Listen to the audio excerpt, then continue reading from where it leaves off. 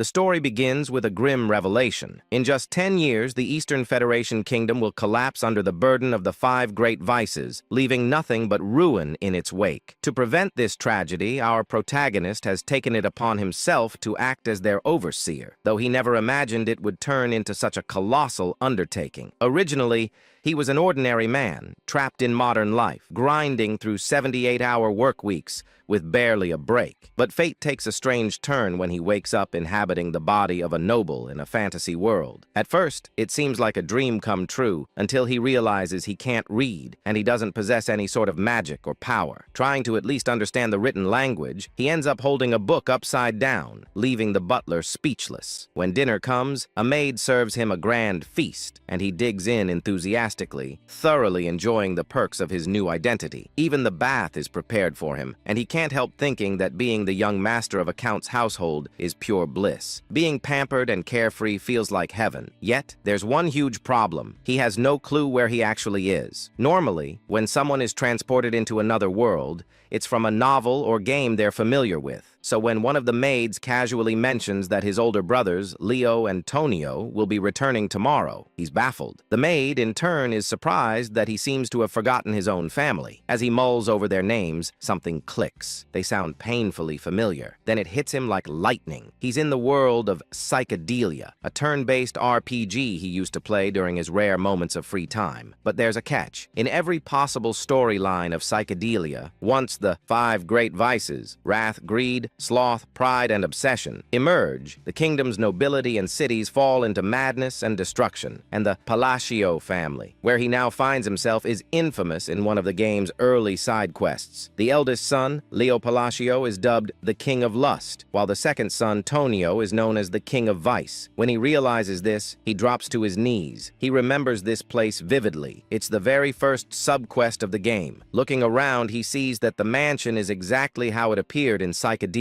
The Palacio household is destined to be among the first noble families wiped out by the 5 great vices. And his current identity? The third son, Alan Palacio, a minor villain who meets a terrible end. His face remains blank as this truth sinks in. Even though he's just discovered that his death is certain, the only thing that crosses his mind is how much experience that quest used to give in the game. Lying in bed later that night, he's too scared to even close his eyes. He'd honestly prefer going back to his soul-crushing corporate job, because at least there, his life wasn't on a timer. The thought that his luxurious new life will end in exactly 10 years terrifies him more than 6 months of unpaid wages ever could. Still, he refuses to give up. Since he already knows the future events of this world, maybe he can use that knowledge to his advantage. If he can somehow change fate and prevent the rise of the 5 vices, he could save both the kingdom and his own peaceful life. It sounds doable. After all, those vices are still just children right now. The real problem is that he has no abilities whatsoever. How could someone powerless change destiny? 2 months later, he manages to pull off his first major move, though not by his own hand. His knight, Evan, successfully rescues a group of orphans from a human experimentation facility. Evan reports that he's left the care of the rescued children in the hands of a girl named Utia. The young master nods in approval, glad he chose Evan for the task, as the knight proves to be capable and trustworthy. However, because his face rarely shows emotion anymore, Evan can't tell whether that nod was a compliment or just indifference. Trying to clarify, the young master forces an awkward smile, which only makes Evan think he'll never get used to his lord's new demeanor. He recalls how Alan used to be easy to read, cheerful or gloomy. His emotions were always visible, but now he seems eerily expressionless. Even the protagonist suspects that possessing Alan's body may have left his facial expressions frozen. Evan, still uncertain, decides to accept the gesture as praise. The protagonist reflects that Evan is one of the rare honest souls in the corrupt world of Psychedelia, a loyal knight who never betrays those he serves. That's why he recruited him right away upon meeting him. Finally, Evan reminds him that the main reason he was sent to the testing facility was to save Utia, and the young master confirms that's correct. Evan remarks that he can understand why his master went out of his way to save the girl.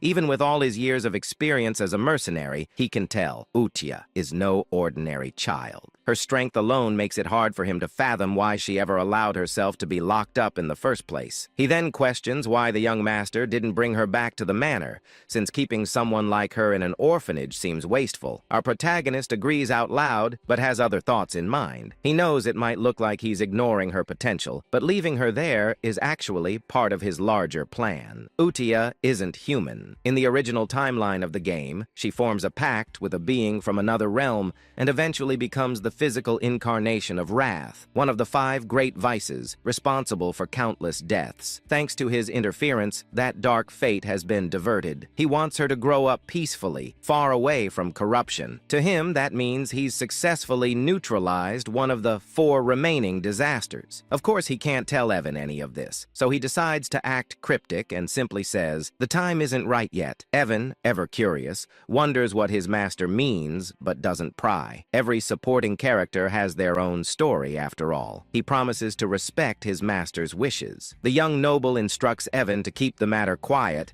and to ensure the orphanage receives enough funding for a comfortable life. Then he hands him a letter, asking him to deliver it personally to Utia. When Evan asks what the letter is about, his master brushes it off, claiming it's just a note to check on her well-being. He says he wants to reassure the girl after everything she's been through. Evan nods, vows to deliver it promptly, and rides off on horseback. Once alone, the young master wonders whether his letter will actually bring her comfort. In truth, it contains something entirely different. A few lines he remembers from the game. Back then, when Utia had already become the embodiment of wrath and was laying waste to the kingdom, the archbishop mentioned a strange phrase about a spell capable of reaching a non-human like her. The line went something like, "Cast agony from the shadows with the light of the fallen's grace." He never quite understood its meaning, but in the game, those words momentarily resonated with her before she killed the archbishop anyway. It wasn't that the spell failed, it had simply come too late, and her rage consumed her before peace could take root. Now, our protagonist believes that by sending those same words early, he might truly change her destiny this time. With wrath handled, at least for now, he's ready to move on to the next of the great vices. Still, he can't help but think how absurd it sounds to try befriending a potential monster with a single poetic quote. Yet, considering that these sins all seem to worship some mysterious higher entity, maybe there's something to it. To him, they all seem like fanatics. Meanwhile, we shift to Utia Sao, who's reading the letter herself, and she's not happy. Evan, watching her, can feel the immense surge of mana radiating from her small frame. It's beyond belief. He admits that she might be the strangest person he's ever met. Her face is emotionless, her voice calm, yet her power screams otherwise. She asks Evan to confirm whether the young master truly wrote the letter. When he nods, she explodes with fury, her mana flaring like a storm. The sheer force is enough to terrify even a seasoned warrior like Evan. Manifesting mana in tangible form, like she's doing, is something only master-level individuals can achieve. Her anger is unrestrained, like that of a jealous lover denied attention. Evan recalls his master's words that it simply wasn't time yet, and blurts them out in desperation. Miraculously, that line works. Utia stills, interpreting the phrase in the letter as a hidden message meant only for her, a secret promise she believes only her master could have made. Evan stands there speechless, completely lost as to what's happening. Utia, still wrapped in her eerie devotion, declares that she understands him perfectly. Her demeanor is chillingly similar to a certain vampire-like guardian from another story. She is, after all, the daughter of monsters, the Scarlet Queen Utia, destined to embody wrath. Back at the manor, our main character feels confident that he's bought himself more time to enjoy his comfortable life. As he drifts off to sleep, he imagines the bright moon smiling down at him in silent encouragement. Before lying down, he places a primrose flower on his bed, thinking it's just a cute decoration. All he really wants is to live peacefully and luxuriously. Is that really too much to ask? Unbeknownst to him, in the Astria kingdom, primrose flowers are used in funeral rites, placed on the wounds or graves of the deceased. Symbolically, Frankly, it's a terrible omen. The next morning, he's in the library, buried under falling books that seem to be punishing him for his illiteracy. He's currently researching the third vice, or as he likes to call them, the landmines. The process is frustrating beyond belief. Evan soon returns, reporting that they've successfully rescued another child, thanks to the young master's directions. When asked, our protagonist makes sure the child was treated gently after being saved from an underground slave market. Evan assures him that she was, but before their conversation can continue, the library doors slam open with a deafening crash, sending papers flying everywhere. The intruder? Tonio, the second son of the Palacio family. He immediately starts mocking his younger brother, demanding to know how an illiterate fool like him dares to hold a book. Our MC, expressionless as always, just stares back. Tonio's taunting escalates, but the young master decides it's not worth the effort. He plays it cool, saying Tonio can use the library if he wants. He'll be taking his leave. Tonio, thinking he's asserted dominance, grinds his heel onto his brother's head with a smirk. Before things can go further, a knife suddenly whistles through the air, lodging itself into the wall beside them. A new voice cuts through the tension, scolding them for being too loud. The newcomer is Leo, the eldest son of the family. As Leo and Tonio start bickering, our protagonist takes the chance to quietly crawl away, completely unbothered. He remembers that in the game, the Palacio family was wiped out early on, but seeing them in person, he realizes how powerful and dangerous they truly are. The two brothers are constantly at each other's throats, fighting over who will become head of the household. Leo controls the city's underground pleasure network, earning the title of King of Desire, while Tonio runs the region's largest drug ring, known as the King of Vice. Watching them fight, the young master decides there's absolutely no point getting tangled in their mess if he wants to preserve his comfortable lifestyle. And so, with his usual deadpan look, he literally crawls away from the chaos while Evan calmly follows, as if this absurd escape were the most normal thing in the world. As Evan adjusts his young master's hair, our protagonist silently vows to live happily, even if it means staying a powerless, incompetent, illegitimate son. A bit later, Evan comments that the second child they rescued didn't seem like an ordinary kid either. Watching his master lazily recline in his chair, Evan can't help but question reality itself. How could a man like this, who complains constantly and seems incapable of serious work, possibly have knowledge about illegal slave markets and secret human experiments scattered across the kingdom? Evan figures it must be difficult for his young master to maintain composure around his vicious brothers, while the man himself simply mutters about how exhausted he is. Then Evan asks why he decided to send that second rescued child to the orphanage. Of course, the young master has his reasons. He knows this boy isn't just another victim, he's an anomaly. The child hails from the Escalian Kingdom, the central state within the United Realm. In the world of psychedelia, this boy is known as Dias Macallion, the second major boss. In the game, after enduring slavery and brutal abuse, he eventually becomes the living embodiment of the sin of sloth, wreaking unspeakable havoc across the land. Many players were shocked by the cruelty of his story. Despite being associated with sloth, Dias was anything but lazy. He was known for relentless determination and an unshakable sense of justice, repaying both kindness and vengeance many times over. That's exactly why our protagonist told Evan to treat Dias with utmost care and gentleness. Even now, he still shudders remembering the nightmarish difficulty of Dias's battle scenes in the game. Trying to maintain his mysterious, wise, noble persona, he tells Evan the same cryptic line he always does. It's not the right time yet. Evan nods, unfazed, having grown used to his master's strange riddles. He then asks if the letter sent to Eutia this time was related to the second child. The young master confirms, but the reality is more ridiculous. Inside the letter, he's simply venting to Eutia about how his older brothers keep bullying him. It's both pitiful and hilarious. Still, he claims that he asked her to look after the second child who isn't feeling well. Technically, that's true. Dias really does need time to heal. Meanwhile, at the orphanage, Dias sits alone, trying to hide his injuries and scars. Utia approaches him, studying him with cold curiosity. She asks if he's broken, broken. Then, in a chilling tone, she mentions the Black Goat organization, and Deus flinches at the name. Slipping into her obsessive yandere-like demeanor, Utia tells him that even if he's damaged, he's still been chosen. She congratulates him for being acknowledged by the Blue Moon, which she defines as their master, the title she's bestowed upon our protagonist.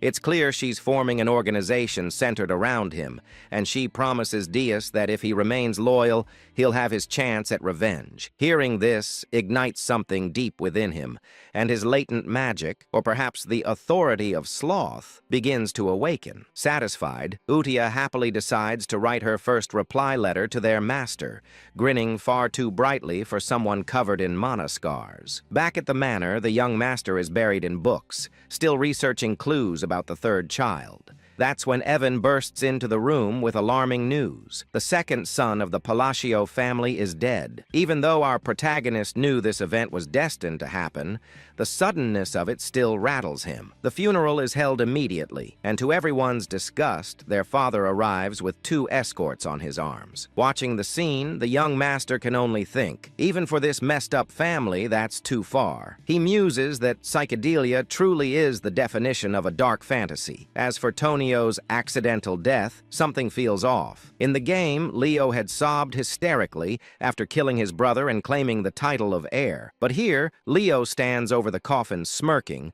not even pretending to grieve. At least try to act sad, our MC thinks to himself. Still, this isn't his problem. His focus remains on preventing the downfall tied to the 5 great sins. A year passes.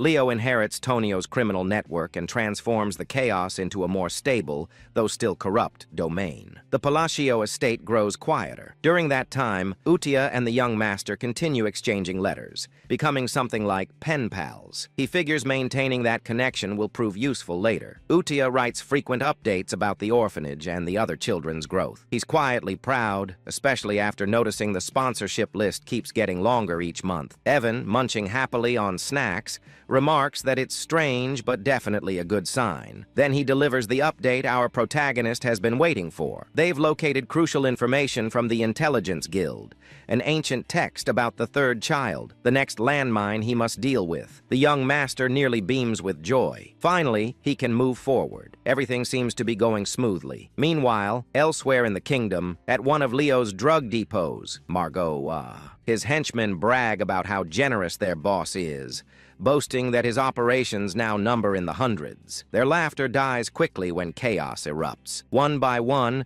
the men turn on themselves, screaming as if something invisible is forcing their bodies to move against their will. The perpetrators are none other than Utia and Deus. Deus manipulates deadly threads of magic, effortlessly erasing the entire group. He then turns to Utia, asking if slaughtering these people is truly necessary. She replies coldly, asking if he pities them. He answers that he doesn't. After all, these scum used human lives to produce drugs. Utia explains that this is purification, necessary to prepare for their master's rise. With a serene, almost divine smile, she says they can't let the place remain filthy when he returns. Dees nods in understanding, or at least he thinks he understands. Together they etch a glowing sigil into the ground. A surge of mana explodes outward, leaving behind a crescent-shaped mark. As they ascend into the night sky, Utia declares that all of this is for their master, the Blue Moon, and that they are his sword and shield. 2 years pass since the letter exchange began. Evan has been relentlessly pursuing leads on the remaining sins, and now he collapses on the grass, utterly drained. A touch of his master's mana restores his energy. Evan announces that they've finally located the 5th child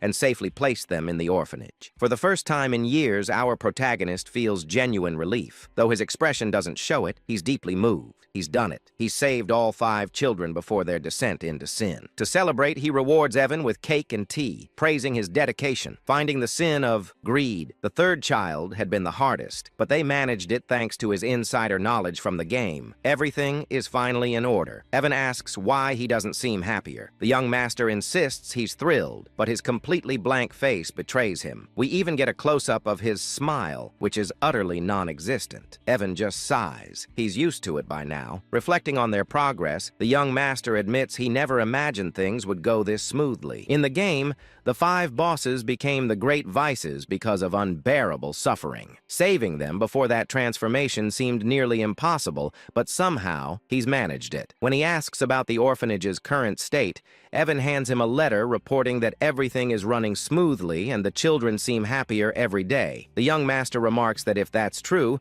they might not even need a new caretaker. He's surprised Utia has handled things so well, though it makes sense, considering her deep attachment to the orphanage in the game's story. Reading Utia's letter, he finds that she's written warmly about each child's progress, especially Dias, reassuring him that everyone is doing fine. For the first time, a faint smile appears on his lips. He's genuinely glad they're growing up well. Evan asks when he plans to finally meet them in person. As always, the young master replies vaguely that the right time will come. In truth, he has no intention of meeting them anytime soon. He's terrified of the power they'll eventually wield. For now, distance feels safest. Still, he's aware that if he wants to survive in this grim world, he needs to get stronger. The answer lies in magic, and luckily, this body has the potential for it. While training, Evan mentions a new group rising across the continent called the Blue Moon. The young master feigns ignorance, but Evan explains they've been targeting corrupt nobles and criminal rings. Outwardly, he praises them, thinking it's a good thing, but deep down, he's uneasy. He doesn't remember this group from the game. Evan jokingly warns him to be careful,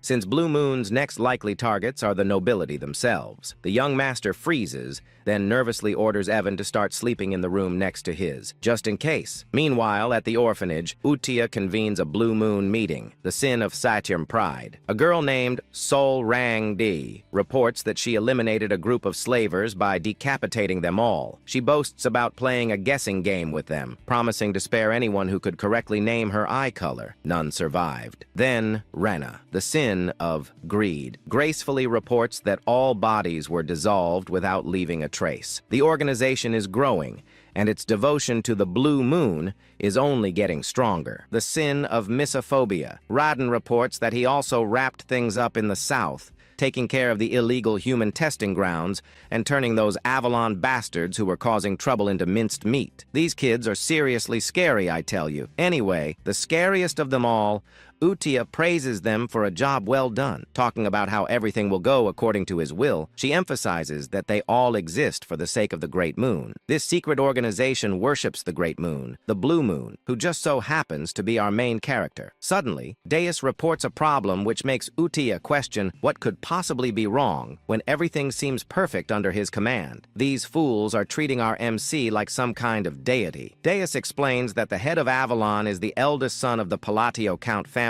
where their lord resides. He claims to have found a dangerous written order while cleaning up the south. It turns out that the eldest son, Leo, is targeting our MC. Naturally, Utia can't let this slide. She unleashes an intense, murderous aura that sends the other kids cowering in fear. The letter reveals that Leo's plan is to slowly poison our boy after eliminating their father, which sends Utia into a furious rage. Fast forward 2 years, RMC's father, Count Palid, has passed away, and just like before, his funeral is held almost immediately. RMC explains that while the official cause of death is heart failure, it's clear he died from an overdose. Meanwhile, at the funeral, Leo gets news that the Blue Moon has struck one of his facilities. Seriously, couldn't they have waited until after the funeral? Leo keeps asking if everyone was wiped out again. Our main character, who's just casually eavesdropping, realizes that his brother is becoming increasingly cautious about the Blue Moon. As the Count's funeral wraps up without a single tear shed, our MC decides he doesn't want to get tangled up in all this drama, and quietly slips away just as his brother shoots him a planning glare. When Evan asks what our MC plans to do next, since it looks like that jerk of a brother is on track to become the new Count, our MC is already one step ahead. He's been packing his bags and tells Evan to do the same. the plan to run away from this mess. Evan questions whether he really intends to flee, and our MC clarifies that it's not a complete getaway. They're just heading downtown to lay low for a bit. When Evan asks if he means the town of Rodmill, our guy confirms it. He's been eyeing Rodmill for a while now, and it's a small town in the south of Paleo, making it the perfect hideout. Plus, he's timed it well since Leo has been giving him some seriously unsettling looks. Once they arrive in Rodmill, our MC actually starts enjoying life, whipping up some delicious-looking toast while Evan just goes along with everything like it's the most normal thing ever. But 3 days later, their peaceful existence is shattered when our MC is forced to return home for his brother's funeral. He can't believe he's back so soon. According to the game, Leo wasn't supposed to die yet. The cause of the death is a stab through the heart, which leaves our MC wondering who could have done such a thing. He tries to ask one of the servants about the details, but they scream in horror as if they're about to meet their end. It's not just that. All the servants are acting strangely, overly apologetic, and treating him like he's some kind of mafia boss. He can't help but wonder what's going on with these people. As he's making his way out, Evan catches up to him, and he asks him if he found out why the servants are acting so weird. Evan claims he did, and playfully wonders if our MC was the one who made the Avalon drug organization disappear overnight. Turns out Leo was the head of that organization, and now that he's gone, it seems like the whole thing vanished without a trace. We then flash back to the day our main character set off for Rodmill. Inside the carriage, Evan was curious, asking why he's heading to a small town like Rodmill instead of a bustling city. Our MC explains that a city is simply not an option for him. Rodmill is his ultimate destination, the end game in all his plans. He shares that his mission is straightforward: save the 5 great sins from their misfortunes to prevent the world from crumbling. Plus, since Rodmill isn't part of the original story and has a villa, it's the ideal spot for him. A villa is a separate estate, making it the perfect hideaway for a laid-back noble like him, where he can relax and do absolutely nothing. Honestly, I share that dream. If you like this video, it would really help me out with my bills and give me some much-needed downtime. Anyway, our MC gets serious when answering Evan's question, insisting that everything he does has a purpose. But after hearing the same old responses for a while, Evan calls him out, pointing out that he always uses those same lines when he wants to dodge a question. He tells our MC that he can't fool him anymore. Our MC is taken aback by how Evan has seen through his little lies. As their banter continues, Leo, who's been watching our MC drive away, contemplates whether he should kill him or not. According to Leo, it doesn't really matter if our MC lives or dies. He had already planned to poison him. But now that our MC has decided to leave for the border, Leo feels he has no reason to go through with it. Yet for some inexplicable reason, he still feels the urge to eliminate him. He instructs one of his henchmen, Alman, to follow the carriage. Alman, however, asks if that means he's supposed to kill the MC. This question leaves Leo baffled. Alman has never questioned him before, no matter what orders he received. He usually just follows them without a word. So for him to speak up like this feels a bit odd. Leo reminds Alman that his job is to obey him. But before he can finish, Alman lunges at him, stabbing him right through the heart. Leo, in shock, shouts out why Alman would betray him like this, but Alman simply replies that he enjoys playing war. We soon discover that Alman is actually part of the Blue Moon organization, and his real name is Hidden. He explains that they've been taught a creed by Blue Moon. Since the Blue Moon is essentially RMC's sword, it makes sense for them to act according to his wishes. However, if anyone dares to threaten the Great Blue Moon, RMC, they're allowed to take matters into their own hands, meaning they can eliminate the threat. Hidden reveals he's been waiting for Leo to give the order to kill their lord, and he can't believe it took 2 years for that to happen. Leo tries to argue that his subordinates won't let Hidden live, but Hidden counters that with Leo's death, the entire organization will be wiped off the continent forever. Looking at Leo's lifeless body, Hidden can't help but comment on how unfortunate this all is. If Leo hadn't tried to kill their great master, he might have lived a few more months or even years. Meanwhile, in the present, our MC is enjoying his dream life in the small town of Rodmill. He wakes up whenever he wants and shares delicious meals with Evan, living the life of a true noble. But his fate would have it. His peaceful existence is shattered when he receives a letter. The letter requested that he step up as the next head of the family. Just like that, his carefree life came to an end a mere 4 days after it began, forcing him to return to the palatial state. However, things felt off. The maids and other staff were acting strangely around him. He couldn't help but wonder what was behind their odd behavior. Then Evan teasingly asked him when he had become the Shadow Leader, leaving him completely baffled. It dawned on him that all this fuss was due to the bizarre circumstances surrounding his brother's death, which had led to his current predicament. In his usual dramatic fashion,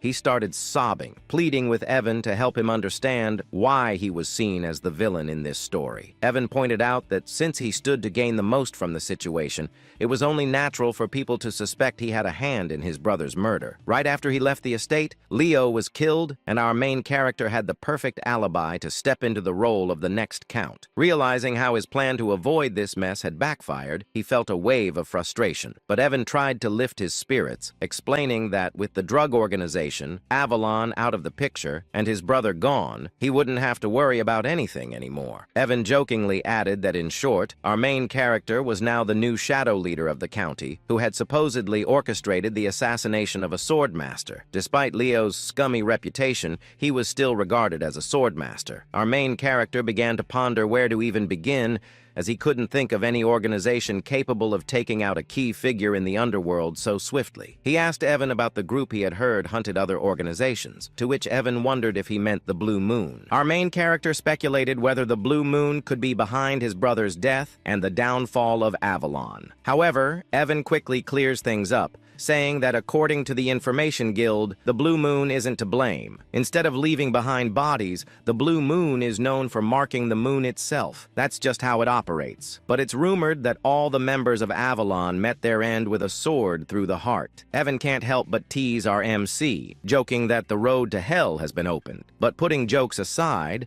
our MC reflects on his game knowledge, realizing there shouldn't be any organization called the Blue Moon, which means they can't be responsible for this mess. But if it's not them, then who could it be? As he tries to piece everything together, the scene shifts to the orphanage where Utia is holding a meeting with the other great sins. She asks if everything went smoothly, and Reina, the sin of greed, confirms that she left no traces behind. Surang, the sin of pride, adds that there was no one left alive on her end, just corpses. Diaz chimes in, boasting that he took out all 486 soldiers of Avalon. His magic is quite something, like a beautiful butterfly tangled in spiderweb. Then there's Rodon, the sin of misophobia, who also confirms that he cut down all the bad guys in half. Utia praises them for their work, but she's a pretty intimidating child. There are whispers that she's actually over 1,000 years old in the novel, but who really knows? That's how Avalon, the most notorious drug organization in the world that brought doom to the Asteria Kingdom, was wiped out in just 5 days. But suddenly, Rodon mentions that he doesn't think the cleanup was flawless. When Utia asks what he means, Rodon explains that he stumbled upon some intriguing documents linked to the nobles associated with Avalon, particularly the Altia Doctum, which has some deep ties. Hearing this, Utia's magic starts to flare up, and she tells the others they already know what she's about to say. It's time to wipe them out. Redden promises to handle it quietly. Moving on, Udikai then asks if the Information Guild is clean and whether they have any ties to Avalon. Rena confirms this, explaining that the guild matter is being dealt with separately from the other issue concerning the Blue Moon. Deiji, on the other hand, claims that all the guilds behave similarly, referring to it as the Hell Sword crafted by the Swordmaster. Hearing this, Reina inquires if she should keep tabs on our MC's movements, to which Udikai agrees, emphasizing that this entire situation must not reach that person's ears. She insists she has mentioned this multiple times, and they should all be aware of it. When she refers to that person, she essentially means our MC. Dias points out that since that person's family targeted them first, the order to eliminate them wasn't sanctioned by them. Upon hearing this, Udia starts to panic. In her opinion, all their actions must be driven by a direct order from RMC. She claims they are essentially swords, and a sword should never think for itself. She declares to the other sins that from this moment on, all members of the Blue Moon must only act on orders, and they should take this decree seriously. This leaves the other sins feeling a bit uneasy, as Udia adds that they must never disappoint that person no matter what. Inwardly, Dias thinks he can't quite grasp any of this. For someone as powerful as Udia to feel anxiety and restlessness simply because she's discovered by that person seems excessive. But nevertheless, he tells Udia that he understands. They conclude their meetings by chanting that everything is for the Great Moon, which is essentially afraid how the Shadow Garden from Eminence in shadow, wraps up their meetings. Meanwhile, back to our MC, he finds himself buried in paperwork as the new Count of Palacio. He explains that after his brother's funeral, he faced a full month of endless duties, and he feels overwhelmed by them. He starts shedding some tears, lamenting that he just wants to loaf around and do nothing. This fool even claims that's what it means to be a noble. Anyway, he couldn't help but think that even though he had made quite a few enemies, his brother Leo's death was supposed to happen 6 years from now. But with the strange circumstances surrounding all his brother's deaths, everything shifted. And now all the family responsibilities had landed on him as the sole heir. Just then, a few ministers from the county walked in, bringing even more paperwork for him to deal with. He closed his eyes and started to wonder why everyone in the county suddenly seemed to be working so hard. Back when his father was still the count, they would slack off and treat work like a rainy school day. He waved at them, signaling to drop the paperwork on his desk. But in the minister's eyes, he was radiating a deathly aura. They began to worry if they had somehow angered him, with some even vowing to work even harder to avoid any consequences. He was a secret mastermind who would eliminate anyone who displeased him, but having been a former workhorse himself, he wasn't handling all this pressure very well. He wondered if it would be possible to get the ministers to do all the work for him. Later that night, Evan was a bit shocked to find out that our boy had reached the 2nd tier in magic after just 2 years of self-study in poisoncraft, which meant he was quite talented and not shy about showing it. The little rascal was casting spells all over the house. Normally, it takes about 4 to 5 years of instruction to reach the 2nd tier in magic, and it often requires a natural talent as well. Our protagonist agreed that his magical talent was pretty decent. Deep down, though, he knows he's been practicing hard for self-defense because something just doesn't feel right. To wield magic effectively for protection, one must have perfect control over their mana, just like he's managing to do at this moment. Still, he can't help but wonder what good his magic is if it's only half-baked. He insists he's tried every type of magic this fantasy world offers, and at first, it was thrilling. He thought that mastering magic would mean he'd have nothing to fear, but now it feels more like he's scrambling to learn magic just to save his own skin. That's when the harsh reality hits him. His mana capacity is alarmingly small. Without enough mana, there's no magic, and that spells trouble, possibly even death. As he wallows in his predicament, we discover that innate mana capacity is akin to an athlete's natural weight class. While some are born with extraordinary talent, our main character is stuck with a minuscule mana pool, and no amount of training will change that. Yet he clings to a glimmer of hope. If all else fails, there's a way to fix it. Just then, Evan interrupts his thoughts, announcing that his invitation to the ball has finally arrived, leaving our present puzzled about what he's talking about. The scene shifts a few days later to the grand ball, where our main character makes his entrance in some truly majestic attire. The fit is impressive, but being the introverted guy he is, he claims to be already worn out, even though he just got there. This party, let's call it what it is your typical aristocratic gathering in the southern part of the Asteria kingdom. It's basically a meet and greet for nobles, and since our MC is about to be sworn in as a count soon, he really has to show up. He gets into serious mode, thinking this is his golden opportunity to network with the nobility, which is crucial for his ultimate goal of living a peaceful life. But soon enough, he realizes that making those connections is going to be a lot tougher than he thought, as everyone seems to be fleeing from him in sheer terror. He even tries waving at them, but they literally just run away. Evan, his friend, tries to lift his spirits, telling him not to be down,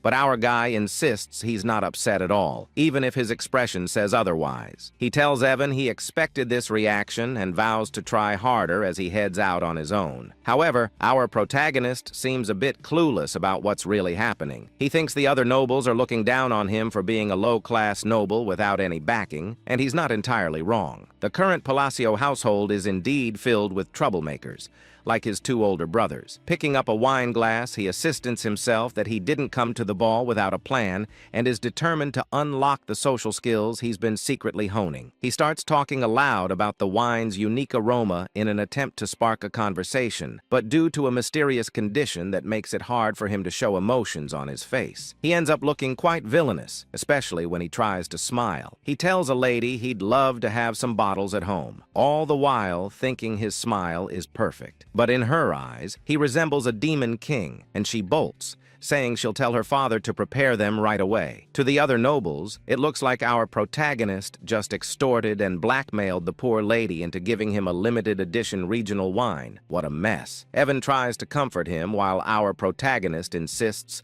that the lady must have just been shy. Later, we find him sulking in a corner while Evan is happily munching on food, teasing him about how his list of gifts has grown. It turns out the wine incident wasn't a one-off. Every time he tries to talk to someone, they think he's trying to blackmail them, handing him things like a panacea, citrus tea, and more. He can't shake the thought that Pazio has become way more notorious than he ever imagined. With rumors swirling about him having killed his two brothers, he's basically turned into a figure of fear and dread. Feeling down, he tells Evan he needs some fresh air. As he steps outside, a certain red-haired beauty catches his eye. While he's out there, he can't help but wonder where it all went wrong. Suddenly, a soft voice calls out to him from behind, asking if he has a moment. He turns around, puzzled about where the voice came from since he doesn't see anyone. Looking down, he finally spots a cute young girl who introduces herself as Loria, the third daughter of Duke Altia. Hearing the name Altia, our MC recognizes it from the game, and he explains that the Altia family was one of the 3 major shadow players in the psychedelia game known as the Northern Troublemakers. This realization stung a bit, as he had hoped someone normal had actually spoken to him. He also wondered why he couldn't recall this girl at all had she not appeared in the game. Loria, however, was straightforward, asking him to lend her his strength for protection, as she will be facing an assassination attempt soon. Loria explains that she's in serious trouble and needs our protagonist's help, but when he looks at her, it's clear he's unsure. You see, Loria has been living under the protection of her father's mistress, but now that her father's health has taken a turn for the worse, she fears her older sisters might try to eliminate her. Our main character can't help but think this situation mirrors his own past with his brothers. As he gazes at her, it dawns on him that the reason he didn't recognize Loria from the game is that she must have already been dead and never made an appearance. Loria, looking as adorable as ever, pleads for his assistance, claiming that with his abilities he could really make a difference. But our protagonist firmly turns her down. She insists she's not coming to him empty-handed. If he saves her, she promises to share half of the Ultia family fortune. Still, he walks away feeling a twinge of sympathy for her. Deep down, he knows he can barely manage his own magic, so it's best not to give her any false hope. Despite wanting to help, he's not the all-powerful figure everyone thinks he is. As he heads into the party room, he can't shake the image of Loria's sad face, which makes him feel guilty. He wishes her luck before stepping inside. Meanwhile, Dees and Ren, who have been observing from a distance, start to wonder what their next move should be since one of the Ultia family members has approached their master. Deus ponders whether he should report this to the Red Moon, a code name for Utia, but Ren reassures him that everything's okay, because according to their intel, Loria is the only member of Altia not tangled up with Avalon. This means she's pretty much safe since Ronan, the one with the sin of Miophobia, has gone off to deal with the rest of her family. They've decided that the rest of the Altia household is going to be wiped out, all under the orders of the Red Moon. Ren adds that their main mission right now is to ensure their master doesn't catch wind of anything related to the Avalon situation. Meanwhile, our clueless main character is left wondering why everyone seems to be avoiding him. Does he have some sort of invisible barrier keeping people at bay? Just then, the red-haired woman from earlier approaches him, and it genuinely brings a smile to his face. Well, more of an inward smile since he can't believe someone actually acknowledged him. He thinks maybe this time he'll actually manage to socialize, but as he turns around, he realizes she's not just any ordinary woman. She's another shadow player. Looking at her, he recalls seeing her face in the game, and it hits him that no normal person would approach him first unless they were trouble. He greets her, calling her Lady Zenonia, which surprises her. How does he know her name? Our protagonist explains that she's quite famous in her own right. In the Asteria Kingdom, there are 3 prominent shadow player families: the Altia in the north, the Patio in the east, and the Zenonia in the west. This stunning, curvy lady is introduced as the eldest daughter of Count Zenonia, Clea. She asks him if she's really that well known. unknown. And he explains that while Kalea Patio runs a gang, the Zenonia family operates more like a clever criminal syndicate. Just thinking about it makes him shudder. He insists that what he really needs are some solid connections to help him maintain his peaceful, noble life. For the sake of that easy life he's always dreamed of, he believes he must steer clear of this curvy, stunning woman who seems like trouble. With a respectful bow, he compliments her beauty, almost as if he's trying to say goodbye. But she stops him, saying she wants to have a word with him about something. He replies that he'd love to, but there are too many eyes on them right now. Deep down, he wishes she would just leave him alone. With a smile, she tells him he's just as the rumors say, and adds that she looks forward to seeing him again, leaving him completely dumbfounded. As she walks away, he wonders what that could mean, sensing it's some kind of code, but he shakes it off. Meanwhile, Renee and Diaz, who have been watching from a distance, are pleased that their mission to keep our protagonist in the dark is going smoothly. However, Diaz points out a problem. Looking out the window where our protagonist is standing, they spot someone who has been tailing him for a while, and they quickly rush out to deal with the threat. The next day, our protagonist and Evan find themselves in a forest, with Evan asking if he's really sure this is the canyon he's been searching for. Evan notes that it's midday, the sun is shining, but the canyon is oddly dark. Our boy, however, isn't paying much attention. He's ecstatic that he's finally found his true objective. As they venture inside, he jokes that if this place turns out to be empty like the others, he might actually cry. But as he looks at the symbols on the walls, he realizes this is the real deal. He explains that in the game, finding this place was a breeze. Truthfully, he admits that the only reason he traveled all the way to the south under the guise of attending the ball was to discover this labyrinth right here. The labyrinth is called the Labyrinth of Whispers, and if you can crack all the riddles in its 8 rooms, you'll earn a powerful artifact as a reward. Exactly what he's after. He claims to have memorized all the routes and puzzles this labyrinth has to offer. Finally, he arrives at a massive door, and as he gazes at it, he confesses that seeing the labyrinth entrance in person is breathtaking. It feels so much more real than it did in the game. In the game, he tackled this labyrinth countless times. Evan, on the other hand, asks how our protagonist even knew a place like this existed. Our boy, without thinking, replies that he's been here often, leaving Evan puzzled about what this guy is talking about. Realizing he might have slipped up, our protagonist quickly backtracks, saying he was just kidding, and suggests they head inside. Once inside, they encounter some monsters and giant golem hands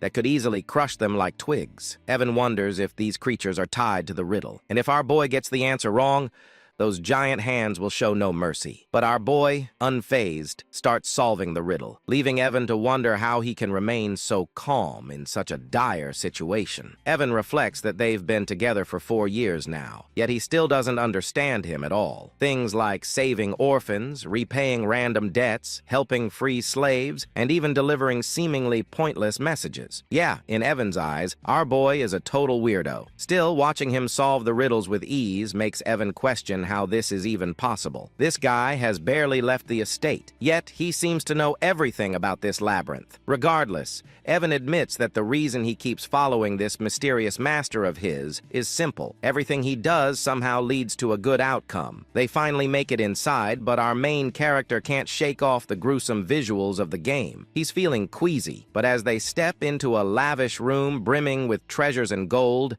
his attention is immediately drawn to a hand statue adorned with multiple rings. He declares that their goal is the black ring and insists they should grab it and get out fast. Meanwhile, Evan, who's busy stuffing his pockets with gold, questions why our protagonist is so fixated on the black ring, which looks like the least valuable of the bunch. Our hero explains that taking anything else could lead to trouble down the line. Deep down, he realizes he's finally got his hands on the ring that holds the oath of restraint. As they start to head back, our MC feels pretty pleased with himself, thinking that snagging the ring was a breeze thanks to his gaming knowledge. But Evan suddenly gets a bad vibe and points out that the rock piles they passed while entering the canyon are actually golems, and they seem to be stirring. Evan quickly gets into battle mode, feeling anxious about their situation. To him, these golems are total unknowns, making this a nightmare scenario. He thinks that if he can just get his young master out safely, he wouldn't mind sacrificing himself. But our protagonist steps up, telling Evan to stand down because he'll take care of the golems. As the golems prepare to attack, Evan urges him to find an escape route first. With the golems closing in, Evan shouts a warning, saying his second-tier magic won't be enough to handle them. But our MC stands tall, confidently, invoking the Oath of Restraint, which activates the black ring. Suddenly, time seems to slow, and he finds himself in a different dimension. A voice introduces itself as a fragment inheriting the great will of Nasilla, instructing our protagonist to state the 2 restrictions he wishes to impose on himself. Our main character finds himself in a pretty intense situation. In the game, this part showed up as a choice window, but now hearing this mysterious voice and seeing a gigantic face looming in the dark cosmic expanse is a bit overwhelming. The Oath of Restraint is an absorption-type artifact, and as the name suggests, it lets the user impose limitations on themselves in exchange for power. However,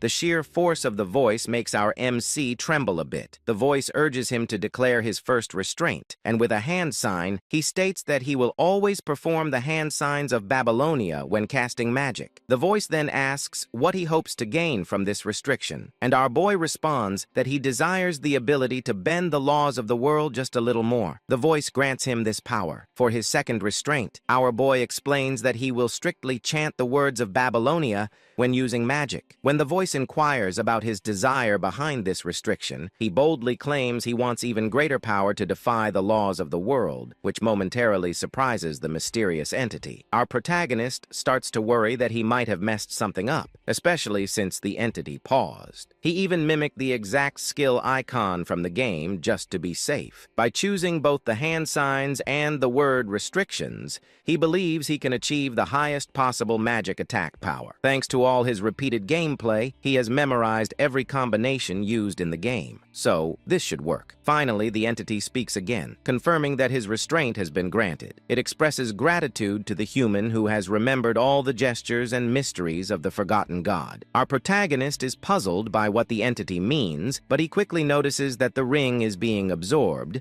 indicating that all the restrictions were successfully applied. The entity concludes by telling our MC that it will always be watching over him as the one who will inherit its will, whatever that means. Just then, time seems to start flowing again, and it's right as the golems launch their attack on our MC. Evan tries to reach him, but our hero, unfazed, begins to cast his magic. He can't help but chuckle at his own spell, thinking how in the game it looked so impressive and powerful. But now, thanks to his meager mana, it's just so small. He gathers it in his hand, reflecting that no matter how hard he pushes himself, this will always be his limit. But hey, it's time to test out his new restraints. I have to say, his magic looks majestic. Maybe it's the pose. Anyway, he starts chanting, with the first word being refraction, which makes his magic begin to take shape. Then comes repulsion, causing it to swell in size, transforming into a stunning blue light of electric magic. The magic ball is massive. Using hand signs, he adds another chant for direction, and finally, he unleashes it. The way he does it is so grand,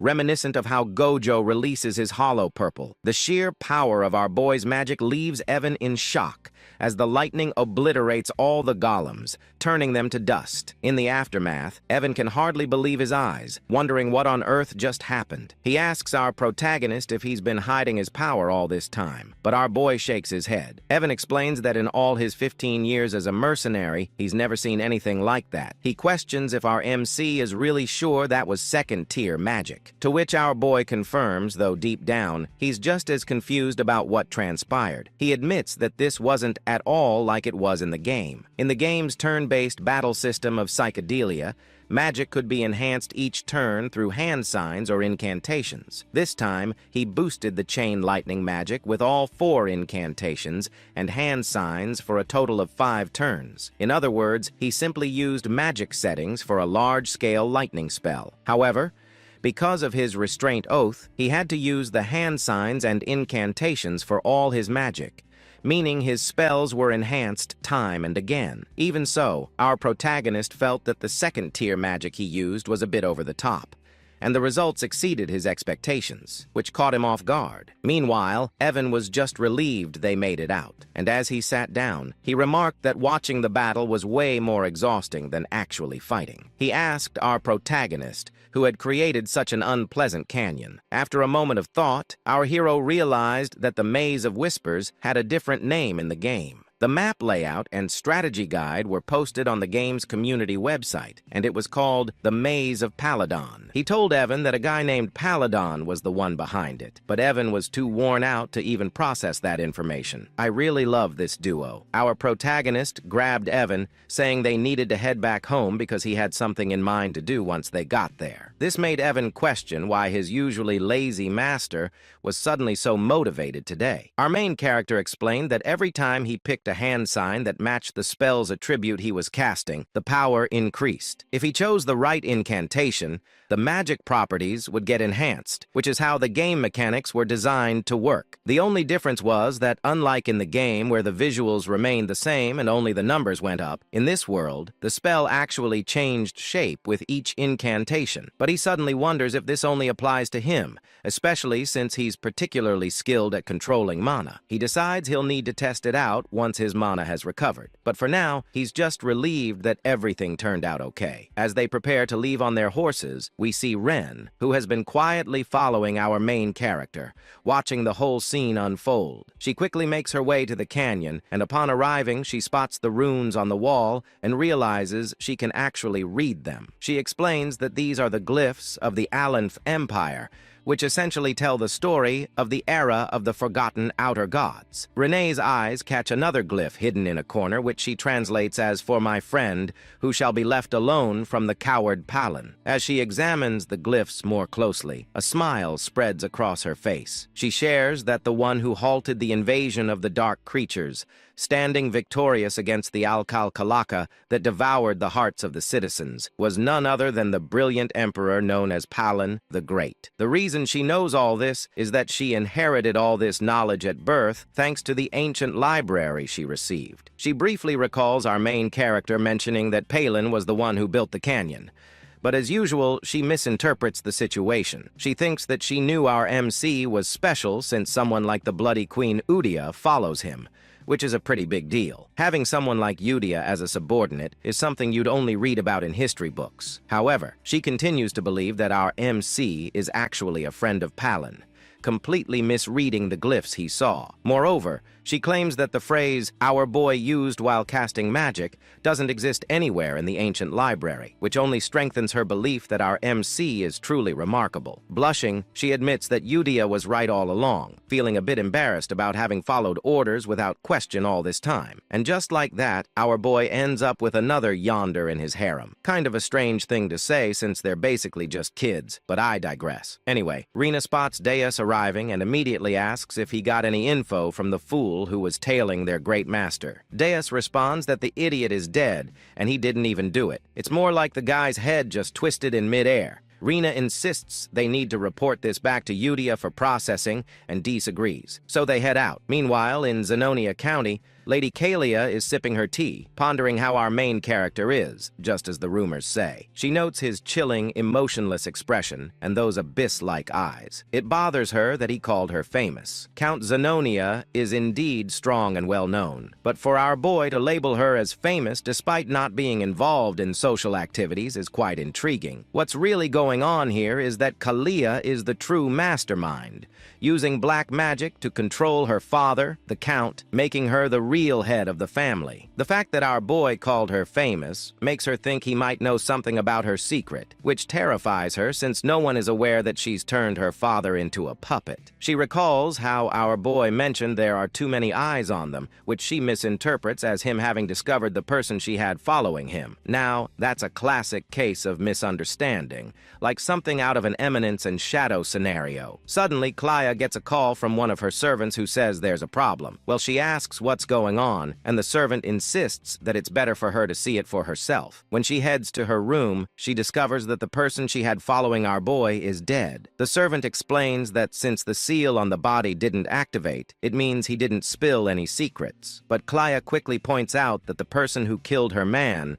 must have intentionally brought him to her room. Frustrated, she starts questioning how our boy figured out she was the one who sent this guy to tail him. And just like that, our boy gets misunderstood once again. At the grand halls of the Alta Ducal estate, the scene unfolds as Loria walks through the quiet corridors, her face heavy with disappointment and fatigue. Her mind drifts with thoughts of regret and realization. As expected, she knew he was not someone to underestimate. The distinguished one of the underworld, a man who possessed cold eyes, much like her father's. He was the kind of person she must never make an enemy of. Once he had been her last lifeline, but she knew he would never accept a deal that could bring him significant losses. All her assets and power had been stripped away by her sly siblings.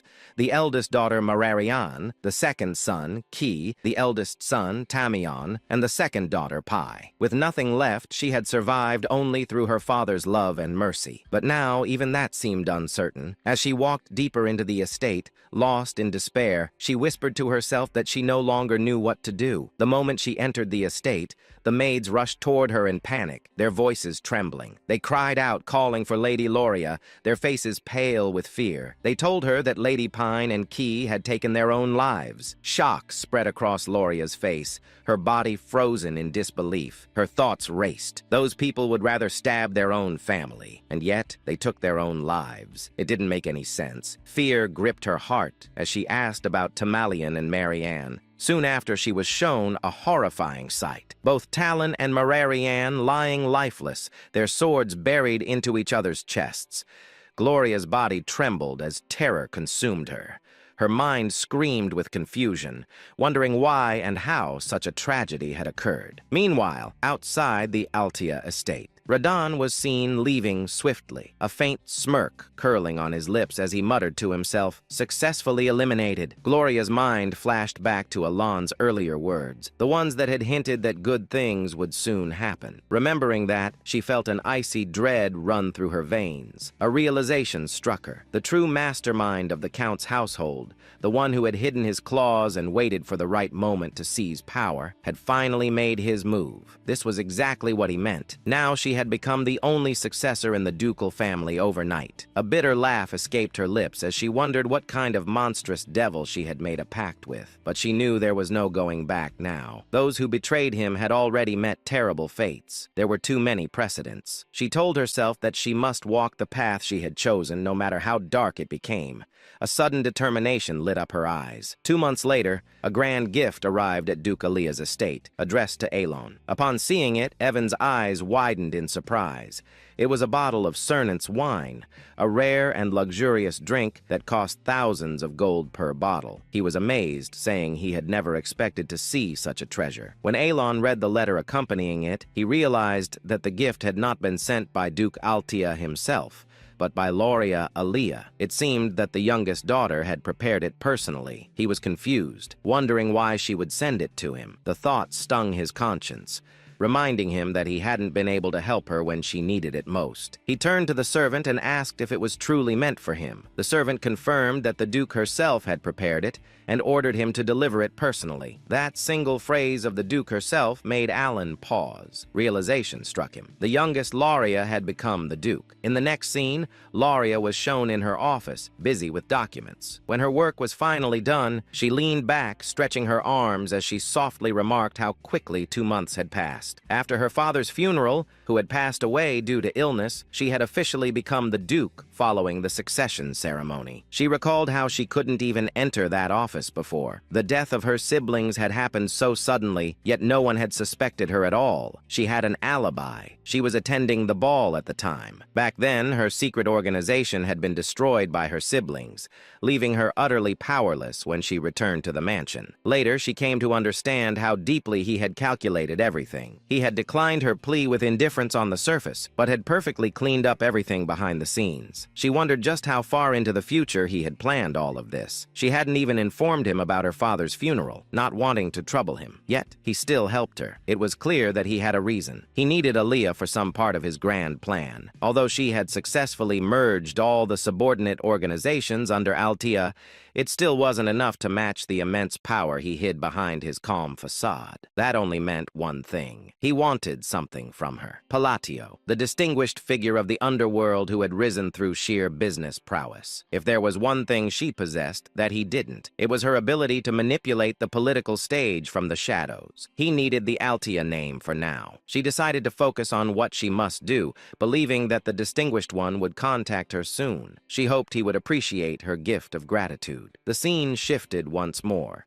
showing Alon in his quarters as Loria's servant bowed before him, saying that he would take his lead. Alan stood still, lost in thought, still unable to process the news. The fact that Loria, who had once been threatened with death, was now the Duke, didn't sit right with him. Evan noticed his troubled expression and wondered silently what was wrong with him now. A few months passed. The narration marked that this was 5 years before the original story began. Evan entered with excitement, calling out to Alan and addressing him as the young master before quickly correcting himself to call him the Count. Alan replied calmly that the succession ceremony hadn't taken place yet, but since a year had already passed, he supposed it was fine to be called that. Despite his words, he sighed quietly, thinking that he had never planned on becoming the Count. Still, since he had already adjusted to it, he decided to make the most of his noble status and use it to his advantage. Evan then handed him a letter saying it had arrived from Utia. Alon received it with a thoughtful hum,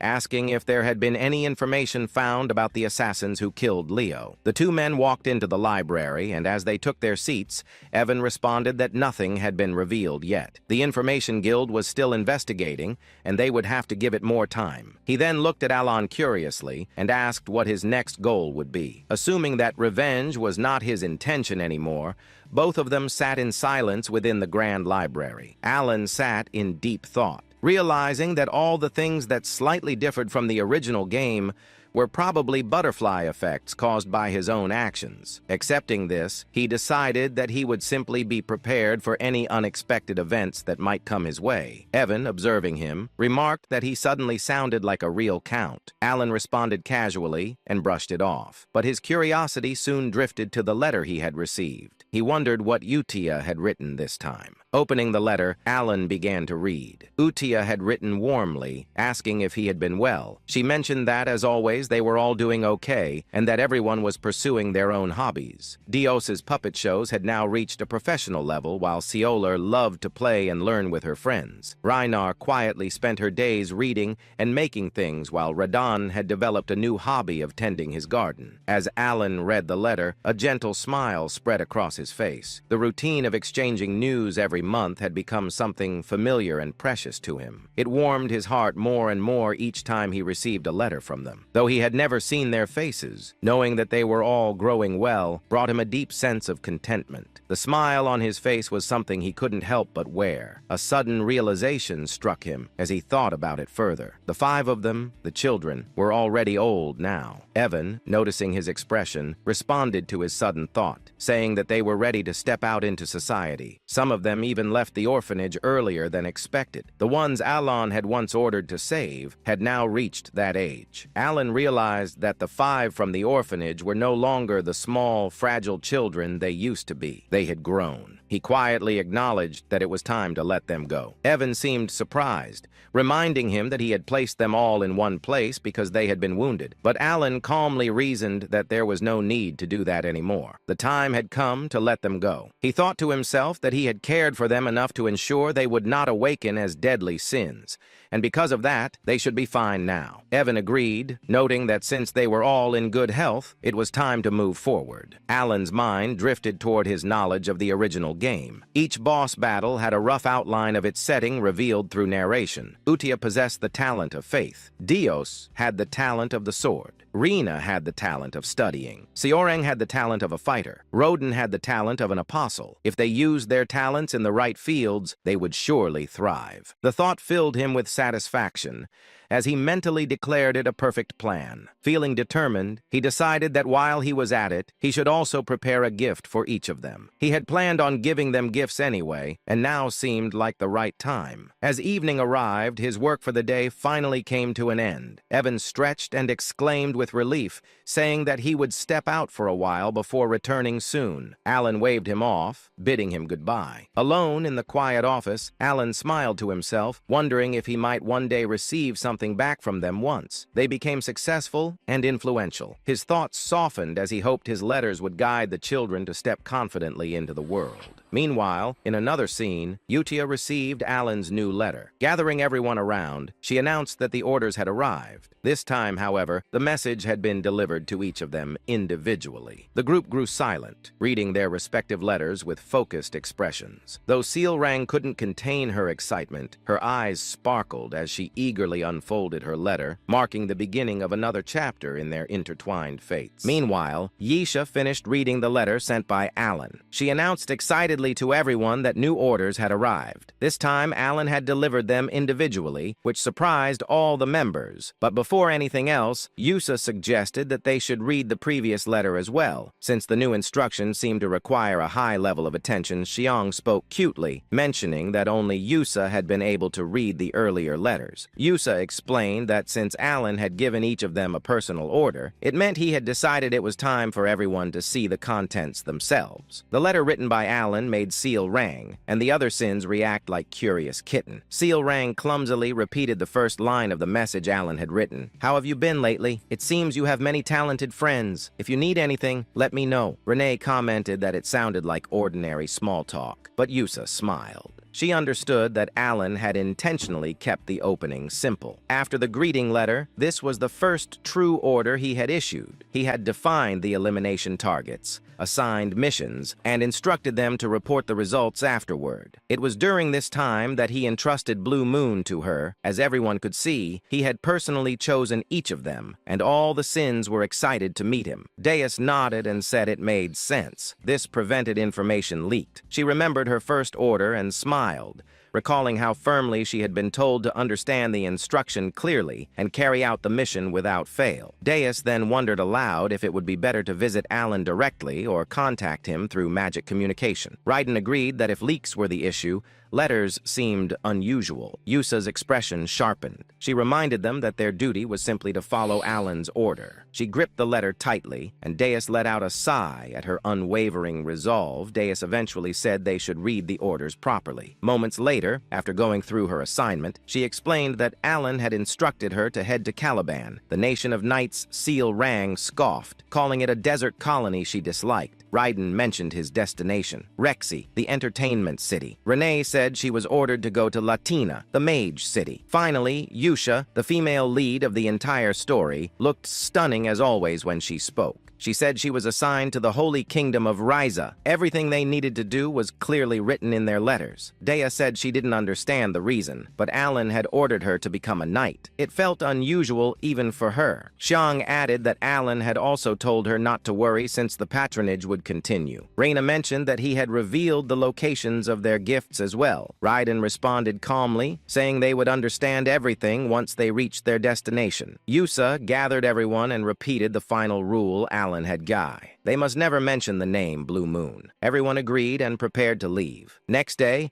all the members assembled and departed to carry out Alan's orders. 3 months later, inside his office, Alan sighed. As expected, there was no noticeable change in the field of magic. He continued reading advanced magical texts to increase his capabilities and muttered that he would have to experiment on his own, ridiculous as it felt. Suddenly, he looked at his knight, Yuan, and asked what he was doing. Alan then remembered something and questioned him about the investigation into the killing of Leo. Yuan replied that the Information Guild still hadn't found anything. Alan seemed surprised for a moment and asked if there was anything else to report. Then he whispered under his breath that the butterfly effect caused by saving the 5 deadly sins had already gone out of control. Even Lyra, who was never supposed to appear in the storyline, had become the Duke of Ayla. The thought distressed him. She was expanding her power and influence at a terrifying terrifying pace within the underworld. Alan let out a tired chuckle and told Yuan they should stop investigating the Ascension altogether. It was dull work, and he already had far too many responsibilities piling up. Yuan looked at him with surprise and really master. Alan explained that the entire situation was clearly the result of his own ignorance. In a place like this, almost nothing escaped the network of the Information Guild. Even he felt uneasy about it. If he tried to uncover things he was not meant to touch, the consequences that returned to him could be far worse. He muttered that if an unexpected complication led directly to death, then the investigation was meaning. In the end, organizations like that wouldn't harm him as long as he didn't interfere with their affair. He clarified to himself and to Yuan that there was no reason for any secret group to target him unless he approached them first. That was why he believed there was no point in continuing the investigation into Leo's death. Yuan nodded and agreed to inform the guild to stop. Then he suddenly remembered something. Right. There's another piece of news, he said. Apparently, Deus has been appointed as a knight in Caliban recently. Alan looked up in surprise. Really? Good for her. 3 months later, Yuan entered the room carrying snacks. Count, there's something else, he said. Apparently, Deus has created an entire knight order. Alan straightened. A knight order? Then she must be at least expert level or higher.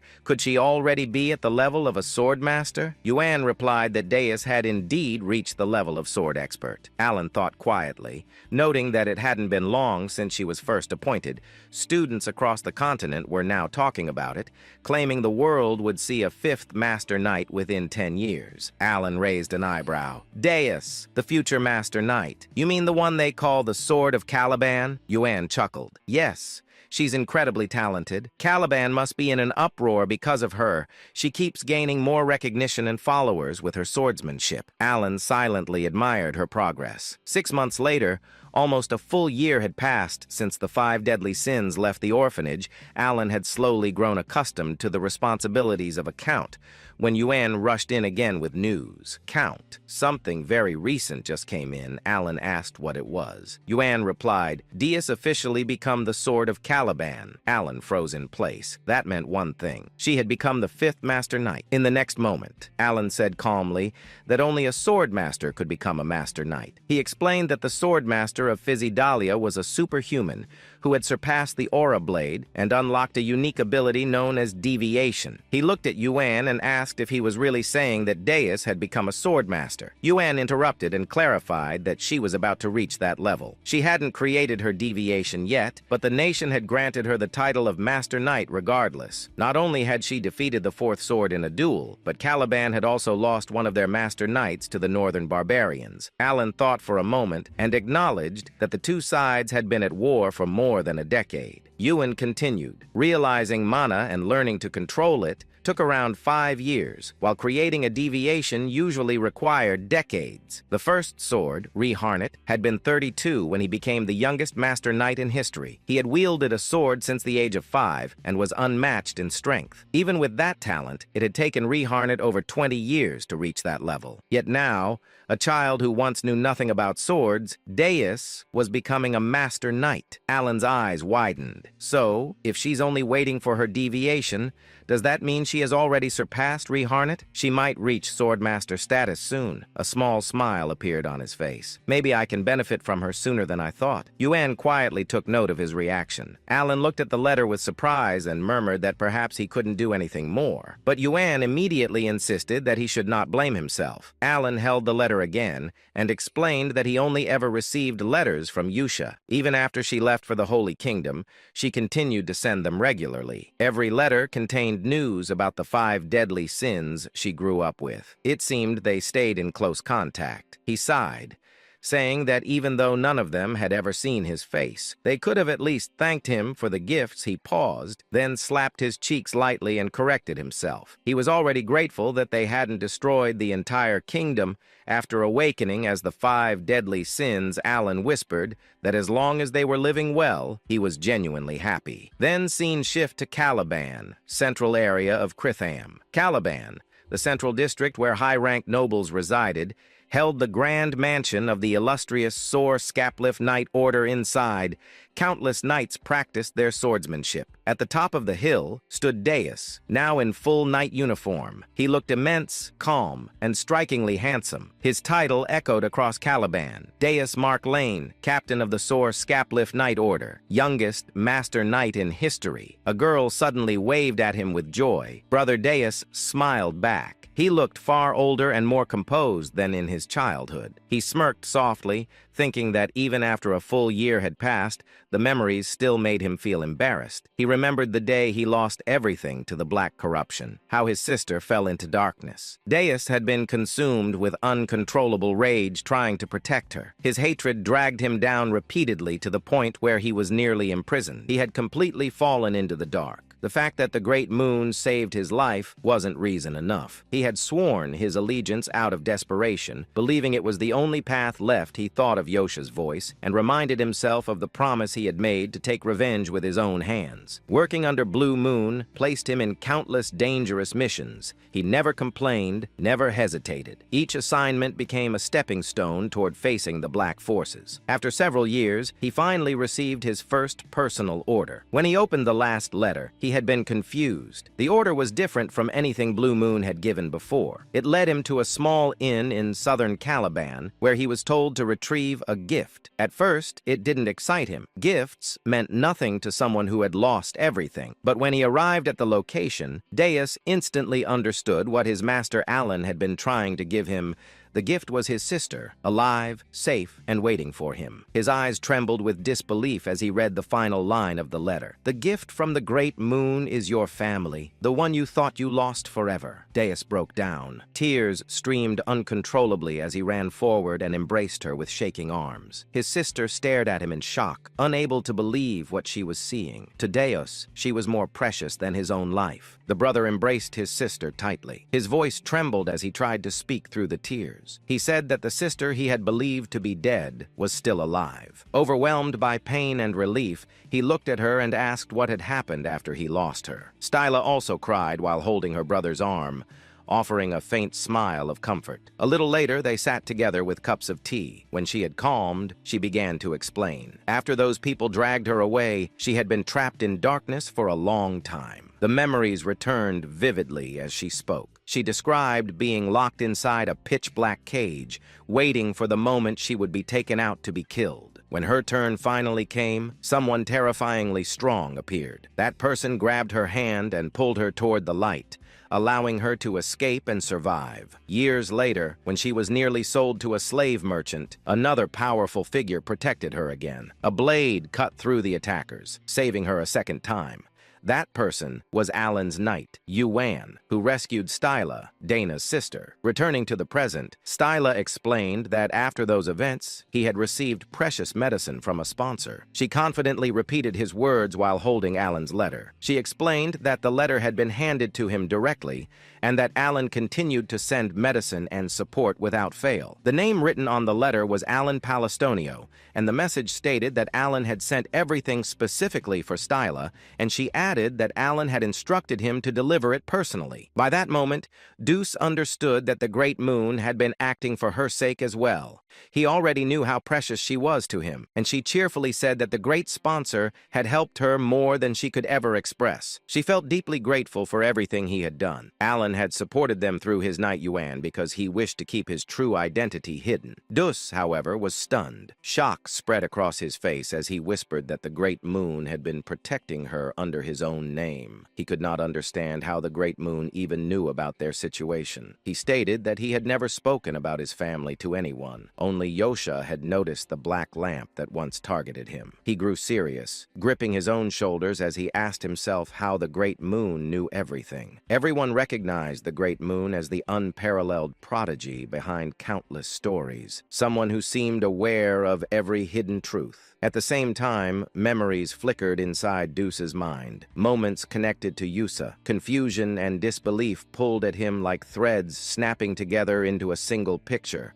everything suddenly aligned. He struggled to understand the anxiety Yusa had shown whenever she spoke about the great moon, the nervousness in her voice, and her repeated reminder that a sword could never act on its own without its master. Darkness washed through his thoughts as he realized that the foolish one had been himself. Yet a glimmer of hope remained. He remembered the words he had once heard. The great moon already knew everything and had been leaving hints for the child who would be forced to survive alone. His body trembled, his voice shaking as this truth finally struck him. Styla pulled him out of that spiraling realization and asked why he looked so stunned. Inside, Dus understood that his own sword had dared to act alone, yet the great moon had chosen to be merciful. The narrator's view widened, revealing how the great moon, Alan, had been guiding Deuce's life like a carefully arranged strategy, almost as if controlling him like a puppet. Dus whispered that he had spent all those years consumed by hatred and revenge against the black sheep,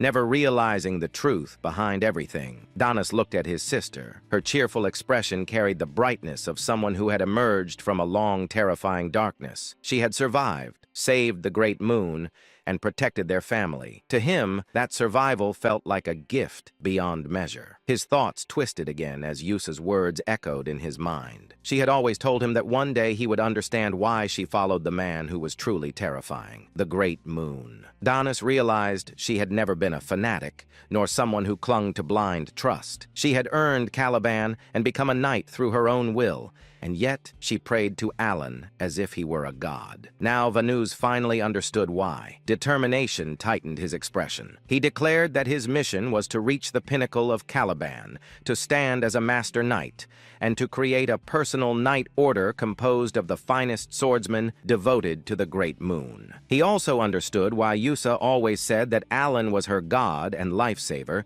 She felt nothing but unwavering loyalty toward him. Fueled by his decision, Deuce embraced the path of sword mastery and the creation of his knight order. The story of their rise began to take shape. Sometime later, Danu stood on the balcony. A tall knight approached and informed him that the time had come. Donis walked forward and looked down at the assembled knight order. He announced that this expedition would become the first stepping stone for the solar skeletons. Hardship meant nothing to him. He gripped his mesmerizing yet terrifying sword and declared that he awaited the day he could offer his gratitude to the great moon, along with a repayment that would satisfy him. His eyes glowed with dark determination, his loyalty toward the prodigy of their age unwavering. He vowed to prove himself under the moon. The solar skeleton knights then departed for an expedition against the barbarians. Dina sat outside quietly, thinking that the place felt peaceful, perhaps because all his subordinates had grown into capable warriors. Meanwhile, Alan examined his book and muttered that everyone had flown away from him and he no longer wanted more information for now. His life felt increasingly chaotic, yet he reminded himself to focus. He joked about needing to stop writing in cursive and promised himself he would write more clearly. After returning from the labyrinth, he shifted his attention to researching the phrases he had encountered. Alan let out a quiet chuckle, satisfied that his reports were finally complete. As he leaned back, he reviewed the concepts he had been analyzing: reinforcement of magical imprint and the behavior of refraction within spells. He noted that refraction strengthened the imperfections inside a completed spell,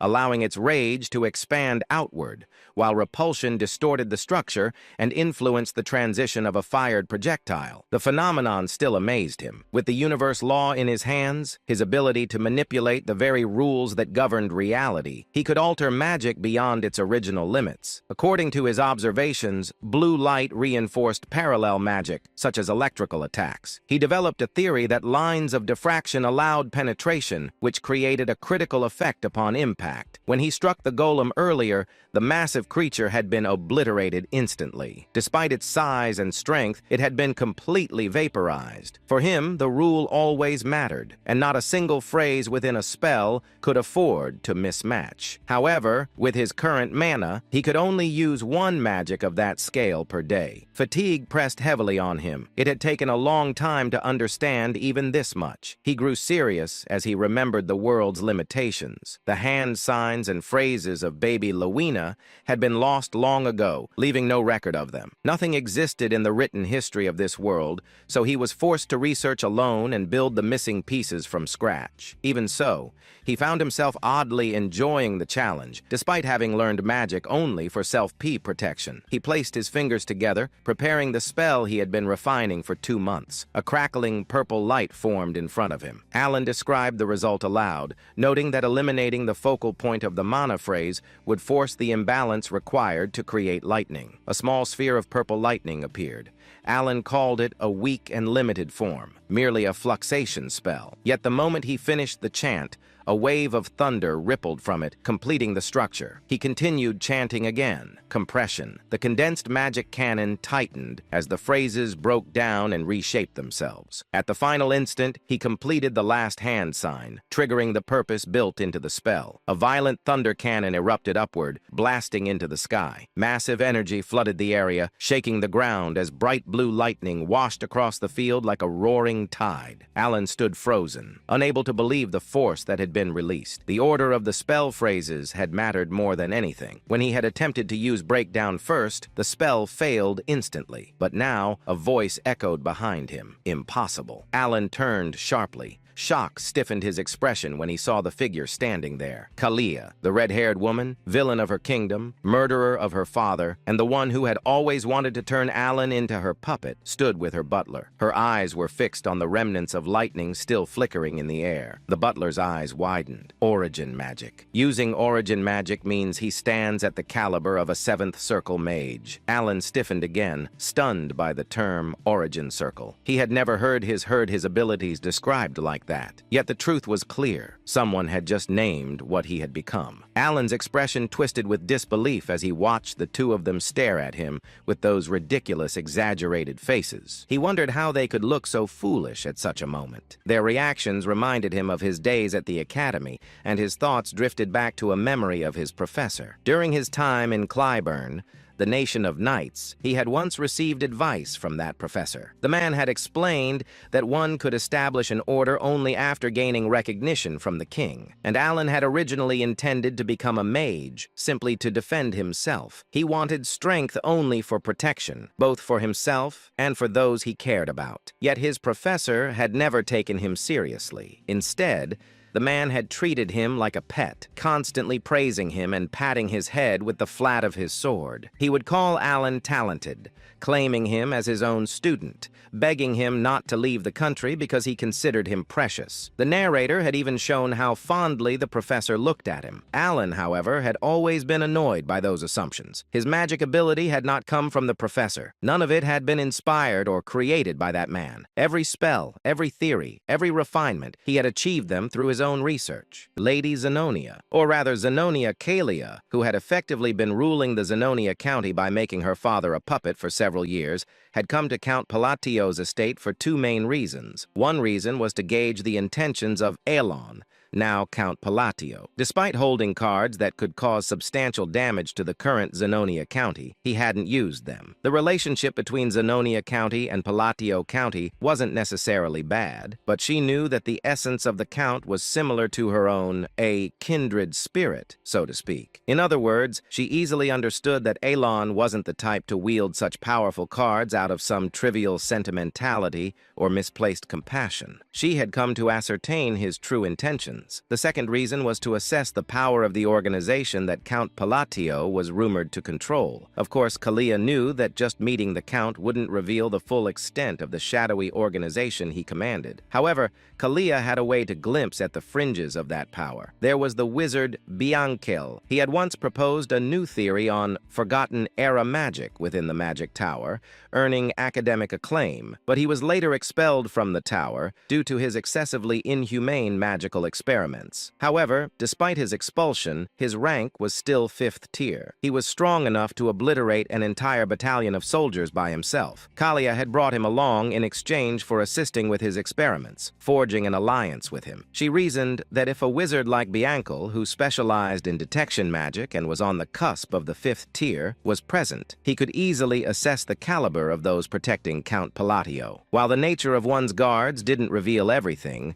Observing the level of those guarding the Count could naturally offer insights into the organization's inner workings. At least that was why she had brought Bianca along. In the reception room of Count Palatio's estate, Lady Kalia subtly glanced at Bianca, who still hadn't fully closed his mouth and wore an anxious expression. She was inwardly surprised. As far as she knew, he wasn't someone who would normally show such foolish expressions in front of others. Bianca's face was always arrogant, and he never spoke politely to anyone, not even to her who supported him. But now, Bianca's expression was extremely unusual. His face was still marked by shock, just as it had been earlier, and she could even detect flickers of fear, something she had never seen in him before. Kalia felt a mix of curiosity and unease as she looked at Bianca. She had never seen him display such blatant fear, and she said to herself, if he's reacting like this, could it really be that the magic we saw earlier was an origin spell? Kalia's thought was fleeting as she quickly refocused on the present situation and met Elon's gaze. His eyes were the same as before. His gaze, which seemed to find no value in the current situation, he asked coldly, "What brings you to the country?" Kalia was the first to break the silence. As she said, "My apologies, Count Palatio. I've been rude." Although she was still Lady Zenonia on the surface,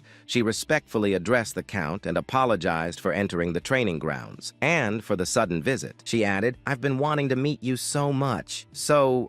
But he interrupted her words, saying, "No need to blame yourself, but let me clarify one thing. What I used wasn't origin. It seems the wizard you brought along was misunderstood." He added, "Indeed, my magic skills aren't particularly exceptional. If I had to rank them, they would be around the second tier, and the mage beside you must have noticed that magic has no effect at all." Naturally, Kalia didn't believe Elon's words. Even though she wasn't well-versed in magic, she could easily tell that the magic Elon had displayed was anything but ordinary. She turned her gaze subtly back to Bianca and was even more surprised. His expression was worse than before. However, despite his sour expression, he seemed to have understood the underlying message in Alon's words. It was a warning to keep quiet about what they had witnessed here. Bianca forced out the words, saying, "It seems I was mistaken." Kalia was once again startled, hearing him speak in polite language for the first time in 5 years. He usually spoke informally. Alon sighed, saying, "Yes, you seem quite capable, so you've likely already noticed, but that magic is of no practical use. Now then, since the misunderstanding has been cleared up, what brings you to the county?" Without hesitation, Elon moved the conversation forward,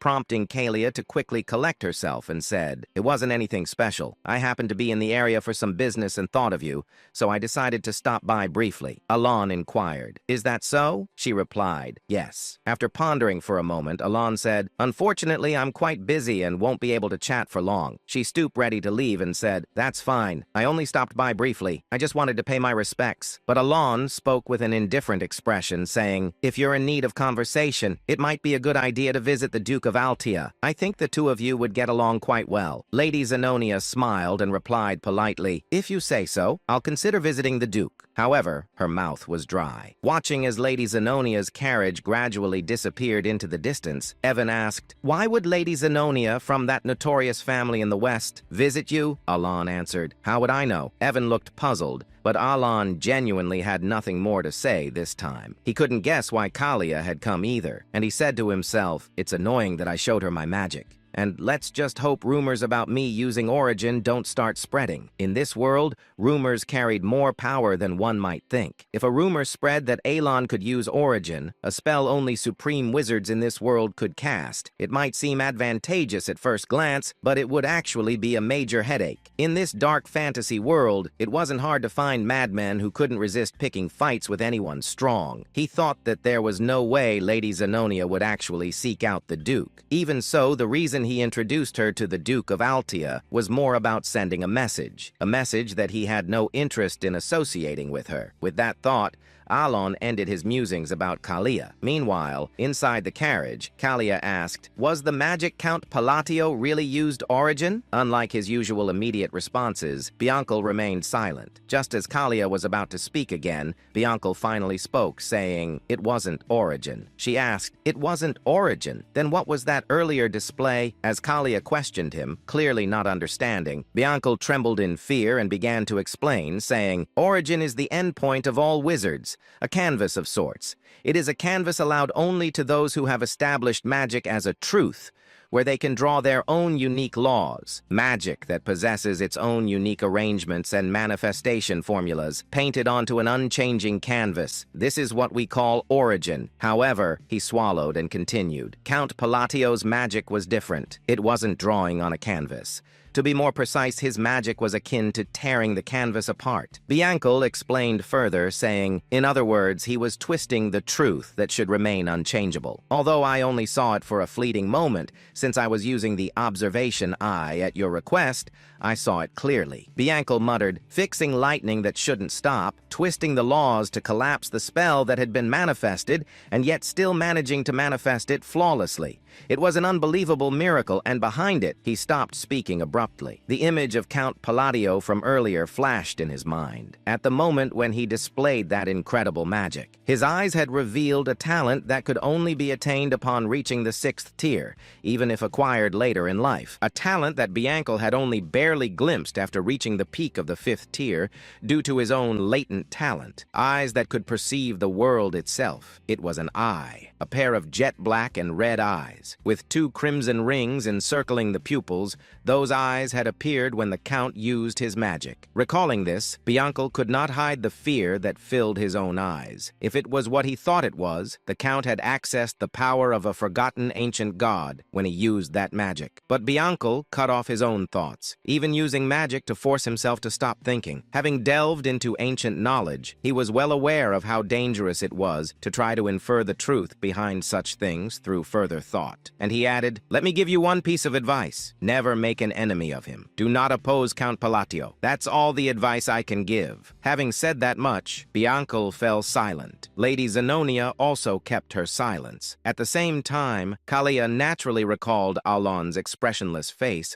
and his calm gaze as he had looked at her. Without realizing it, she let out a self-deprecating smile. Because through Bianco's words, she had realized something. There was no point in trying to understand Count Palatio's intentions from the start, and she had also realized that she had already become nothing more than a pawn on his chessboard. And then, about 5 months later, 2 years had passed since the children had been sent off on their individual paths. Inside his office, Alan asked calmly, any new information? Preferably news about that kid? Evan shook his head, saying, nothing about the children, Count, but there is something else. Alan glanced up, uninterested at first. Evan continued, giving news that struck like lightning. Zenonia County and Altea Duchy have formed an alliance. Alan froze, inquiring, what the hell did you just say?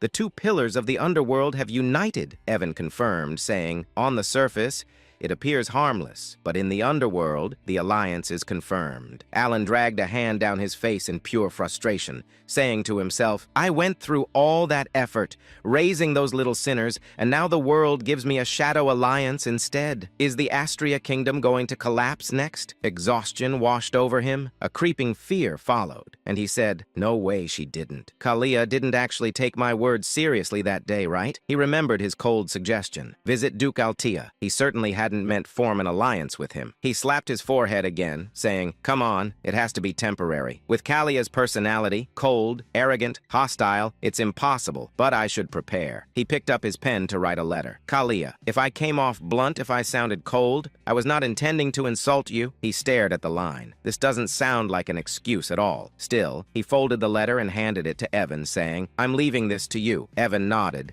saying I'll deliver the message to Lady Zenonia through the Machinery Guild. I'll continue searching for the children as well. Alan sank back, scanning several reports, and he said to himself, I wonder what Randan and Seol Rang are doing now? Even Utia. His eyes landed on a blood-stained letter the 2 had sent after reaching their destination, and he said, Seol Rang wouldn't have died, right? The thought was dark, but it slipped out. He continued reading. If they followed the instructions and found the gift, they should have gained their warrior symbol, maybe even escaped Baba Yaga by accident. Alan reviewed the note describing the ability of of the gold mana beast's hand glove, the treasure he had given Siren. That girl received something valuable. She wasn't born with the sin of pride. She could have become a strong warrior instead of a fallen sinner. He sighed, saying it was right there in the item description. If I had told her about the treasure's hidden value, she could have sold it or used it for funding. With her talent, she could have made a living anywhere. His gaze drifted toward the balcony and the stretching horizon beyond. He murmured, after all, this land is a place where anyone can seize the world through strength. Night draped the desert colony in a quiet, shimmering glow. Deep inside a hidden cave, Seol Rang stretched her arms with a tired yawn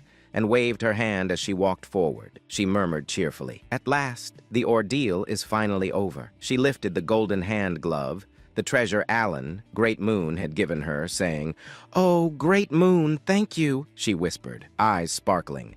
"This gift is incredible." Clutching the glove with affection, she thought of the pale, gold, kitten-like spirit that had appeared earlier. She said, "I always believed the essence of the Golden Mane tribe was just some random charm. But what I heard as a child wasn't some fairy tale at all." Memories surfaced. Her mother's gentle voice, the warmth of their old home, her tribe's forgotten pride. "Our Lenjin are descendants of the Golden Mane tribe." Her mother had once told her, "Kings of all beastkin." The essence of the Golden Mane tribe is a high relic passed down for hundreds of years. It grants us power and divine authority. Returning to the present, Seol Rang held her breath, and she found that very essence inside this desert cave. The moment she had put on the golden glove, pain had surged through her entire body, so real, so overwhelming. She had faced trial after trial inside her own consciousness, each challenge tearing at her mind. But she endured. Looking at her hand, she whispered, "One day I nearly died as a test subject, yet the Great Moon saved my life." The memory stung her heart. Abandoned orphan, treated as nothing. But Alan had changed her fate, she said, voice trembling with emotion. "He gave me the power to take revenge on the Black Dragon, the monster who killed my parents." She tightened her fist. Golden aura burst from her palm, flaring across the cave like sunlight tearing through darkness. She added, "I must repay the Great Moon's grace." Energy surged violently from her body,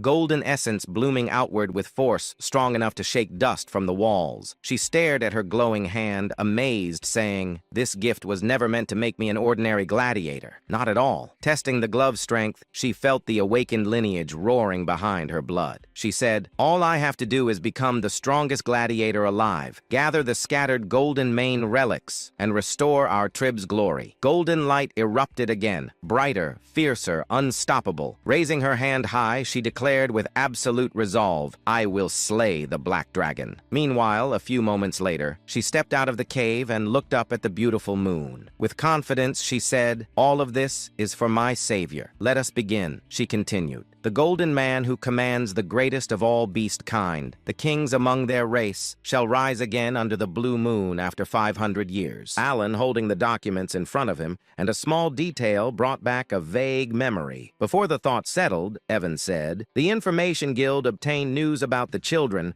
I wanted to tell you back at the training ground, but I forgot." Alan placed the documents down and inquired calmly, "All right, what is it?" Evan continued, saying, "Seoring has been performing very well in the colony. She even earned the golden flesh from the allied group." Alan tensed, asking golden flesh. "Where did I hear that? I can't remember." Even so, he exhaled lightly and said, "I'm glad she's doing fine." Evan nodded. "Right. In that land, strength decides everything." Alan asked, "What about Radan? I haven't heard from him since he said he was learning how to work in Raxus. He said he was sent there." Evan adjusted the sword on his waist, saying, "There is information on him, but they are still verifying its integrity." Alan looked at him and said, "I see. By the way, Evan, aren't you supposed to be busy?" Evan froze, confusion spreading across his face like a short-circuited machine, saying, "My lord, why are you looking at me like that all of a sudden? I did everything you told me." His voice trembled. Alan smiled and said, "You need to prepare. It takes at least a month to reach the Magic Tower." Evan's eyes widened in disbelief, inquiring, "What? The Magic Tower? I've never even heard about that." Shock hit him like thunder striking his head. Alan replied casually, "Easy." "Oh, did I not mention it before?" Evan let out a breath, saying, "I'm used to it, but still a month? It should only take a week to reach the Green Magic Tower." Alan said, "We're going to the Blue Magic Tower." Evan blinked, saying, "Ah, that's near Labyrinth City, so it's quite far." Then Evan straightened his posture, saying, "I will start preparing immediately, my lord." Alan nodded. Sometime later, Alan collapsed onto the sofa and slumped like an old man. Exhaustion weighed on him, leaving him lazy and drained. And he said, "A month in a carriage. Just thinking about it makes me tired again," he muttered. "But what else can I do? The item that can support my small precious mana hole is there." His gaze dropped as a faint memory surfaced. The massive city slowly appeared before his imagination, just as it had in the game. Alan continued saying, "Even though countless players visited the labyrinth, no one ever reached the end. I only reached the 115th floor because I used a cheat code. Those devs were insane. There were even more floors below that, and the item I need is on the 151st floor. Because of that, the job of official magic appraiser has become so popular that it guarantees a stable life." His thoughts drifting to Rinne, her calm eyes, her knowledge, her talent with stones and elixirs. "She'll be taking the appraiser exam soon," Alan said. With her talent and sense for magical items, she should pass easily. But when the moment quieted, reality slid back in. Alan frowned faintly, saying, "Maybe I gave Rinne too small a gift compared to the others." Alan leaned back and added quietly, "All it does is suppress equipment items. If that gift wasn't enough, I should send her additional support." His thoughts returned to their destination. Labyrinth City, Labyrinthia, a city ruled by no one, a place of explorers, machines, and endless opportunity. Beyond the crowded streets and countless shops in the southern district stood a hidden appraisal shop known as Marita. It was discreet,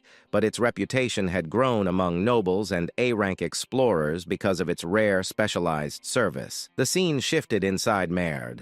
A man stood frozen, stunned by what he had just witnessed. An echoing voice reached him from deeper inside the shop. The voice reported, "The appraisal is over, my lord." The man gasped. Only then did the truth settle. The masked girl standing before the man was Rinne. She had concealed her identity flawlessly. She held an object between her hands. She explained, "This device ignites flame with mana," demonstrating it with quiet confidence. The lord nodded. "Thank you as always. Let me see." The lord carefully examined the lamp in his hand. He murmured, "It's a relic that can be imprinted." "What is the imprinted ability?" Rin answered with calm confidence, saying, "A small amount of mana will keep the flame burning for at least an hour." The lord smiled and said, "Its efficiency has improved drastically." "Very good." He genuinely appreciated Rena's precision and intelligence. She replied, "Thank you as always." Silence settled inside the shop. Rana removed her mask, her expression softening for a moment until her gaze shifted to another item on the table. She picked it up gently. She said, "This item can also be imprinted." In fact, this shop had become famous because of its extraordinary imprinted abilities,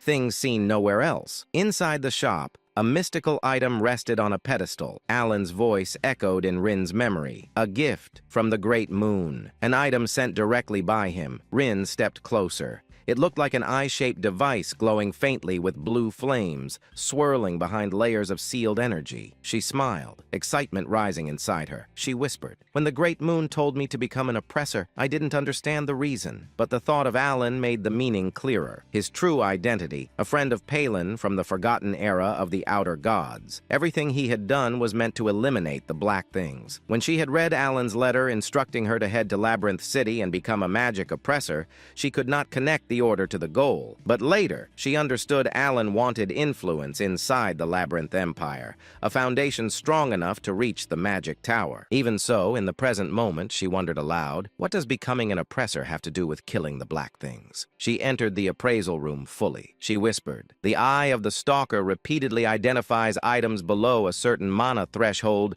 to assist with oppression. It was dangerous, deadly even. Red demonic chains wrapped around it, and a dark presence seeped from the relic. It was nothing like normal magical wisdom." Reen reached forward and touched the chains. She said, "This substance, it doesn't exist in any library." The device trembled. Energy surged violently and the seals shattered open. A burst of blue light filled the room as the eye of the stalker awakened completely. Mana swirled around her like a living storm. Rin leaned closer, determination settling in her eyes, saying, "To gain the strength to fight the black things, I must awaken this item myself." "For the Great Moon," she said, "I have 252 more sacrifices left before it fully awakens." And, she said, in exchange for raising the relic's stats, It absorbs something from each sacrifice, instantly changing the eye. It only reacts to specific high-tier relics. If the wrong item is sacrificed, the entire stack disappears. She understood clearly.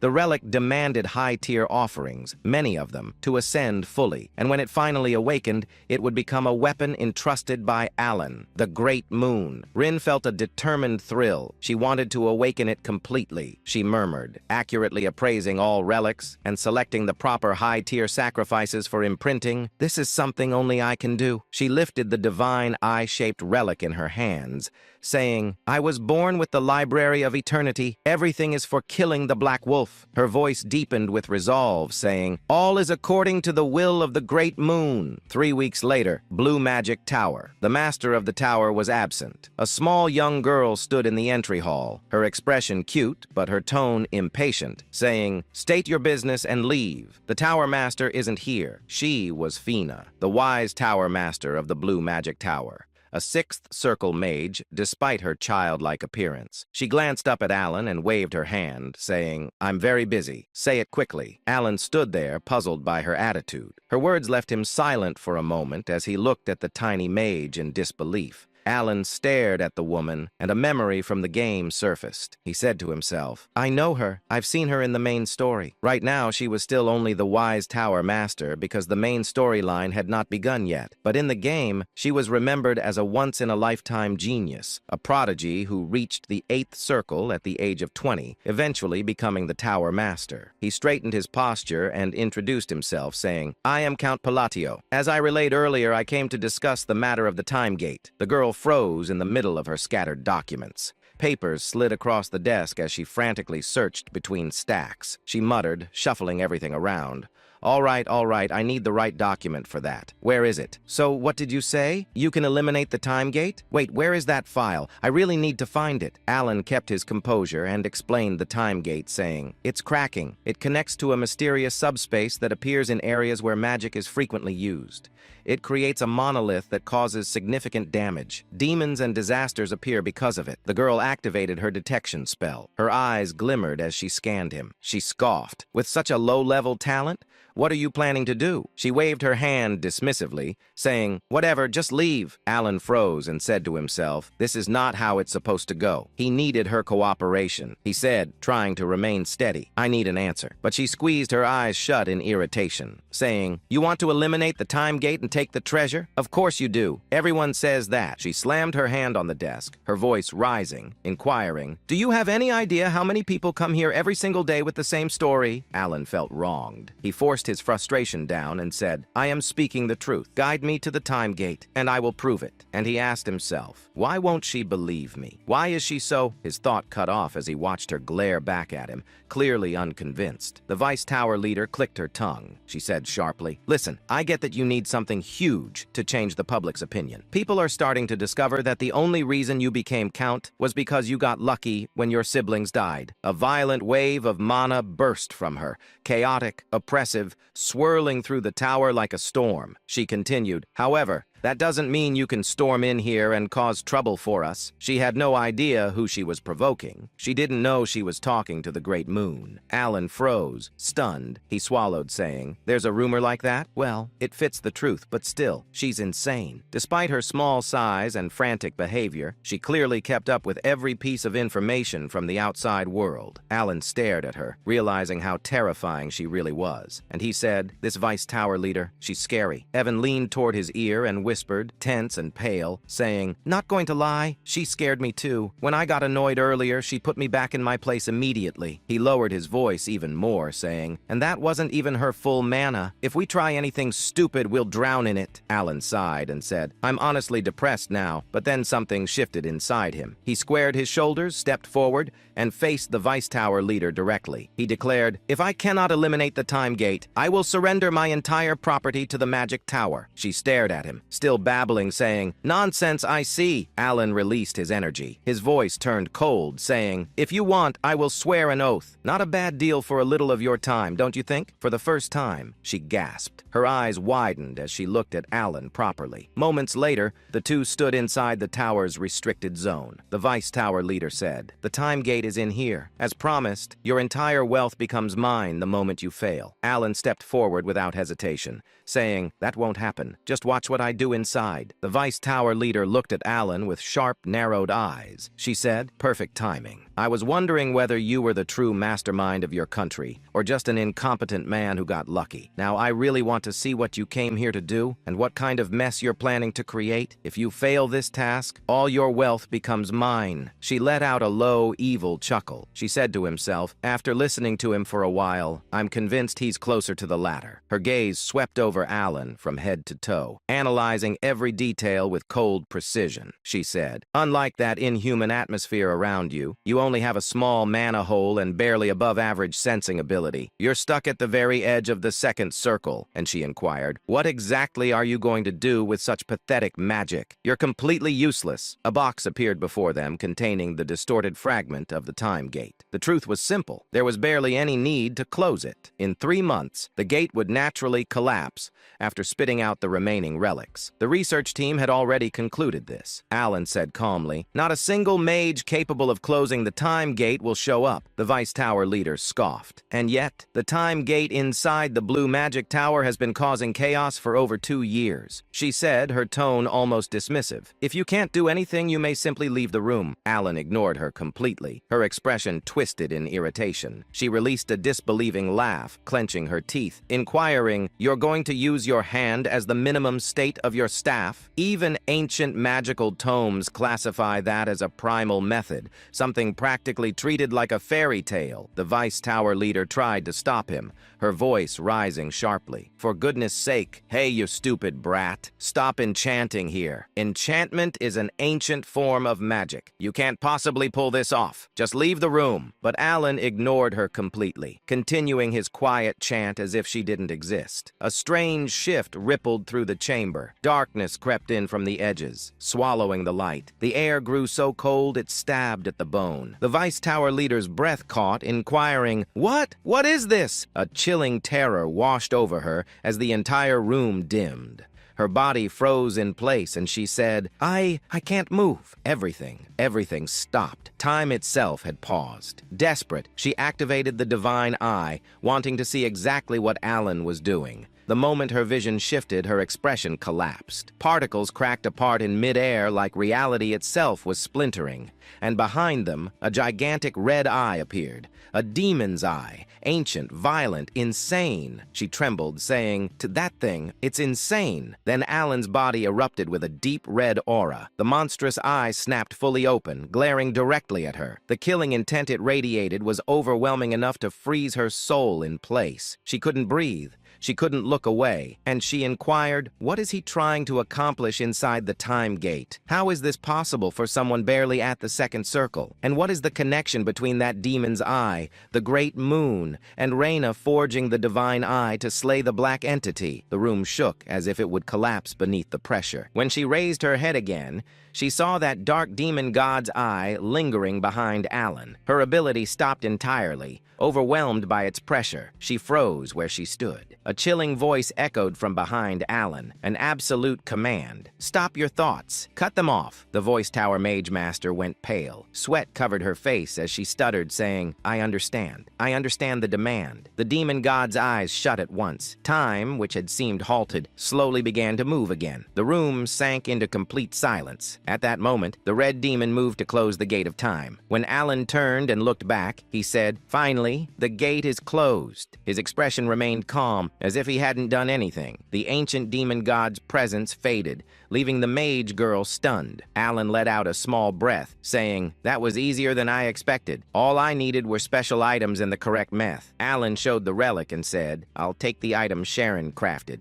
I need to use it a few more times, so I used a convincing spell. Did she fall for it? But the mage girl trembled even more. She struggled to steady herself, still trapped in the fear she had felt moments ago. She whispered, I won't tell anyone. Alan frowned, asking himself, why does she look like that? Did my buff fail? He sighed and said, I appreciate the concern, but it's not necessary. When he took a step toward her, she stumbled backward, nearly falling. Her voice shook as she added, I'll keep silent. I won't say a word. I can keep a secret. Honestly, seriously. Alan stared at her, confused, and he asked himself, why is she suddenly acting like this? Outside, the scene shifted. Alan walked toward Evan and said, let's return. Before he could leave, the mage girl called out, wait one moment. She held out a small vial and said, this is a mana recovery potion I made. Alan accepted it and examined the content. A potion half-crafted by the Voice Tower Lord, and it was a top-raid one at that. The Voice Tower hesitated before asking, do you really like it? Alan looked surprised and said to himself, 2 bottles cost as much as several lower-ranked treasures. When I checked the price, I almost fainted. He glanced toward the Tower Master's safe and wondered, is she really this grateful that I closed the gate of time? But the mage girl trembled as she replied, that's what the Count requested. I will absolutely remain silent. Seriously, if you want, I can even make a mana oath for certainty and loyalty. Alan blinked, asking himself, an oath for something like this? What is she even talking about? He paused, saying, wait, she's clearly misunderstanding something. Before he could explain, the air rumbled. Magical chains formed above them. The Tower Master raised her staff toward the sky and began chanting, taking the mana oath for the prom. She glanced at the Count's direction and proudly declared, see, I keep my word perfect. Alan felt the tension rise in his chest, saying to himself, I see. She showed no intention of clearing the misunderstanding, and he had no way to stop her. The Blue Magic Tower officially acquired the relic. Alan considered what he had gained. 5 bottles of potion and an oath. For him, it was more than enough. The journey had been worth it. Dean shifted to outside the tower. Alan stepped into Evan's carriage. Evan examined the treasure in Alan's hand, and he said, Lord Alan, is that the item from the gate? It was difficult to obtain, but it looks more primitive than I expected. Does its performance match its reputation? Alan fastened the treasure to his wrist and said, either way, this is something I absolutely needed. He focused on the bracelet seal of the Unholy One, and he said to himself, I'm glad I secured it. The chain embedded in the bracelet absorbed mana from the air, and the stone embedded within it glowed faint. Alan murmured, it's working. Its storage capacity wasn't large, but it was more than enough for him. His mana hollowed out quickly, and he slumped back with a quiet sigh, saying, a body with less mana than a support tool. He reminded himself softly, my goal is magical research and self-preservation, not fighting. That's enough. Evan tilted his head, unsure why Alan looked so exhausted. Alan breathed out and muttered, by the way, what exactly did she misunderstand? He thought of the Voice Tower Master. Her sudden politeness felt unnatural. When he left, she had even said, I know you're exactly like a second circle wizard, which left him stunned. Alan assumed saying, she's mocking me, but the reaction was familiar. Kalia had behaved the same way last time, completely shaken by his butler. The memory still left him uneasy. He tried to calm himself, saying, it doesn't matter. I won't meet any of them again. That's good enough. Then scene shifted to Duke Altia. Inside the Duke's mansion, Duke Altia, she sat quietly with a cup of tea in his hand. It has been a while, she said warmly. I hope you enjoy your stay, young lady. Lady Zenonia narrowed her eyes slightly before giving Altia a sharp smile. Of course, Altia. You haven't changed either. I'm simply glad to see you, Altia replied calmly. It's convenient that we don't need to discuss class or authority between us. Both of them understood the situation clearly. Lady Zenonia had come for Duke Altia's alliance. Zenonia said, Count Palatio's foresight is remarkable as always. She recalled the moment she received the Count's command to visit Altia. The Count's intentions became clear only after she followed his advice. When she arrived at Duke Altia's residence, both she and Altia realized the same thing. Neither of them could match Palatonio. Their alliance existed because he ordered it. Yet despite that, they were becoming more comfortable working together. In the struggle surrounding the Great Moon, most conflicts were meaningless when compared to the overwhelming influence of a single person. At present, Altia spoke first. She inquired, the conference is next month. Why come today? Zenonia replied, the Count sent a letter the day I arrived. He gave me an excuse to visit early. Laura looked puzzled. What could it possibly be? Zenonia handed her the letter. Laura skimmed through to it, frowning. Some nobles complained to me about this, and regarding your visit that day, this command. The topic shifted to the conversation involving several noble family. Many nobles don't suit me, Laura muttered. There must be some misunderstanding. Zenobia nodded. It doesn't feel like a normal apology letter. Something about it is different. Laura leaned back sharply, saying, there must be a scheme hidden inside. Zenobia smiled and said, yes, that's why we need to discuss it. And Baron Kenya belongs to the noble faction. Marcus Martonio is a key figure in the royal faction. Viscount Bland is also tied to the royal faction. And you, Duke Altea, are an important figure among the nobles. Laura summarized in short, saying, he doesn't seem to side with either faction. Zenobia finished the thought, saying, which means he wants to push out the nobles heading toward extinction. Both women shivered at the idea. The thought that Alan, whom they believed to be dangerous, had sent that apology letter felt unsettling. Laura looked up, saying to herself, this must be the reason Altea needed my reputation and named me a duke. And the hangman of the West stands with him. That certainty explains everything. Zenobia nodded calmly. Then we should discuss a new plan. What plan? A plan to deal with their misunderstanding of Alan, whose letter was simply a normal apology, yet they believed he intended to erase noble factions entirely. Zenobia found the confusion useful and began weaving new schemes. Seeing change to blue magic tower inside the tower, Fina collapsed onto the desk. The tower lord approached, saying, tell me in detail, Fina, why were you so nervous? She looked up, still shaken, then seen back to the Alan. He sat outside, casually eating a roasted sweet potato. Evan asked, are you all right, Lord Alan? Alan nodded. I almost fainted, but it's still delicious. He exhaled and added, I want to go home. Utia's letter should arrive soon. The scene changed to the Holy Kingdom glowed under a beautiful sky. Utia stood in the sanctuary wearing her priest robes. Elegant, radiant, breathtaking. Those who saw her wondered what fate awaited someone like her. A gift of beauty, yet capable of becoming something frightening. Sometime earlier at the Blue Magic Tower, Master Salim Micardo had just returned from a long journey when a faint sense of unease crossed his mind. He paused, frowning slightly. He could no longer feel the presence of their time gate. Concerned, he immediately sought out Fenya. When he entered her office, he found her slumped over her desk, visibly exhausted. As soon as she noticed his arrival, she forced herself upright and informed him that she had completed every task he had entrusted to her during his absence. Salim froze. This was the first time he had ever seen Fenya behave this way. Normally, the Vice Tower Master would greet him with irritation or sharp complaints, often bragging about how she had reduced yet another arrogant newcomer to tears.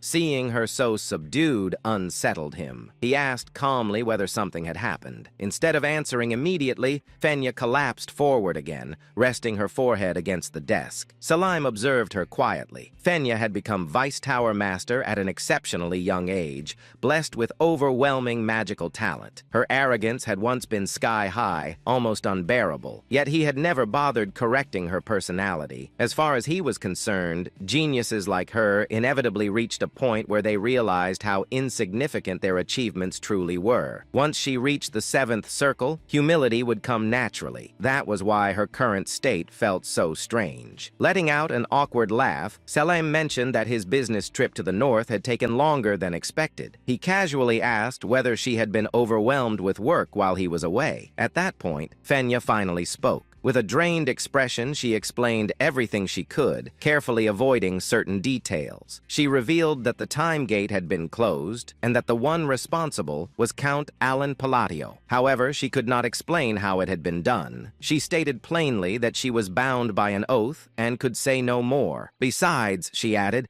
there truly wasn't much she could explain in detail anyway. Selim tapped his temple lightly, thinking, what kind of phenomenon could leave Fenya, someone normally bursting with pride, this subdued? Was it some incomprehensible form of magic? Or perhaps something even closer to origin magic itself? As he gently placed a hand on Fenea's head, she did not swat it away, too exhausted and shaken to react. That alone told him how deeply the experience had affected her. With a faint smile, Salim leaned back. he thought quietly. Count Alan Palatio of the Asteria Kingdom. That man is far more interesting than I expected. The scene shifted to Alan Palacio's residence. It had been a full month since Alan's return from the Blue Magic Tower. Since obtaining the Mark of the Corrupted, he had devoted himself almost entirely to research, specifically to the study of phases and their application within structured magical arrays. As Alan continued writing, he paused. He realized he had uncovered a new rule governing phase usage. There seemed to be a connection between where a phase was placed and how it functioned, but the exact relationship still eluded him. At that moment, footsteps sounded behind him. Alan turned momentarily startled to see Evan, his knight, standing at the entrance. Evan stared at the surroundings in disbelief. The fractured ground, the scorched earth, and the massive crater left behind by Alan's experiments. He muttered in awe that Count Alan's magic seemed to grow stronger every time he witnessed it. Alan let out a quiet sigh and asked casually whether that was really the case. Evan nodded, stating that it no longer felt like second circle magic at all. Compared to a few months ago,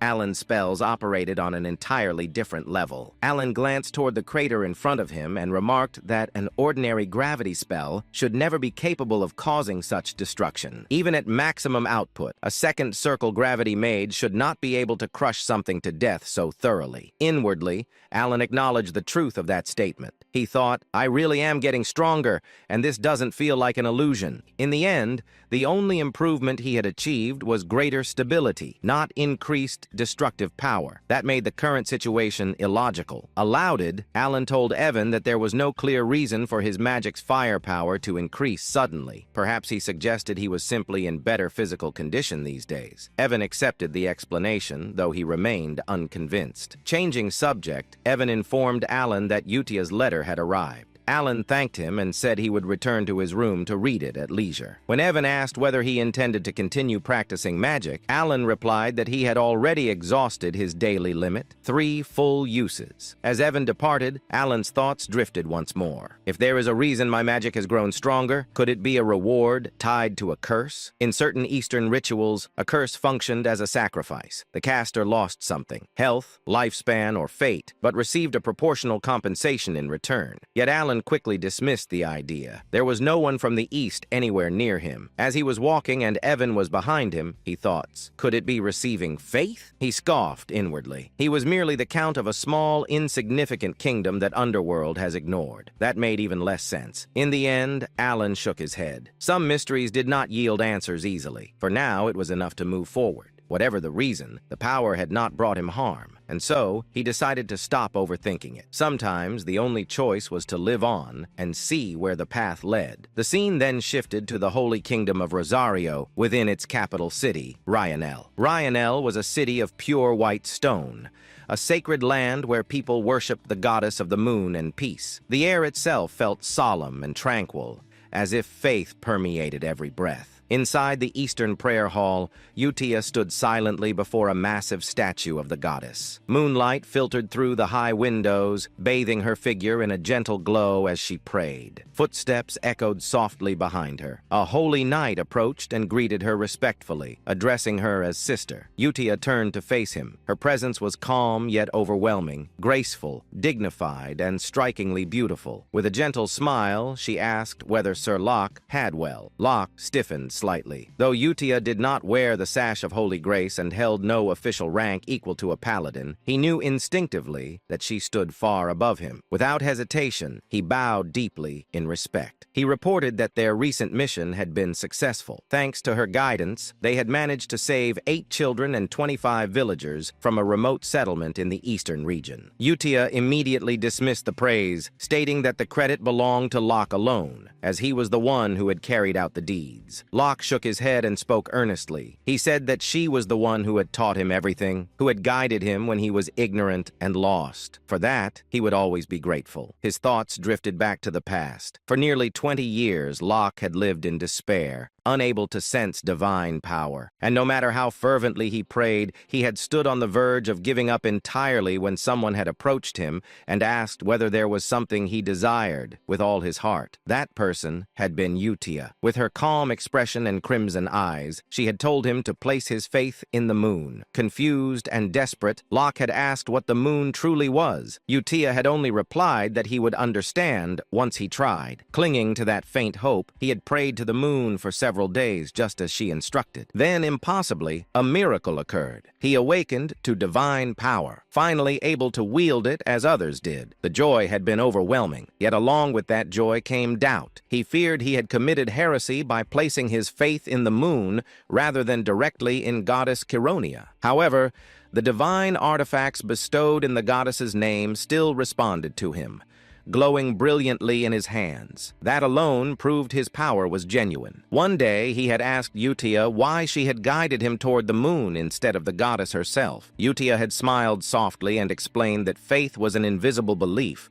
one that often took a long time to manifest. She said it was far easier to draw strength from something that undeniably existed. She told him that the moon would always be there watching over him. Standing by a large window, Utia had rested her hand against the moonlight glass. At that moment, Locke had finally understood. The goddess and the moon were one and the same. For humans burdened with doubt, belief required something they could see. Moved by that realization, Locke bowed deeply before her, offering his thanks from the bottom of his heart. In the present, Utia gently spoke, saying that if Locke truly wished to express his gratitude, then they should pray together. She stood before the largest statue of the goddess, her posture perfectly composed, bathed in moonlight. Her calm smile and dignified presence made her resemble a goddess herself. Locke answered without hesitation, stating that he would be willing to pray alongside her as many times as necessary. Utia then informed him that he had arrived at the perfect time. The prayer was about to begin, and many believers had already gathered inside. As the massive doors of the prayer hall were opened, a vast crowd came into view. Countless worshippers filled the hall, their heads bowed in reverence as a solemn atmosphere settled over the space.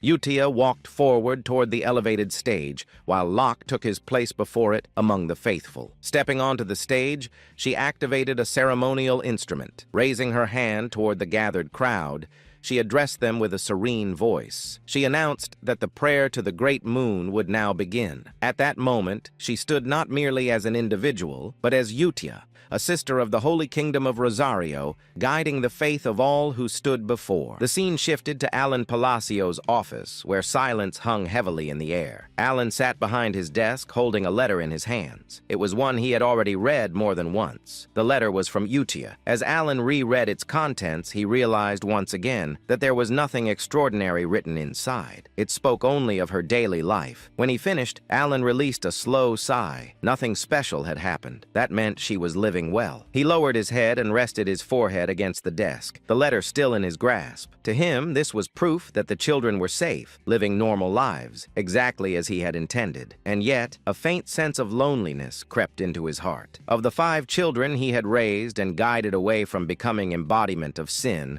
only Utia continued to send him letters. The others remained silent. From their perspective, it was understandable. To them, Alan was merely someone from the past, a man they had barely known, someone who had intervened briefly and then disappeared. He reasoned that this was fine. His purpose had never been to be remembered or thanked. His goal had been fulfilled the moment they chose paths that would not lead to the world's destruction. There was no reason for him to feel sad. Ellen repeated that thought to himself, trying to accept it. Still, exhaustion showed on his face. Despite her own busy life, Utia continued to write regularly. Half of him felt comforted by that fact. The other half felt a quiet ache he refused to acknowledge. At that moment, a voice spoke from within the room. Evan asked whether Alan was busy. Startled, Alan lifted his head abruptly, having failed to notice Evan's presence. He remarked that Evan had frightened him and questioned whether he was still there. Evan responded calmly, explaining that he had remained because new intelligence had arrived from the Information Guild. That immediately drew Alan's attention. He asked Evan to report. Evan informed him that the information concerned one of the children. Alan told him to continue. Evan then stated that the report was about Radan, the child Alan had asked about previously. Evan reported that, according to confirmed intelligence, Radan had become a pirate. Alan was visibly taken back. He repeated the word internally, disbelief filling his thoughts. Piracy was synonymous with lawlessness, bloodshed, and cruelty, far removed from the life Alan had envisioned for the child.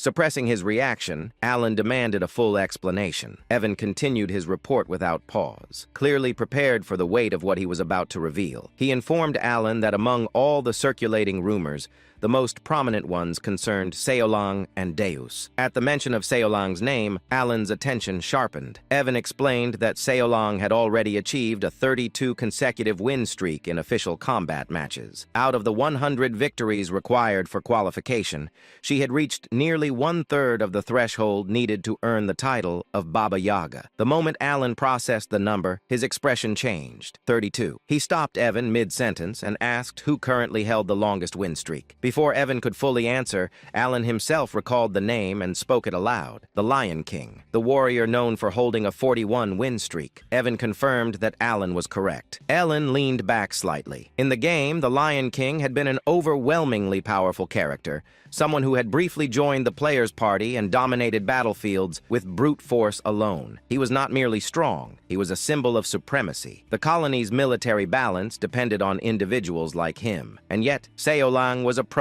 that level. Alan felt disbelief creep in internally. He muttered that Seolang was on the verge of surpassing even the strongest pillar of the colony. The realization carried both pride and unease. Kid guided her so she would not become a calamity, but her growth was now brushing against the realm of monsters. Evan then shifted to the next report. He informed Alan about Deus. According to the intelligence, Deus had personally executed one of the 8 barbarian chiefs, Kurga of the Snowfield. At that name, Alan's expression stiffened. Evan added that Kurga had been the leader of a barbarian faction that practiced grotesque rituals, transforming themselves into monsters through blood sacrifices. He cautiously asked whether Alan was familiar with them. Alan did not answer aloud. Instead, his thoughts returned to the past. He knew them all too well. In the game, the barbarian tribes had been recurring threats. Alan had fought them repeatedly, and eventually he had been the one to eliminate their god, Alterus. He reflected silently that Alterus only manifested after the 5 deadly sins gathered together, which meant one thing. As things stood now, Alterus would not appear. Alan finally spoke, stating calmly that this meant there was no longer any reason to worry about Deus. Evan smiled brightly at that confirmation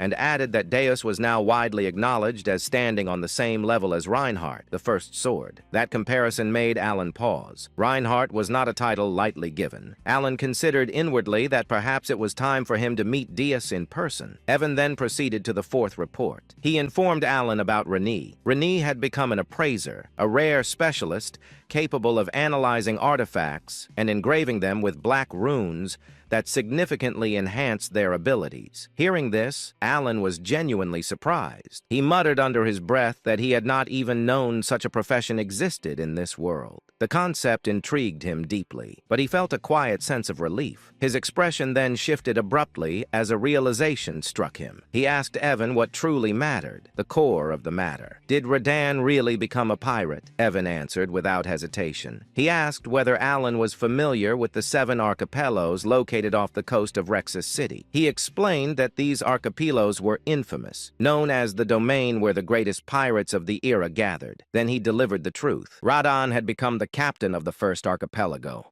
the largest and most influential of the 7. The moment Evan finished speaking, Alan reacted as if struck by lightning. He sprang up from his seat so suddenly that he looked like a rag doll pulled by invisible strings. He shouted that it was impossible. Internally, a strange sense of déjà vu washed over him. Memories from his past life surfaced. Old internet posts he had once laughed at. One in particular echoed in his mind. A person joking about donating for years so Radan could live a proud yet ordinary life, only for him to become a pirate. That ridiculous joke had now become reality. Alan felt tears well up as he muttered that he had not sent Radan to Raxus to become a pirate. Evan, maintaining his calm, continued his explanation. He stated that Radan possessed an exceptional talent for locating enemies and navigating danger. More importantly, he reminded Alan that Radan was a rare sea godkin, a being naturally attuned to the ocean and capable of moving freely through water without restriction. Evan added that the seas surrounding Rexus were filled with priceless relics from ancient eras. Because of this,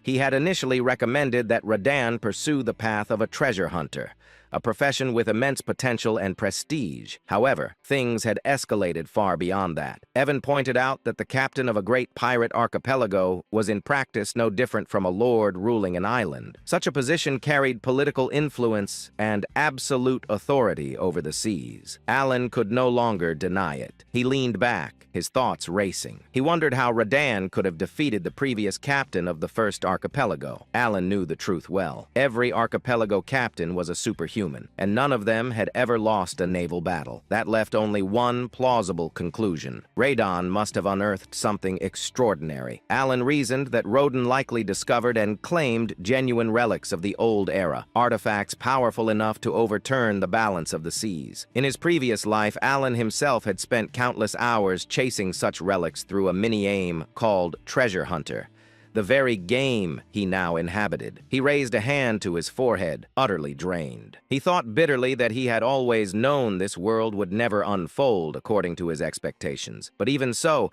this outcome was strangely not the worst. In fact, it was almost impressive. Letting out a long breath, Alan slumped back into his chair, completely limp, as if life had momentarily left his body. Seeing this, Evan rushed to his side and asked with concern whether he was all right. The scene shifted to the very heart of the Principality of Korkia, the colossal maritime city of Rexus, a city of endless sails and salt-stained stone. Raxus stood as the gateway between land and sea. Beyond its sprawling coastline lay the infamous 7 pirate paradises, territories ruled not by law but by blood, strength, and greed. Among them all, the most powerful was the first archipelago. Once this domain had belonged to the great pirate Alcaride, the Red Slayer, a man who secured the protection of the so-called Heavenly King through obscene wealth and tribute. His reign ended the day he was defeated. The one who struck him down was Radan. Now Radan stood atop a rooftop overlooking the sea, the wind tugging at his cloak as the glow of sunset painted the horizon red. A faint smile rested on his lips, the smile of someone who had climbed to the summit through blood and fire. He was now the captain of the first archipelago. Radan leaned back against the wall, cracked his neck lazily,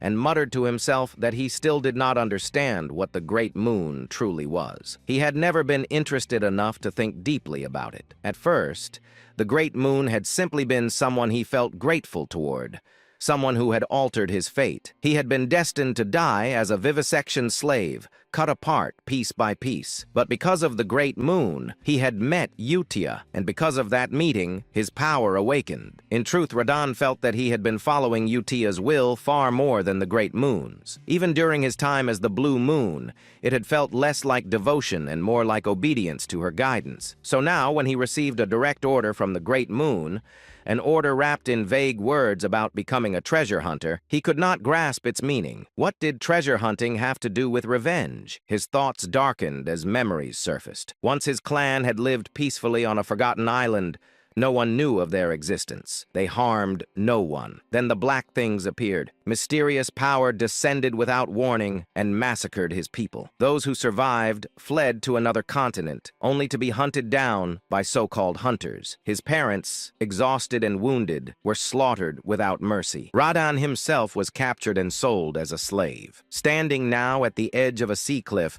gazing toward a distant city glowing beneath the dying sun, Radan clenched his fists. He did not believe that becoming a treasure hunter or receiving some so-called gift from the Great Moon had anything to do with fulfilling the revenge he had sworn. If anything, he would simply pretend to follow the order, at least for now. As his gaze drifted across the sea, he noticed a large ship in the distance. Laughter echoed from it, fireworks bursting into the sky as celebration filled the air. Radan frowned. Why were they celebrating? Then realization struck him like lightning. That ship belonged to the chosen captain of the 7 archipelagos, the very ones who had once hunted down his parents. One of the voices from the ship rang out proudly, declaring that only those chosen by fate could receive the Heavenly King's protection through wealth. Radan's smile vanished. His expression turned pitch black. So this was it. He had finally found the bastards who murdered his parents, and now they had risen to power. He muttered coldly that the heavenly king was spreading lies deliberately. Radan knew the truth. The power those captains wielded did not come from wealth or divine favor. It came from a secret ritual, one that required the body parts of sea godkin. Only by sacrificing their flesh could one receive the power of the sea god clad.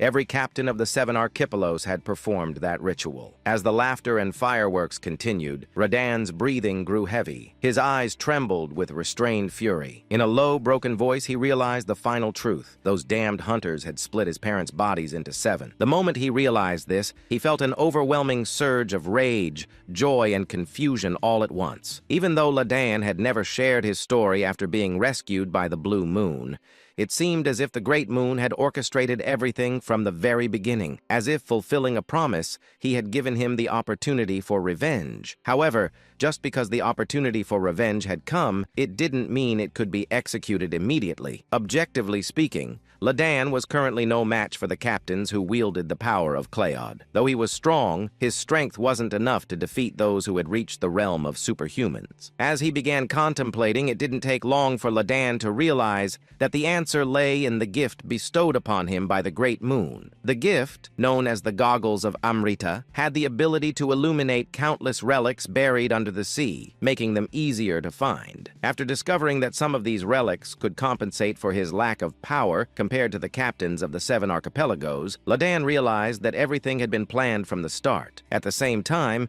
he understood the true intention of the Great Moon: revenge and domination over the 7 archipelagos. The moment he understood this, the Great Moon became more than just a small entity he was grateful to. Not only had it laid out everything before Radan, but he had also given him the strength to seek revenge. From start to finish, everything had been planned. Radan muttered unconsciously. For the Great Moon, these words had once been meaningless to him, just a simple phrase without any real significance. But now, for the Great Moon, no longer felt hollow. Now, when those words left his mouth, they carried true meaning. Only then did they hold the significance of loyalty.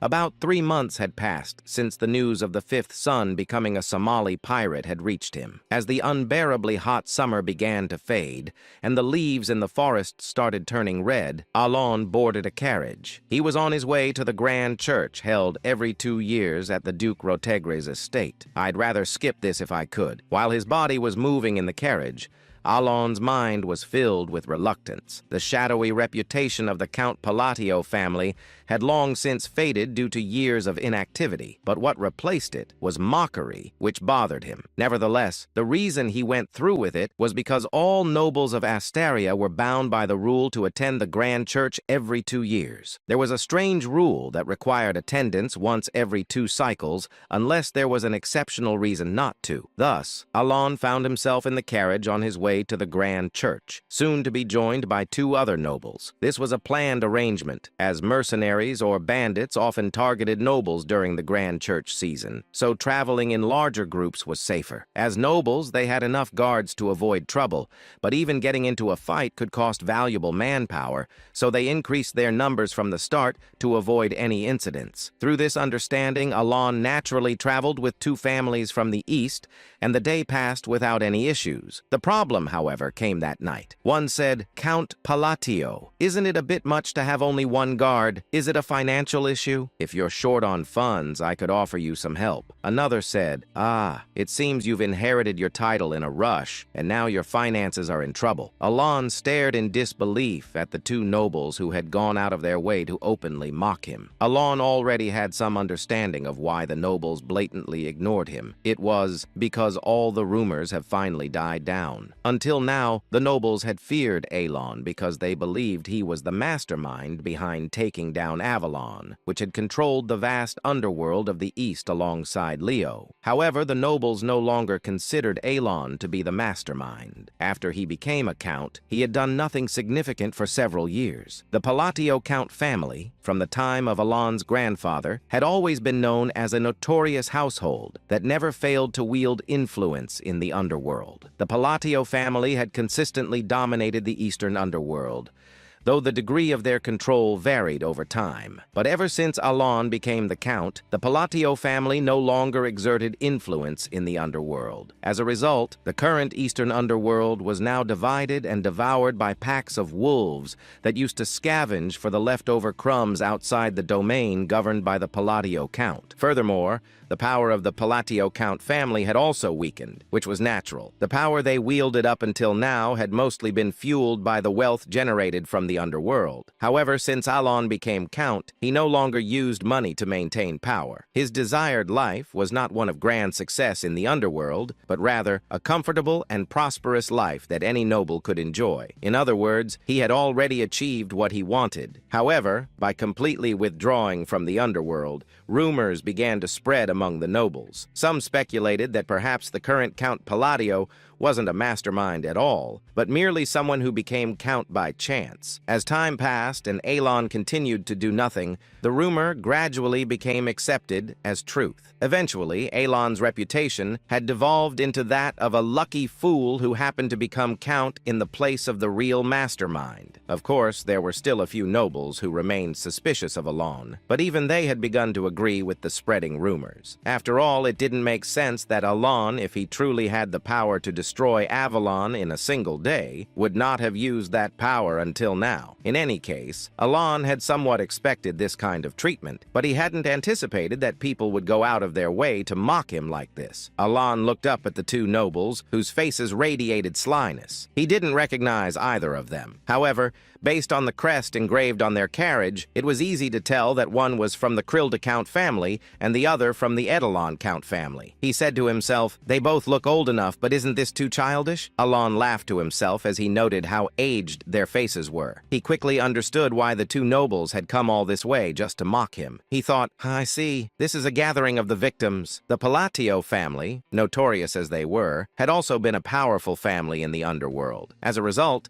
they naturally provided benefits to the surrounding families, but also exploited them beyond necessity. The families that were frequently treated like tools were none other than the Krild Count family and the Edelon Count family. To summarize the current situation, these families, who had suffered under the Palatio family, were now venting their grievances on Alon. Of course, it wasn't Alon, but Leo, the first son of the Count family, who had exploited them. In short, Alon had no real reason to be the target of such mockery. But to the two nobles who were eagerly mocking him, what mattered wasn't that he was Alon, but that he was the Count of Palatio. One said, "All those underworld forces you had, did they vanish because you couldn't manage them properly?" Another said, "Looks like you haven't been taking care of your carriage properly either. Would you like to borrow some money?" The two counts, like anonymous trolls commonly found on online communities, made every effort to scratch at Alon. Alon briefly thought, "This is kind of annoying," but he chose to follow his reason rather than his instincts. If he were to fight now, he could easily crush the two nobles before him, maybe not slaughter them, but leave them beaten to a pulp. However, doing so would only complicate things. The moment he fought with them, Alon would have to leave the gathering and move separately, and that might lead to unnecessary trouble like running into bandits. Clearly, responding to their provocations was exactly what they wanted. Alon decided to ignore them, saying, "There's no need to entertain these fools." He wasn't stupid enough to fall into such an obvious trap. That day, Alon ate 2 ears of corn, using the jeers from the two counts as background music. He said the roasted corn tasted even better in the slightly chilly weather. It would have been nice to have some butter. Going to the cold northern lands, a place where no living being should be able to survive, was gripped by an unrelenting, life-draining frost. In this bleak, cursed land, painted eternally in shades of gray by the relentless blizzard, a man had fallen. Where his right arm should have been, a crimson stain of blood marked the spot, and his left eye socket lay empty. This man was none other than one of the 8 barbarian chieftains, the great Kulkan, now awaiting death after his defeat at the hands of the cowardly knights of Caliban. Yet even in his final moments, his eyes were filled with rage. He cursed, "Those dishonorable dogs!" His rage wasn't because of his defeat. To the barbarians, death in battle was a glorious end, a noble fate. Kulkan's fury stemmed from the dishonorable way he was struck down. caught in an ambush, tricked by the knight's deceitful challenge to a duel. Blood spilled from Kulkan's mouth as his world grew dim. The gray landscape blurred, and his ears gradually stopped hearing the bitter winds. Despite his anger, his mind slowly began to sink into darkness. Just as everything was about to fade into nothingness, Kulkan whispered the name of the great god, Ultultus. At that very moment, time seemed to stop. The dim, fading vision cleared. The harsh northern wind blew in his ears once again, and his mind, slipping into unconsciousness, began to rise. A voice echoed, "Child of blood, call my name. Call upon the great name that you worshipped. Call upon my name, and I shall grant you what you desire." As if commanded by a divine force, Kulkan, entranced, murmured, "Great god Ulthultus, I dare to call upon your honorable name." And in that moment, the demon smiled and said, "Do that, and I shall grant your heart's desire." For the next few days, the uncomfortable coexistence continued.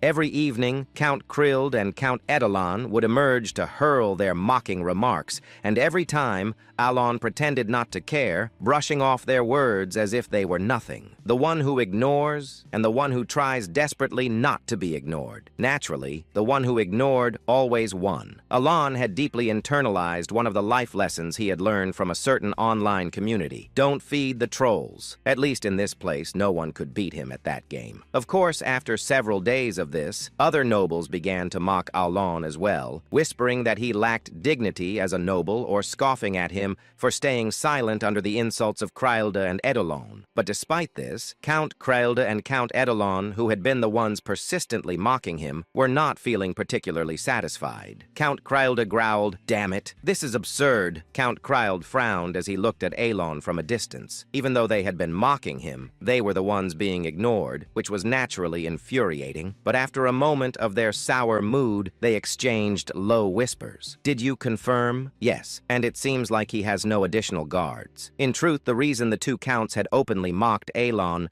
wasn't just to vent their frustrations, it was also to assess his security. They continued, "Even with an artifact to secretly check, there was nothing. It's just that foolish brat and that rogue knight sitting next to him. So the rumors are true after all. It seems certain. If he had any forces, he wouldn't be moving around alone. Then we can proceed with the plan." The reason the two counts had been investigating Alon was because they were planning to expand into the underworld. They were well aware that Alon had no interest in the underworld, and that as a result it had become overrun by various packs of scavengers. While the rumors about Alon were already widely accepted, the two counts, having been tormented by the Palladio family for so long, wanted to confirm the truth for themselves. They needed to be sure that Alon truly had no power left. After days of checking and confirming that Alon had no personal guards, a smile spread across their faces. They said, "The gods are smiling upon us." Indeed, who would have thought we'd get a chance to step into the underworld? While most nobles hesitated to enter the underworld, these two were different. Having once acted as lackeys for the Palladio Count family,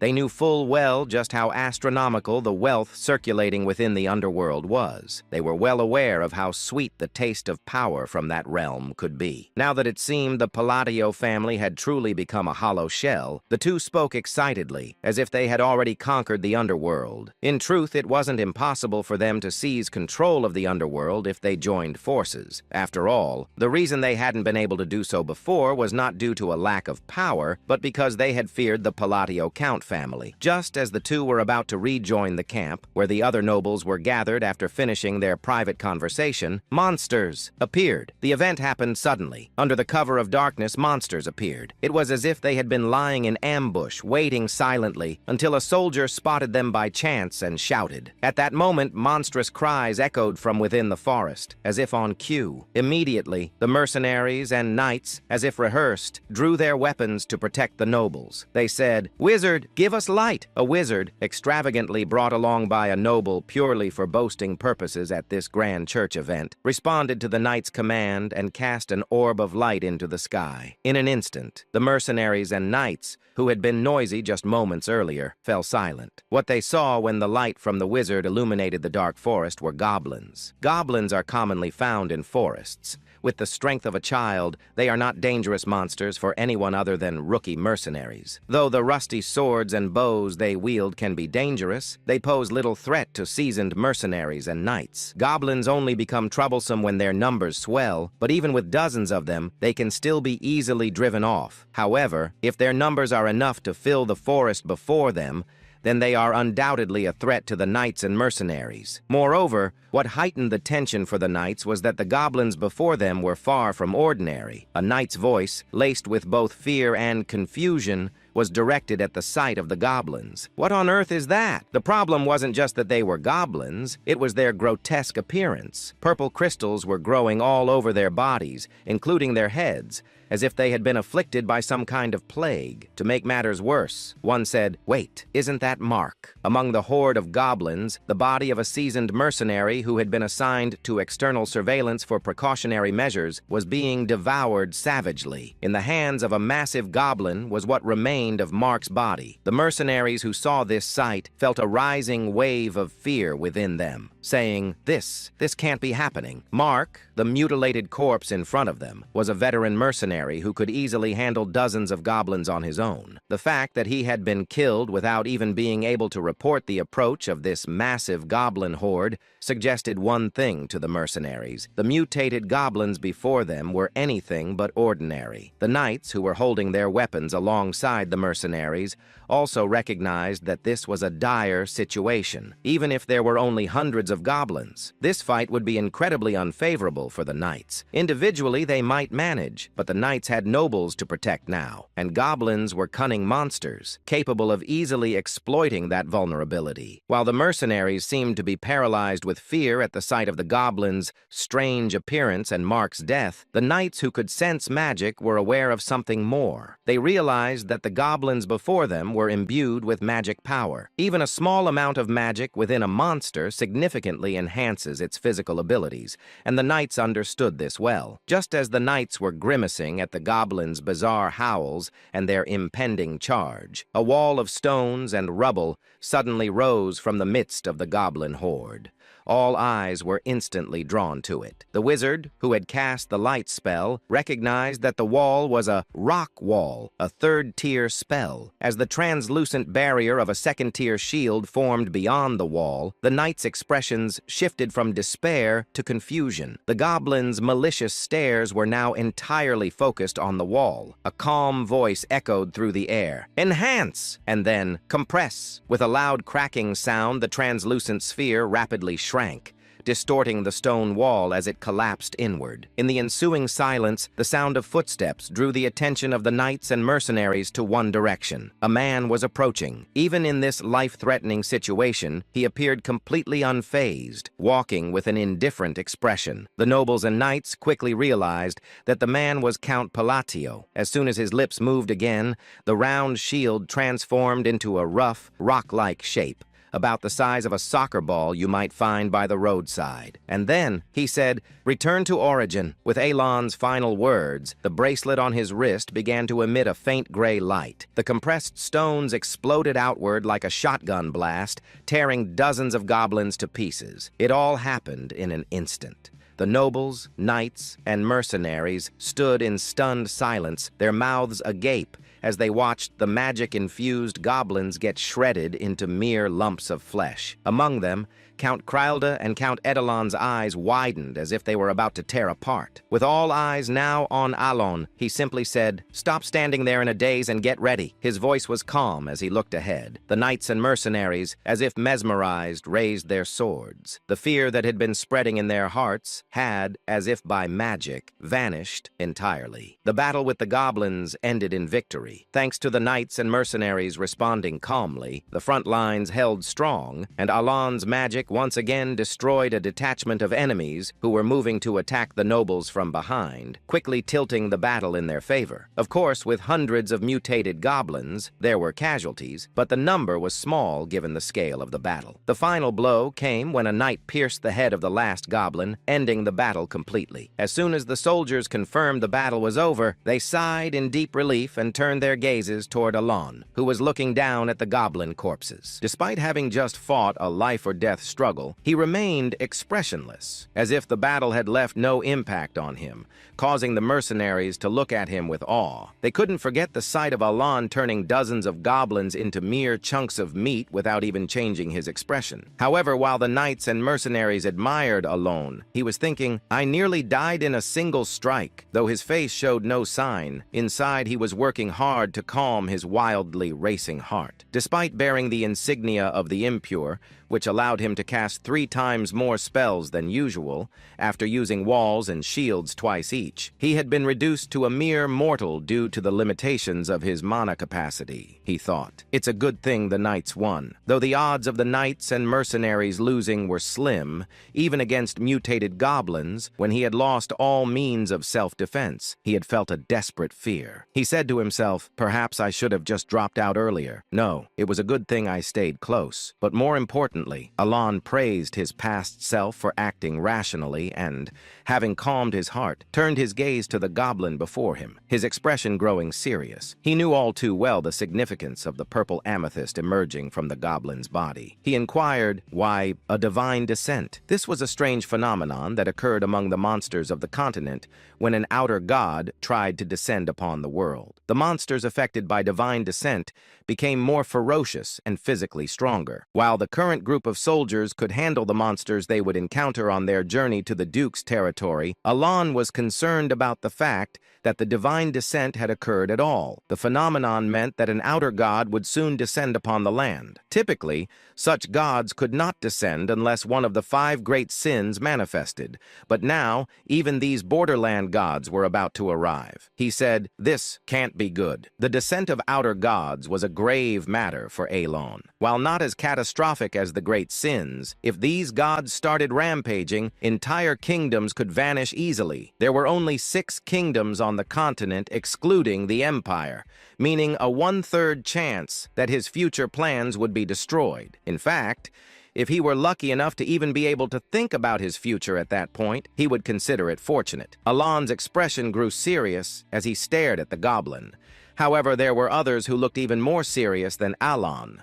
So serious, in fact, that their expressions seemed to suggest they had lost everything. Those individuals were Count Kralda and Count Edelon. The next day they arrived at the Duke's estate. But Alon want only one thing, sleeping. And I'll do the same. The scene opens inside Alan's castle, where a grand party is underway. The hall is filled with churches covered in gold, clearly built to show off wealth. Alan casually remarks that the purpose is to flaunt money and implies that taking one would not even matter, though something about the atmosphere feels off. Nearby, young noble ladies admire the scene and praise Duke Lodiger for his abilities. The Duke responds flirtatiously, enjoying the attention, while others around him express concern for his health. Watching all of this, Alan thinks to himself that nothing good ever comes from joining the ranks of nobles, and he has no desire to be part of their world, even though he still needs to complete the required formalities. At that moment, someone calls out to him. Alan turns around and sees the same 2 annoying nobles from before. Trembling with fear, they approach him carrying gifts, including clothes and gold coins, and address him as Count Palladius. They politely ask for a moment of his time and present the highest quality meat from their territory, suggesting he take it. They also express their desire to support his land. Alan questions why they are suddenly acting this way. He gives them a cold, piercing look, causing both nobles to panic internally as they interpret his expression as a serious threat. To them, it feels like an unspoken warning not to mess with him. The narration then shifts back to a day earlier, right after the battle with the goblins. At that time, the 2 nobles had watched Alan defeat the goblins using only his mana. They were left completely speechless, frozen in terror by what they had witnessed. One of them asks the other if he saw it, while the other nervously identifies it as magic. Soon after, another noble urgently calls out to Baron Armin, begging to borrow his wizard. Baron Armin is shocked by the sudden request. It is then explained that the Baron had brought along a 3rd-tier wizard simply to show off his wealth. The 2 nobles take the wizard aside, claiming they have a question, They ask him about the Pavak magic used earlier, assuming it must have been second tier at best. The wizard confirms it was not second tier at all, and explains that the spell was far beyond his own level. Hearing this, both nobles freeze in shock as they realize the magic must have been third tier or even higher. They conclude that Count Palladius must possess overwhelming power, even if it appeared to be by luck. To them, the situation feels like a complete mess, and the odds of survival seem almost non-existent. They recall rumors about Palacio being cold, cruel, and hiding his true nature. Convinced that he spared their lives only because of a bribe, they resign themselves to their fate and can do nothing but pray. The memory of Alan's death glare haunts them, and they cling to each other in fear, breaking down in tears. The story then returns to the present. Still shaking, the two nobles bow deeply before Alan and beg for mercy, ashamed of their earlier insolent behavior toward Count Palladius. They curse their own foolish pride and inflated dreams,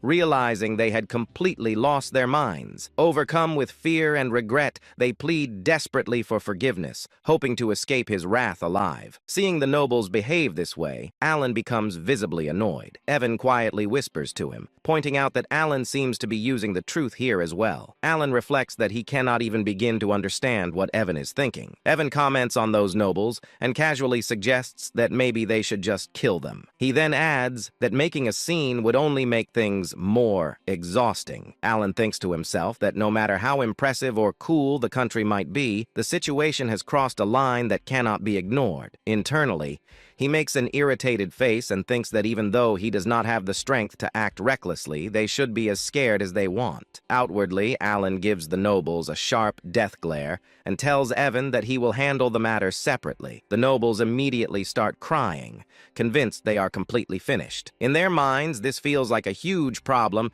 and they believe they are already dead. The scene then moves forward to Alan eating at the party. While calmly enjoying the food, he thinks about how Evan was sent to the information guild and hopes to hear some new updates about the nobles. As he looks around the hall, he notices two men talking quietly. Alan senses that they are having a secret conversation using magic to enhance his hearing. Alan listens closely. The two men discuss rumors involving a baron and mention the Duke of Altia and the Count of Zenonia. They acknowledge the situation and note that those nobles are now trying to form factions. One of them admits that he never trusted the alliance in the first place. Hearing this, Alan thinks it is not a big deal and sees no reason to worry. He reasons that the two dark families have never gotten along well, so the alliance is unlikely to last long anyway. Relaxed, he continues eating and is impressed by the taste, thinking that the egg tart is exceptionally good. As he keeps listening, the conversation takes a more shocking turn. The men mention something even more surprising and warn each other to be careful. After hearing it, they reveal that the head of the faction is neither of the two nobles previously mentioned. When the name Palacio comes up, Alan is stunned. They continue stating clearly that the head of the faction is called Count Palladius. Alan is so shocked that the egg tart slips from his hand. Internally, he questions what they are even talking about. He recalls seeing the Duke of Alia only once when she was young and having met Young Eye of Zenonia only a couple of times. He also remembers that the current Count of Zenonia has never even met him face to face. To him, the spread of such ridiculous rumors makes no sense. He judges the information as exaggerated and largely false at first glance, concluding that this is just how rumors about nobles circulate. Just then, someone approaches him and addresses him as Count Palladius. Alan feels uneasy, wondering why so many people are suddenly talking to him today. The man introduces himself as Carmine, the third son of Duke Comian from the kingdom of Ashtalin, and greets him politely. Alan finds it dull, but notes internally that even nobles from allied countries attend the ambassador church. He responds politely, introducing himself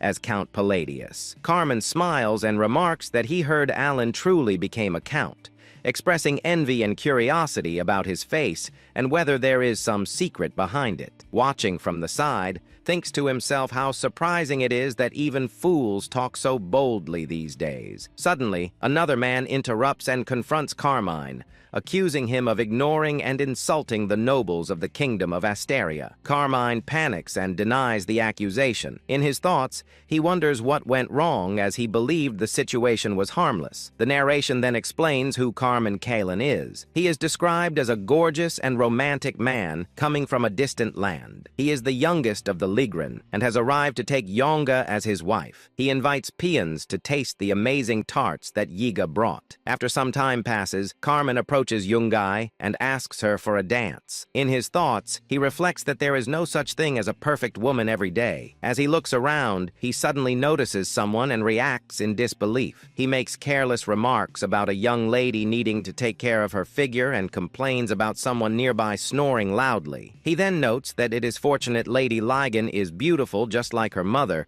and thinks of it as his moment to appeal. Embarrassed and irritated, Young responds by suggesting they reconsider their marriage proposal. Carmen is shocked and calls out to her, but she leaves without looking back. For reasons unknown, the marriage proposal with the youngest daughter of the Lot family falls apart. Left behind, Carmen fumes internally, thinking about how much he suffered just to come here and how unbearably annoying the entire situation has become. Carmen's gaze slowly shifts toward Alan. He sticks his tongue out slightly and grins, noticing the same hair color and the cold impression. In his thoughts, he connects those features and concludes that the man must be Count Palladius. He recalls hearing rumors that the Count was nothing more than a lucky fool with no real connections. To him, someone like that feels like the perfect and easy stress reliever, and he quietly resolves to act tomorrow. The scene then returns to the present. Several nobles and dukes glare sharply at Carmen and reprimand him for losing his sense of respect. They remind him that the kingdom of Ashtalin has been a long-time ally. Carmen panics and hurriedly denies any disrespect,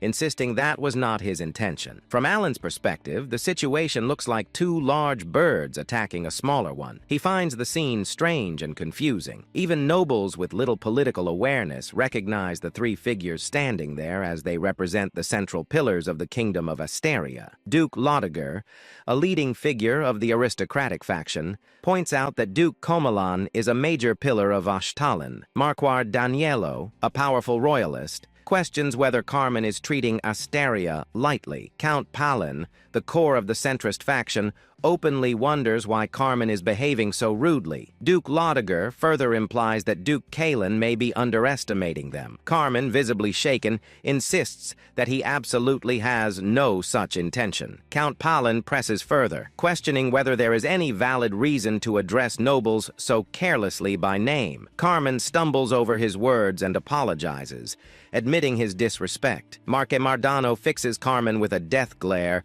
and criticizes him for forming an attitude based on ignorance. Carmen freezes, unable to figure out what to say next. Alan quietly observes the scene and thinks about how unlucky Carmen is for ending up as a shield in front of him at such a moment. He also realizes why the nobleman's spinning wheel had looked so familiar earlier. Eventually, Carmen bows deeply and apologizes to the three nobles. The Marquis responds coldly, implying that apologies alone do not erase consequences, and sarcastically questioning whether an apology could end military service. Carmen continues apologizing repeatedly while the Marquis presses the point again, reinforcing the severity of the situation. Watching this, Alan thinks about how traumatic the scene is and how it reminds him of unpleasant memories. Tearfully, Carmen leaves the area while muttering that he committed an offense so rude that he nearly lost his life. Duke Loiger then turns to Alan and checks on his condition. Alan assures him that he is fine, though internally he feels unsettled. He wonders why everyone is acting this way toward him today and feels an unfamiliar sense of pressure and fear. Even as things calm down,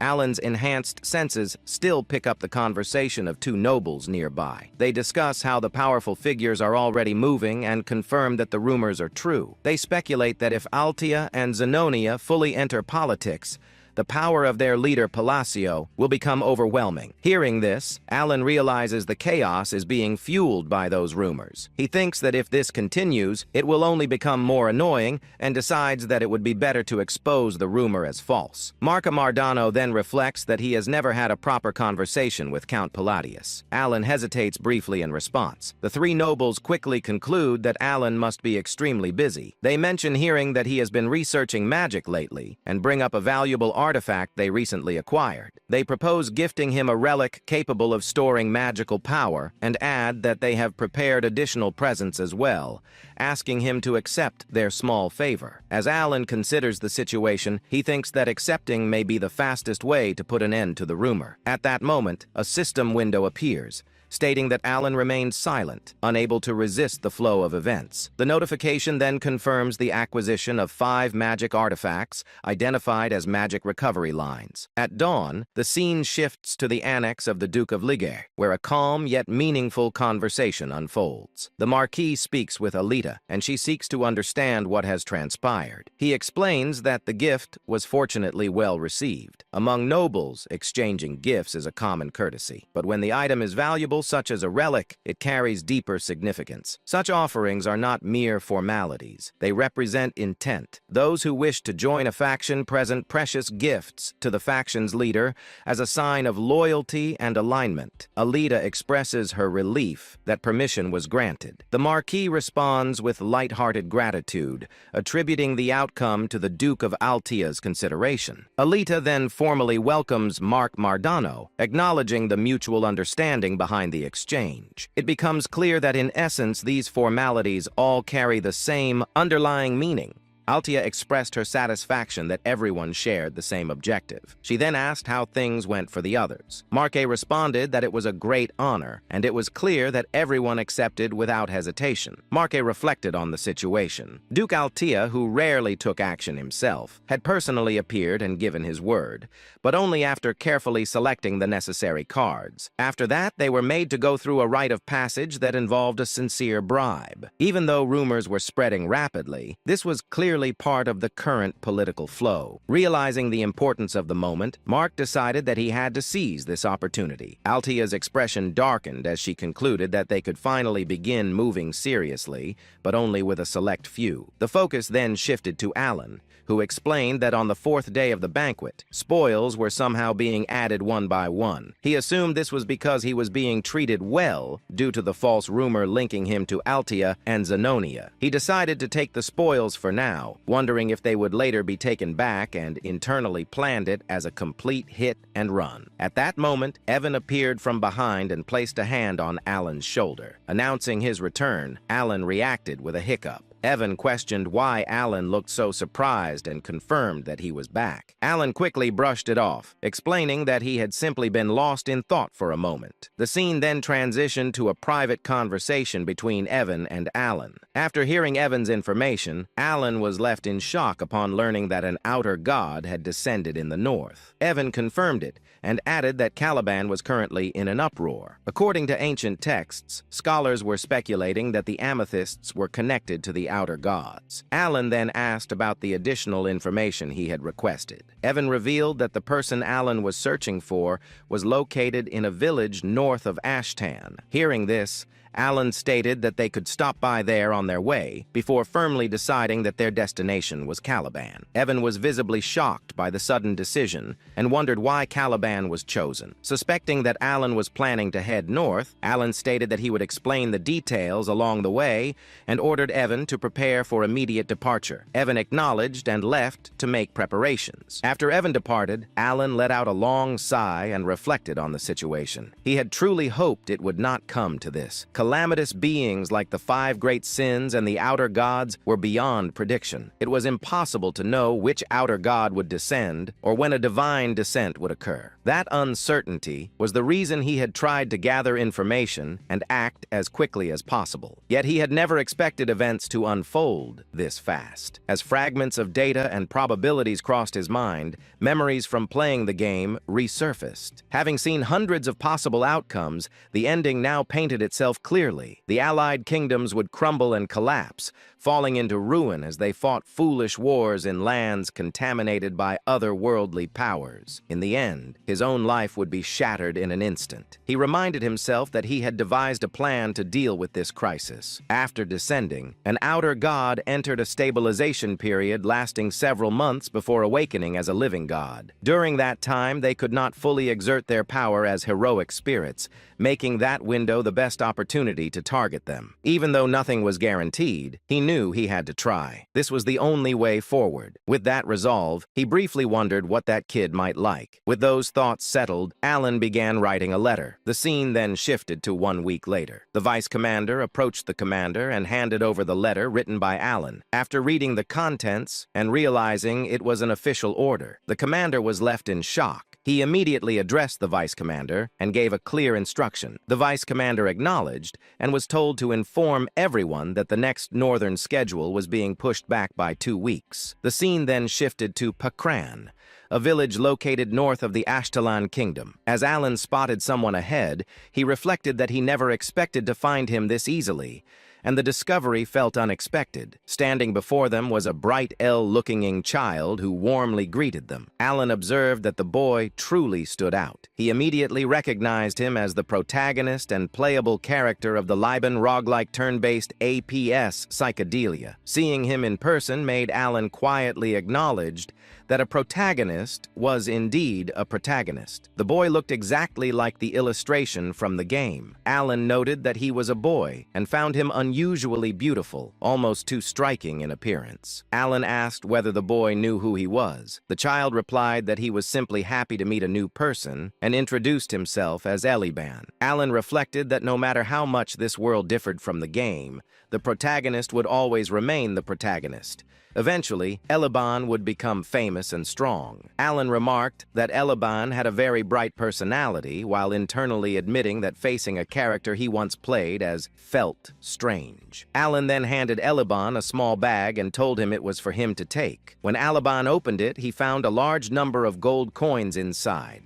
Alan then instructed Evan to bring the other item. Evan stepped forward, opened another box in front of Eliban, and revealed that it was filled with potions, explaining that all of it belonged to him. Eliban reacted with joy, overwhelmed by happiness, and expressed disbelief that everything was really for him, wondering why it was being given so suddenly. Alan explained that it was an investment. Internally, he affirmed that he had brought everything necessary for a protagonist's early growth. Alan explained to Eliban that he was doing this because Eliban was destined to become a big deal in the future. Internally, Alan urged him to grow quickly so that he could one day deal with threats like the outer gods in his place. As more indicators crossed his mind, Alan briefly wondered whether this treatment was generous enough and assumed that he must have won Eliban over. Suddenly, Alan realized he had forgotten something and introduced himself as Count Palatio. This was the name of the patron he should be grateful to when he succeeded. He quickly corrected himself, thanked the Count sincerely, and promised to remember the name. Filled with excitement,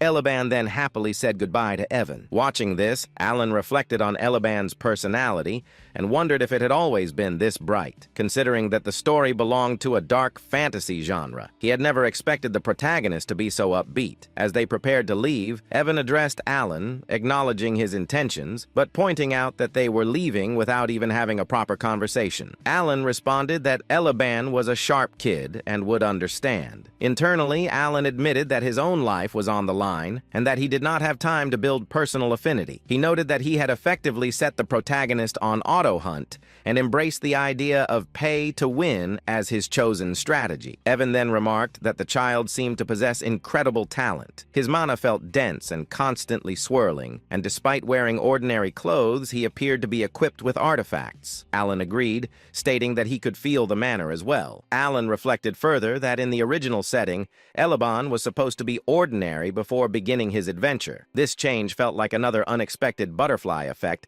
that differed from the game, especially since Eliban was the protagonist. Even so, Alan concluded that what mattered most was preserving his plan for an easy life. Alan addressed them with confidence, explaining that the stronger he became, the better the outcome would be, and that it would all be worth the investment. He reassured them that Eliban was one of the few kind-hearted people in that wretched, dark fantasy world, so there was nothing to worry about. A moment later, doubt crept in, and the idea of Eliban being kind-hearted suddenly felt questionable. Alan then brought up Evan while talking about Deus, stating that Deus would meet him. Internally, Alan reflected that he had never even visited before because he was scared, and he never imagined things would end up like this. Evan, filled with anxiety, wondered whether they would at least let him see them. Alan responded uncertainly, suggesting that it would probably happen, capturing the quiet grief of a young transmigrator. After that exchange, Alan went into his room and checked all of his belongings. Evan noticed the clutter and expressed disbelief at why Alan had bought so many random items. Alan calmly explained that these items were bribes meant to be offered to his future lifeline. 10 days later, the journey reached the capital of Caliban. Curdom, the massive northern gate of Curdom, stood ahead, imposing and orderly, marking the end of a long road. As the carriage continued forward,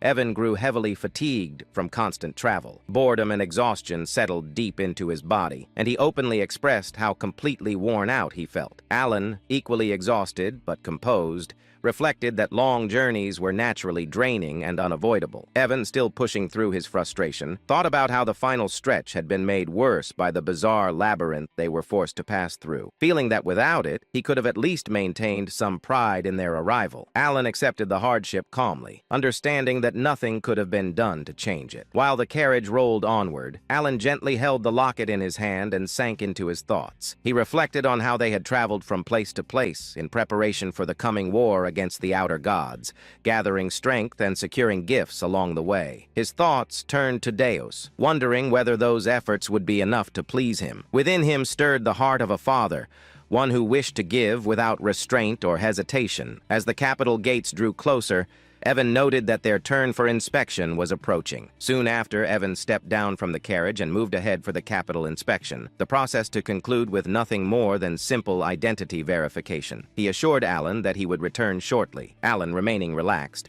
waved him off casually and encouraged him to take as much time as needed. Left alone, Alan sat back comfortably within the carriage. He allowed himself a brief moment of rest, closing his eyes and feeling relief that, at least in this city, things seemed to move quickly and efficiently. That calm did not last long. Evan soon returned with a tense expression and urgently addressed Alan, informing him that a minor issue had arisen. Alan sought clarification, and Evan explained that they had been asked to step aside. Although Alan's identity had already been verified, something else appeared to be causing concern. Responding without visible agitation, Alan stepped out of the carriage. At that moment, a knight approached from behind. The man wore a twisted, overconfident smile, raising an eyebrow as he closed the distance. He identified Alan directly, confirming whether he was Count Palladio. The knight introduced himself as Varain, declaring his status as the direct disciple of Master Knight Fiola. Known as the Fourth Sword, with a smug expression, Varain fixed his gaze upon Alan, his smirk heavy with provocation, as the tension at the northern gate quietly intensified. Annoyance flickered through Alan's thoughts as he fixated on the unfamiliar name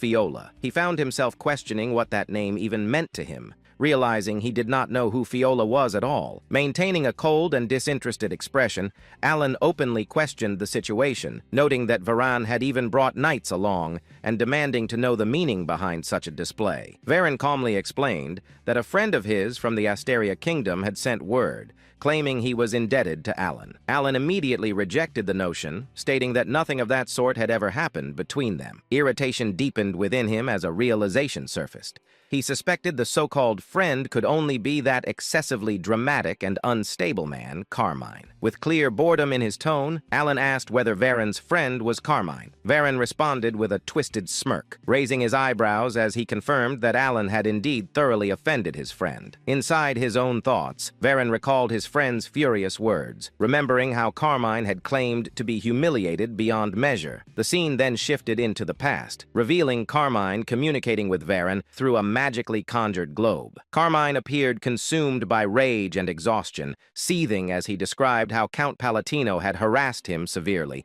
aided by 3 other men. He branded Alan a bastard and informed Varain that the Count was heading toward Caliban, demanding that Varain cripple him in retaliation. Carmine's expression darkened further as he formed a slow, confident smirk. He tempted Varain by suggesting that if he truly wished to improve his skills, he would need more abyssal bodies to work with. The memory continued as Varain laughed openly, acknowledging that he owed his friend a debt. He resolved that at the very least, he would put on an impressive show to repay it. At that moment, the knights who had arrived alongside Varain moved without warning. In unison, they drew their swords and swiftly surrounded Evan and Alan, steel flashing under the light near the northern gate. Confusion crossed both of their faces as the situation escalated abruptly. Evan reacted on instinct, pulling out his own sword and taking a guarded stance beside Alan. Irritation surged through through Alan's mind as he assessed the scene. He reflected bitterly that the brat had picked a fight on his own, fled afterward, and now this mess had followed him here. He recognized it clearly as revenge taken through a friend,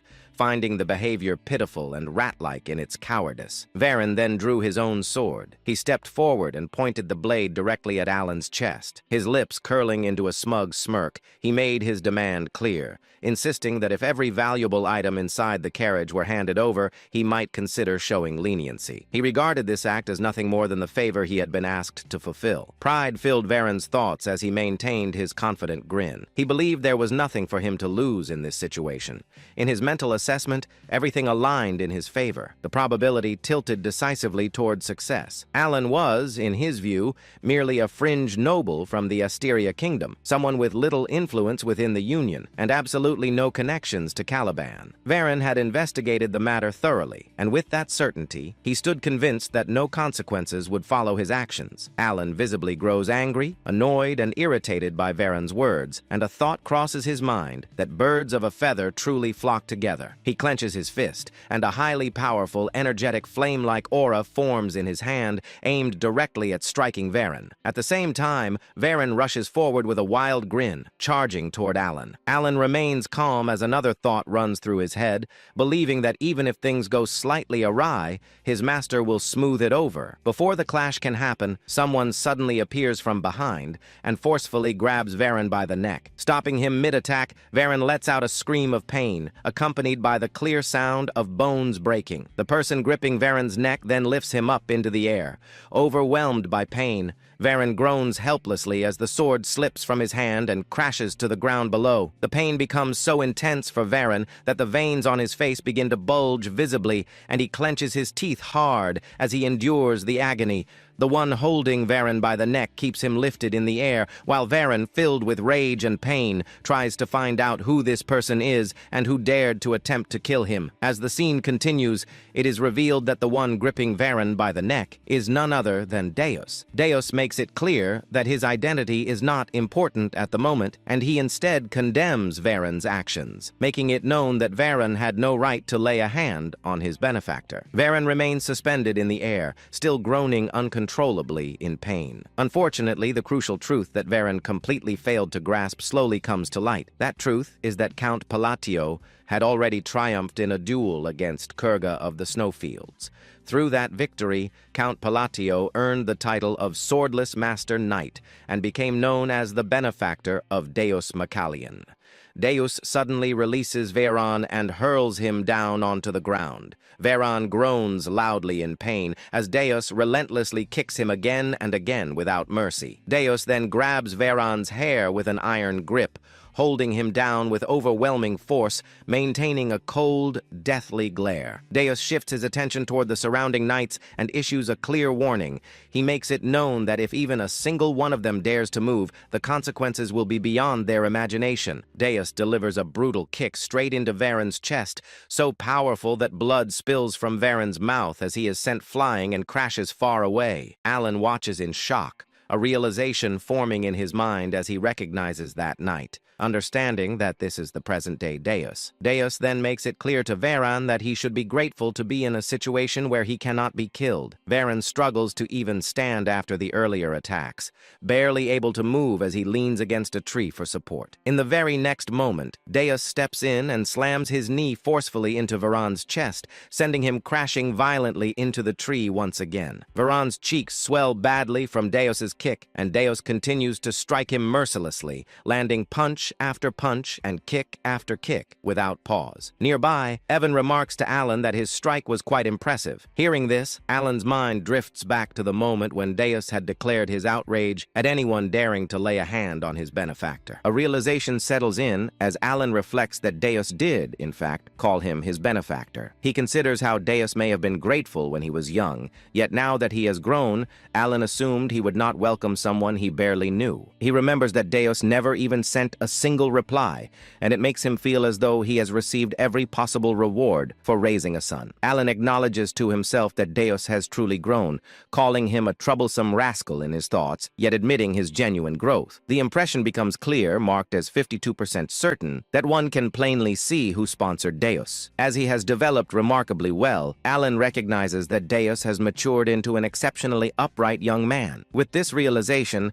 Alan reflects on how this must be what it feels like to see a well-raised son, and he feels a deep sense of pride as a father. A heavy impact echoes through the scene. Evan then teasingly points out to Alan that he is aware his son is beating someone senseless. Alan responds by making it clear that he cannot hear him. Deep inside, Alan understands that Deus stepped forward like this because his father had been slighted in a foreign land. As this thought settles in, the scene shows Deus continuing to kick Viren mercilessly, showing no restraint at all. Another thought crosses Alan's mind as he wonders why his son is unbearably sweet like this. Soon after, Viren is shown taking an overwhelming beating, struck again and again until he finally loses consciousness. Even then, Alan cannot help but think that this still feels a bit excessive. At that moment, another realization suddenly occurs to Alan, reminding him once more that Deus is one of the 5 great sins. As the situation shifts,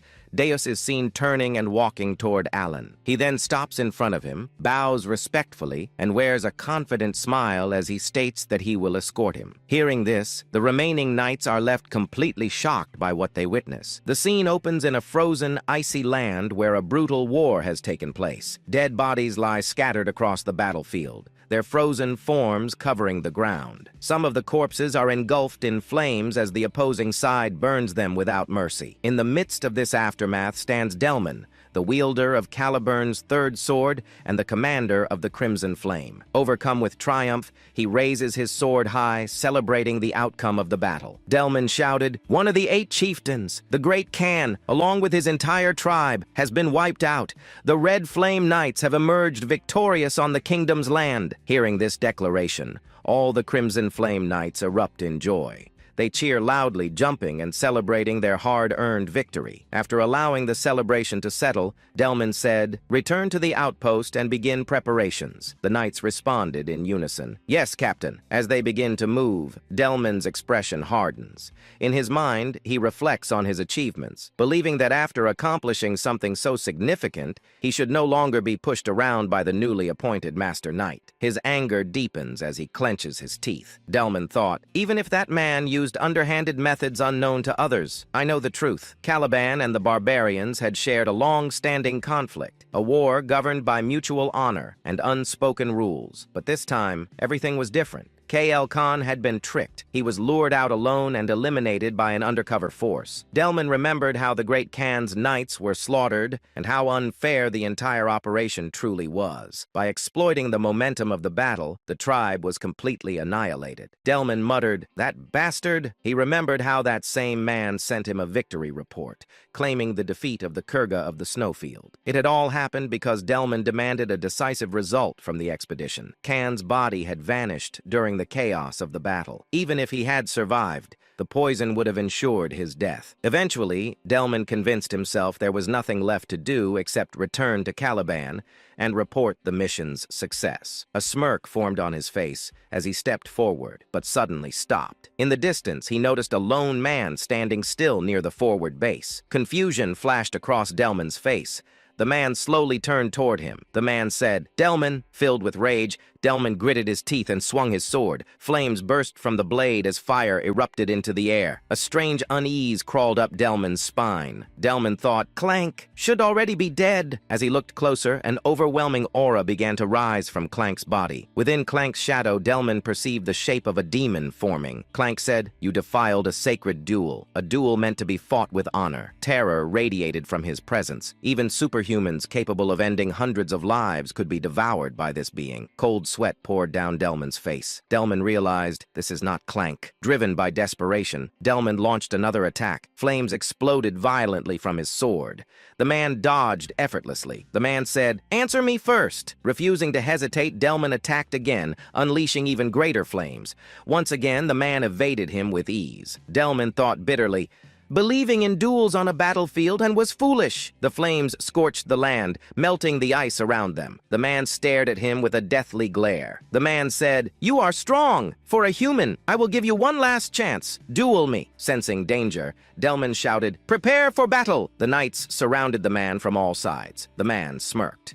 Demonic mana gathered in both his hands. The man said, "A mortal without honor does not deserve an honorable death. There will be no duel between me and a barbarian like you." From his hands, poisonous mana erupted and spread into the fallen knights' bodies. The toxin infected every corpse. The knights began screaming in unbearable pain. Their eyes turned blood red as their bodies collapsed. Several knights cried, "Kill us! Please, end it!" As their screams faded, the man stepped forward. He slashed Delman's throat with his bare hand. Immediately after, he struck the ice, triggering a massive explosion. The remaining knights were blasted into the air and slammed violently into the ground. Blood spread across the sky like a grim mist. The man then delivered a devastating punch. His fist pierced straight through Delman's chest. Blood poured from Delman's mouth. Delman whispered weakly, "What alternative remains?" He collapsed to the ground, trembling in agony. Delman cried, "It hurts! Kill me! Please kill me!" Moments later, Delman died. As his life faded, the man's eyes turned blood red. The man said, "Savages, all of you, creatures formed from the dead, robbed of your rightful death." The fallen knights began to rise, surrounding the remaining Crimson Knights. Shock spread through their ranks. The man announced, "The bloody Colosseum is now open." Suddenly, a terrifying presence descended. Althus appeared with a twisted smirk. Althus declared, "I am the god of all barbarians, the father of duels. I will personally grant you honorable deaths. If you claim you are not barbarians, prove it in a duel." Blood began raining from the sky. The scene then shifts away from the battlefield. Deus lowered his head respectfully. Deus said, "I will take you there, Count Alan." The surrounding knights froze in shock. The narration explained that in Caliban,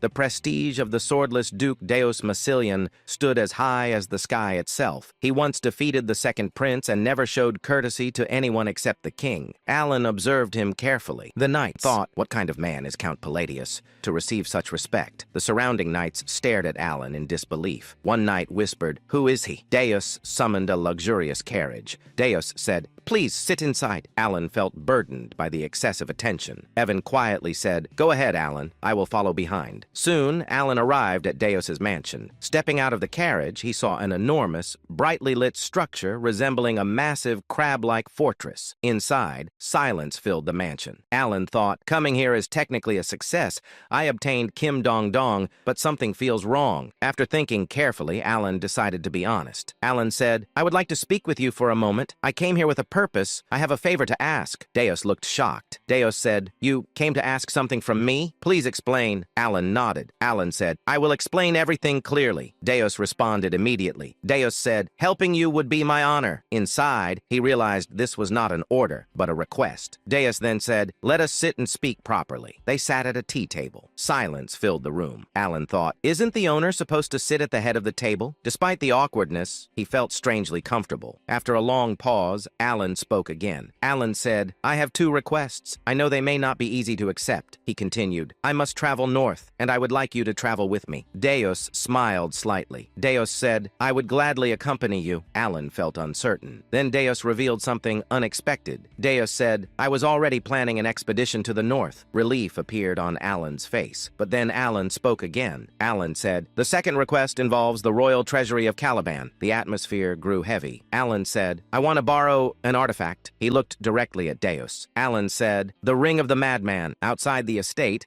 a knight stepped forward and bowed respectfully. He spoke firmly. "Vice Captain, I have returned from the escort mission." The man standing before him replied calmly, "Well done. I was not concerned. The captain personally handled it." Inside his thoughts, he reflected on the truth. The escort had been led by Deus himself, personally guiding Count Palatinio. Moments later, Styla, Deus's younger sister, approached gracefully. hastily. Curiosity sparkled in her eyes as she asked carefully, "If my brother handled the escort himself, the guest must be someone truly distinguished, correct?" The knight chuckled softly and nodded. "Indeed, Lady Styla." Before that, Deus stood silently while reading a letter. His eyes moved across every word carefully. After finishing, he lowered the parchment and spoke toward the warrior waiting before him. "Inform them the northern schedule will be delayed by 2 weeks." One subordinate stepped forward and asked respectfully, "May I ask the reason, Vice Captain?" A faint smile appeared across Deus's face. "Because my benefactor, the great Moon Count Palatinio, will be arriving soon." Nearby, a white-haired knight observed quietly,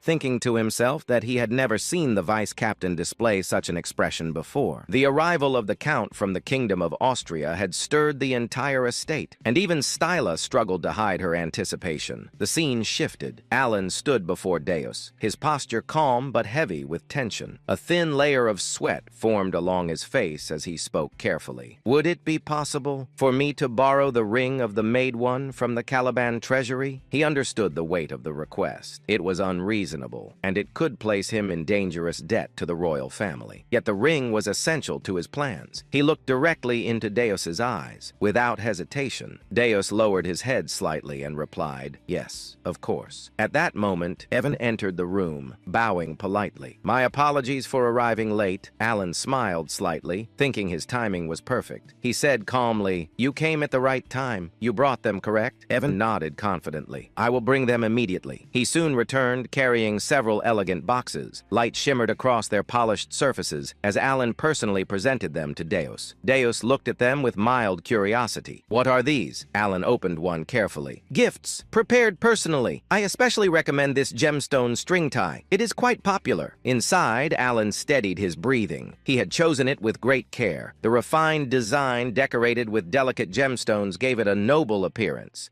He truly hoped Deus would appreciate it. Deus accepted the gift calmly. "Thank you," but he did not open the box. Alan hesitated before asking, "Aren't you going to open it?" Deus turned his face slightly and answered politely, "It would be discourteous to open it in front of you. I will do so when I am alone." Doubt flickered through Alan's mind. Had the gift failed? Was he simply a foreign noble offering something meaningless? Then he noticed the subtle brightness within Deus's eyes and remembered their bond. Clearing his throat, Alan spoke again. "If my request causes inconvenience, I will compensate properly." He paused, adding firmly, "I will retrieve the ring of the Maid One immediately." Then he asked carefully, "Did you not hear what I said about its location?" Deus replied calmly, "It is inside the royal treasury of Kelvin." Alan frowned slightly. "Would retrieving it not be extremely difficult?" Deus answered quietly. "Under normal circumstances, it would take roughly 1 week." Silence followed as he fell into thought. Alan and Evan waited patiently, but when no answer came, Alan sighed and considered the political complications. He even wondered if deploying 50 elite disciples might be necessary. Suddenly, Deus's expression hardened. He asked seriously, "Should I begin immediately?" Alan quickly shook his head. "You don't need to go that far." Deus nodded slightly. "Understood. Then I will retrieve it as quickly as possible." Gratitude surged within Alan. Deus was clearly willing to fulfill the request, by any means necessary. Their conversation ended, and they prepared to leave. Suddenly, Stila burst into the room excitedly. "Brother!" At the same time, Evan smiled warmly and greeted her. "Lady Styla, it has been a long time." The two greeted each other like siblings reunited after years apart. Alan watched quietly, surprised by the genuine happiness on their faces. He remembered clearly. Styla was the girl he had ordered Evan to save. In the original timeline, she had died tragically. Seeing her alive made him realize how strongly she resembled Deus, but the warm moment shattered instantly. Deus stepped forward,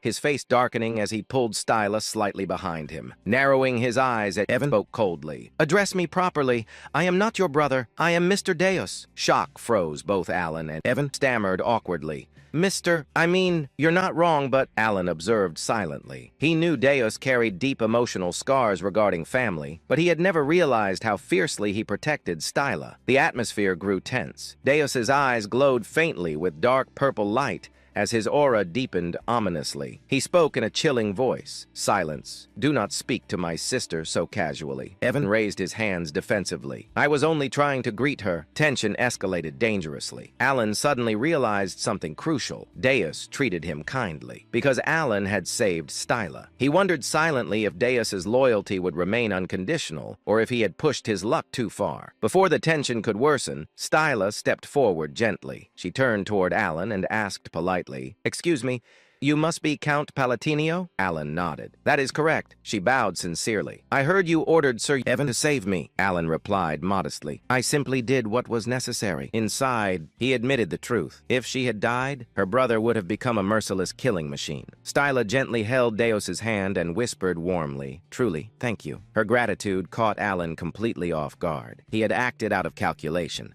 never expecting genuine appreciation, yet her sincerity filled him with unexpected warmth, and he smiled faintly. Later that evening, Alan remained at the mansion for dinner. During the meal, Deus returned calmly and said, "I have brought it." Alan looked up in disbelief. Only one day had passed, yet Deus had already retrieved the treasured ring. Alan opened the box and gasped softly upon seeing the ring of the Maid One. "How did you retrieve this in a single day?" Before Deus could answer, Evan burst into the room. "Count, I have discovered something extremely strange." Alan raised an eyebrow. "Explain." Evan hesitated before speaking carefully. "Deus caused a disturbance inside the royal treasury, demanding the ring." Alan stiffened. "What?" Daewon lowered his voice. "The second prince attempted to delay him, so Deus slapped him repeatedly while demanding the ring." Alan stood speechless. After that incident, preparations continued for 3 days. Soon after, Alan departed north alongside the solar eclipse knights. 2 weeks later, at the southern border outpost, terrifying news arrived. Northern forces were collapsing. Entire units had been slaughtered. Demonic monsters had begun appearing across battlefields. Inside the war tent, chaos erupted. One officer shouted, "Retreat immediately!" Another slammed his fist against the table. "Are you suggesting we abandon the barbarians after witnessing this devastation?" A third officer argued, "The soldiers are barely standing. They cannot continue fighting." Another voice snapped, "The first sword has already fallen. Victory is impossible at this rate." Suddenly, a sharp clap echoed across the tent. Silence swallowed the room. All eyes turned toward Deus. Standing beside him was Folia, the fourth sword of Caliban. Deus spoke calmly. "Every opinion here holds merit. We will decide after calming ourselves." Later, outside the camp, Folia explained grimly, "The outer god is sweeping through our bases using undead armies." He continued heavily. "The third sword, Dalamin, has fallen. The second sword, Chirin, is critically wounded." Deus gazed toward the distant horizon. "I can already sense it." Folia nodded grimly. "The mana is overwhelming, distorted, and filled with a strange red aura. Only warriors who reached the realm of 3 opened eyes could perceive such terrifying corruption." Folia frowned. "That aura keeps drawing my attention. Perhaps retreat truly is our best option." Suddenly, Deus narrowed his eyes. "Smoke. What is that?" Across the camp, Alan sat calmly roasting a sweet potato over a small flame. Deus stared in disbelief. "That is a sweet potato." Alan looked oddly relaxed, as if war meant nothing. Voices suddenly erupted behind them. A young woman shouted sharply at 2 soldiers, "I told you the treatment is complete. I am here to investigate the barbarian ritual." One soldier pleaded, "Saving lives should come first." She cut him off coldly. "All you can do now is watch over him." Deus looked up suddenly and whispered, "The wise master of the blue magic tower. She has arrived." The woman snapped irritably, but suddenly froze. Her eyes locked onto Alan. Deus raised an eyebrow, confused by her sudden silence, but then he realized she wasn't looking at him. She was staring at someone behind him. Pania's trembling voice broke the tense air and she whispered, "Why?" Terror flooded her eyes, as if she had seen something that should not exist. Her body subtly shook, and Deus instinctively followed her gaze. Standing there was Alon, the same man who had been casually munching on a sweet potato moments ago. Now he stared back at them. A brief moment passed. Then, Alon greeted calmly, "It's been a while, Deputy Tower Master." Pania stiffened and stammered, Yes, hello." Her head lowered like a frightened kitten, all traces of her earlier hysteria completely gone. Alon tilted his head slightly and asked, "How have you been?" Pania answered nervously, I've been well." Watching her, this woman he had once considered overwhelmingly powerful, cower like a stray cat, Deus felt utterly baffled. Deus wondered silently, was I simply ignorant all this time? Then Elon turned slightly and asked, "Vice Tower Master, may I ask you a favor?" He continued calmly. "Could you make a potion of Leviathan?" Penia immediately bowed her head and said, "Ah, yes, of course, absolutely." The Knights of Eclipse froze. Even the Silver Knights, who had only recently been berated by her, stared in disbelief. They knew her personality: eccentric, explosive, impossible. This was Penia, the infamous 6th-rank wizard of the Blue Tower, the same Penia known across the northern expeditions as Hysteric Penia. Whenever the Blue Tower wizards were summoned north, they would endlessly complain about her unbearable temper. It was impossible not to know. And yet, here she was, obedient, more than obedient. She was bending herself to avoid upsetting him. Alon hummed lightly and asked, just to check, do you happen to have or know how to make the elixir of exceptionality?" Penia swallowed and replied, I don't have it, but I think I could make it." She hesitated and added weakly, "It takes a lot of time, and I have other things to do." Alon replied simply, "I really need it." Penia immediately straightened and declared, I'll do it. "I promise I will." The knights could not believe what they were witnessing. The Vice Tower Master of the Blue Tower, following orders like this? Even the Blue Tower wizards stared as if witnessing the end of the world. One muttered in disbelief, "What the hell?" Another whispered, "What is this? Am I seeing things?" Someone added shakily, "Has the Vice Tower Master completely lost it?" One wizard said in shock, "She refused to make that last time because it was too difficult, and spent weeks complaining." Another asked, "Am I seeing this wrong? Did someone cast an illusion spell?" Then Alon calmly asked, "How much payment will you need?" He added casually, "However, if it's a bit expensive, the payment might be delayed. The finances haven't been great lately." Penia waved her hands rapidly and blurted, Just give me 1 gold coin." Alon blinked and asked, "1 gold coin? Isn't that too cheap?" Penia nodded quickly and insisted, "No, it's fine. Yes, it's totally fine." Alon smiled faintly and replied, "Well then, I won't refuse such a generous offer." The knights and wizards stared blankly. 2 potions that normally cost hundreds of gold coins for 1. They slowly turned their heads toward Elon. Their eyes were filled with admiration. They would have given him a hat if they had the chance. Trying to escape the overwhelming pressure of the situation, Penia bowed respectfully and exclaimed, "Right then, I'll whip up this concoction immediately and serve it piping hot." And like a rocket, she disappeared. Alon blinked and thought quietly, "There seems to be some misunderstanding, but at least I got the potions easily." Several hours later, while Deus and his assistant were consulting, an ominous energy crept across the air. The assistant stiffened and asked in shock, "Did you feel this energy?" Deus slowly stood, his hand naturally reaching for the hilt of his sword. He spoke coldly, "We are under attack." Outside, the undead were approaching. Steel clashed against rotting flesh. Despite the knight's strength, the undead received the blades with numb bodies, feeling no pain, continuing forward relentlessly. Suddenly, a voice rang through the battlefield.